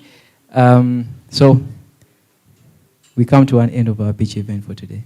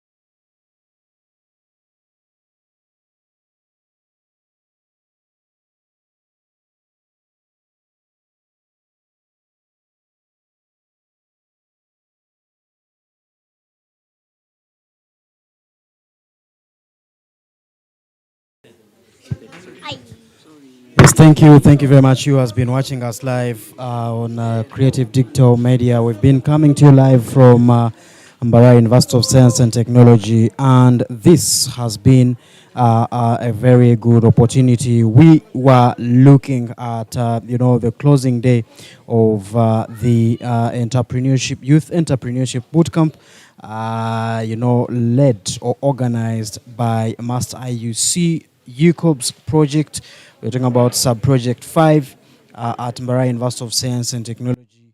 And this quickly, for a few interests, this actually started at the beginning of this week, and this has gone through up to the, of course, up to today, having good span of five good days. We will be interacting with a few entrepreneurs to share what their experience has been like, but definitely you can be able to tell from the mood, these people definitely had some good nice time. Now you is watching us live, and perhaps you could be asking yourself what the project generally means or is all about. You might want to understand that the project is focused on increasing youth employability through skilling, innovations, and experiential learning, but also technology transfer. This is one of those projects, sub-projects that are under this big project. We were told, of course, as it was launched last year, that this would run for a spell of more than 10 years. And we've been told also a few minutes ago that this is project 5 out of 6, meaning there could be, of course, many others. We're looking at areas of environment and the rest, but particularly this one is here to make sure that they develop a multidisciplinary ecosystem, but also develop training for youth that strengthen, that could be able to strengthen their entrepreneurial and innovation skills. In simple terms, we're looking at, igniting the entrepreneurial spirit among young people that were actually signed up for this very program. Now, a few heads up, this was launched last year around Feb, and for the whole of last year, the project has been actually running what they called Youth Entrepreneurship Bootcamp Level 1, and that then basically looked at introducing them to the basics of entrepreneurship and also mindset change. That was largely for the project, for the bootcamps that they had last year, and they referred to as level 1. And moving forward, of course, they quite a number of young people in the districts of Mbarara City as a city, but also Mbarara District as a district, and also Isingiro District, and then later to Rubirizi District, and that was actually a whole bigger point. And now this one from the 4 districts, bigger or better entrepreneurs that took part in level 1 were actually selected to move further to this very stage, or what we now call level 2, and this is where we stand right now. this is what has been happening here for this the whole of this week. And level 2, we were informed now, is focused on making sure that these products or businesses actually get to the market, and that definitely is what they have been doing for the whole of this week. Now, you who just joined us this day, you might want to get to know that we've had a number of days with young people focused on a number of entrepreneurial kind of content, and all throughout the week. This has actually empowered a number of them, from concepts like identifying the market, to concepts of making sure that these young people could be able to pitch, but also explain the commercial viability of their projects. All these were actually all happening this very week, but also we saw some of them move to the field, to make sure they do some market, making sure they find out what definitely the market will be able to say about their project or product or service, and immediately after that, we saw them actually coming back, to present what the results were, and beyond that, we saw some of them having some proof of, having some testimonies to say the public or whoever they talk to was actually able to appreciate the innovation, just like one of them that we have here, and this one here has been actually crowned a winner this very afternoon. Say hi to the viewer once again, and we start it off just like that. Hi, all the viewers that are watching me over there. This is Team Moscow that has emerged the winner for this project. As you can see, I'm carrying it just here. It's an electronic mosquito killing device, that attracts mosquitoes wherever they are, and they are killed instantly. So we need to not to worry anymore. Our children that are at school, when you're watching your TV at home, it is there to save you. So this is a team that has been struggling so hard to come up with this solution, and as I'm talking now, we just have a prototype, but very soon it's going to be ready, up for sale. I think we can link up wherever you are. Thank you so much. We understand that as part of this project, you were at one point forced to move to Mbarara City and talk to potential users of the solution. What could have been the feedback? You could help paint a picture. Yes. Yes, we have already made a customer survey, market survey within Mbarara here. And people are really falling in love with our solution because they are really suffering with mosquitoes. And as I told you, I already just have a prototype. We don't have a finished product, but as of now, we have already 9 orders that are willing to take up the final product when it is out. Okay. Yes. Let's give a microphone to the lady here. It's one thing winning. It's the other one to implement the whole project. What could be your plan as a team after here, post the bootcamp? Yeah, of course, the whole team, and we are so delighted and very happy about this day. We look forward to improve on our product, sell out, make sales as much as possible, and improve on our profits which we obtain from this product, sell it so that we can reduce malaria spreading to a maximum, its maximum, that we can save lives of little Ugandans and the youth. Let's give the microphone to the gentleman. I want you to talk to the tune of the bootcamp. What would you have to comment about the bootcamp? Thank you so much. My name is Ayo Dennis, a student of biomedical engineering at MAST. So privileged for this opportunity, the bootcamp. It has given us more experience. Personally, I've learned so many things from this bootcamp. We are not known who were our early adopters, our potential clients and the customers. But from this boot camp, we realized that our early adopters are the people in the offices, and we have different classes of customers. We have those who are at a low income earning and the middle income and also high income earning. But from the people we interviewed, all of them were giving us promising results and they are ready to take our device in its current state. There are so far 2 people who have promised us that in this state they are willing to buy, and by Monday we are going to produce some unit which is looking like this because it is really interesting to them, and they've fallen in love with the solution we are providing to the community to ensure that we live in a community free from the fear of mosquito-borne diseases. Thank you so much. Thank you. Thank you very much. Let's have the microphone back to the gentleman. We end with you in 1 minute. What does the win mean to you? A win means, yes, today's win means, to me, a very big progress and becoming the tomorrow's CEOs of this project.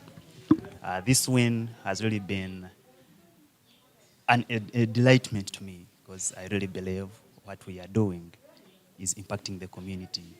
I can't wait to see a malaria-free community because I lost my cousin just because of malaria. This was one of my triggers to come up with such an idea. Therefore, let's all come together and have a malaria-free environment. Thank you so much.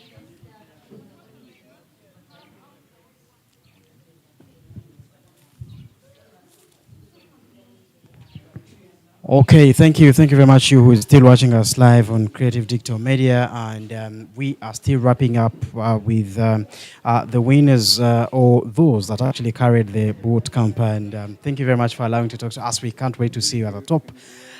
May you continue changing the world. I can't wait to achieve a malaria-free country at one point. And some of these innovations, you definitely have to give it up for the such a solution.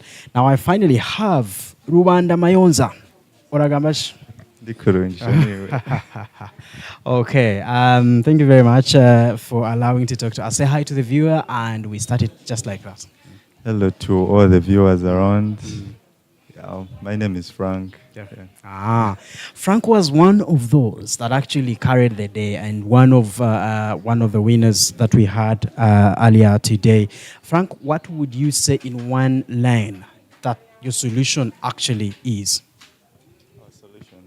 Our solution is basically, it's actually the Smart Cocoa Brooder. It's an automatic real-time monitoring system, whereby it is automatic in that currently people use charcoal to regulate temperatures in the poultry house, but this system uses a microcontroller to maintain optimum temperatures in the brooder house.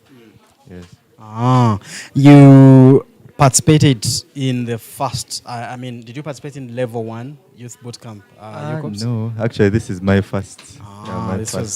This was your first. You came in at this level. What would you comment about the whole bootcamp? The whole bootcamp is really productive.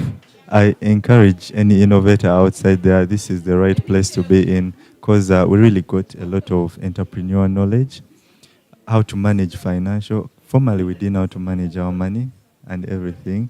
We just knew how to build prototypes since we have a background of engineering.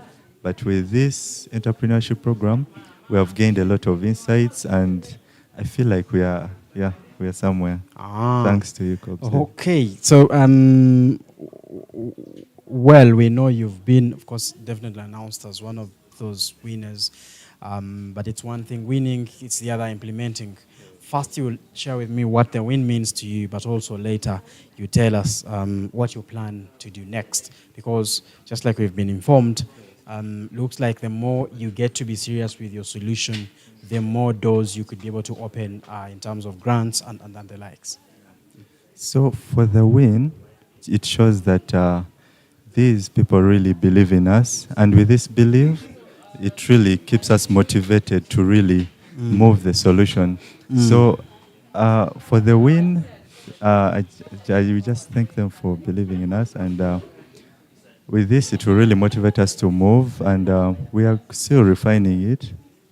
And with the feedback we got from the market, people are really willing to take up this product, and we are really to work. We are really ready to work and reach their expectations. Yes. Thank you very much. We need to hear out from the gentleman that was on the team.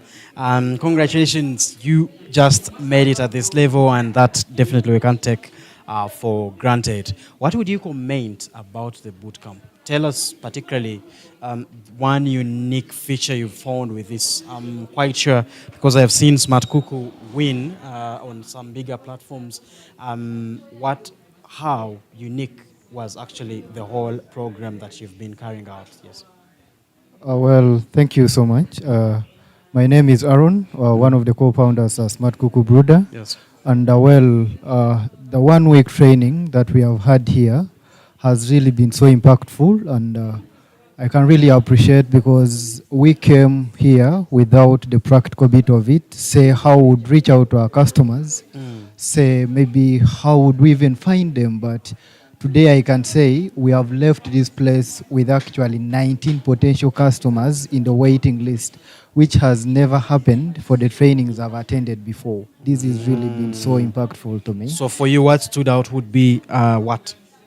What stood out for me would actually really be that aspect of managing to find who my potential customers are and reaching out to them practically. Talk to someone, explain, and definitely you find some feedback from them. We cannot wait to see you at the top. Thank you very much for allowing to talk to us, and see you guys in the next phases of the project. You who is watching us live, we should be able to say we are coming to the end of this very bootcamp. Thank you very much, you who started watching us on Monday. We've been sharing a few clips here and there, but we definitely can be able to promise that we will be able to deliver some quite more content regarding this. And we thank definitely the organizers of this the brains behind this very project, because just like some of them could be able to tell, you can tell equally that this was actually a practical one. It's no longer the theory kind of engagement that most programs usually actually engage in participants, but particularly this one would focus on practical sessions, and that definitely stood out. We'll be able to get to track some progress of these members, and most of them will be able to share their stories, and all we could be able to ask from you is to always follow our Creative Digital Media. We don't take that for granted. Thank you. Thank you very much. We can only say we are actually creative with you. And in case you have any feedback that you want to drop around, you can be able to drop it in the comment section. We can be able to pick that. We are flexible, and we receive each and every other feedback that you can be able to push through. Back to you, Comrade Bright at the Command Center.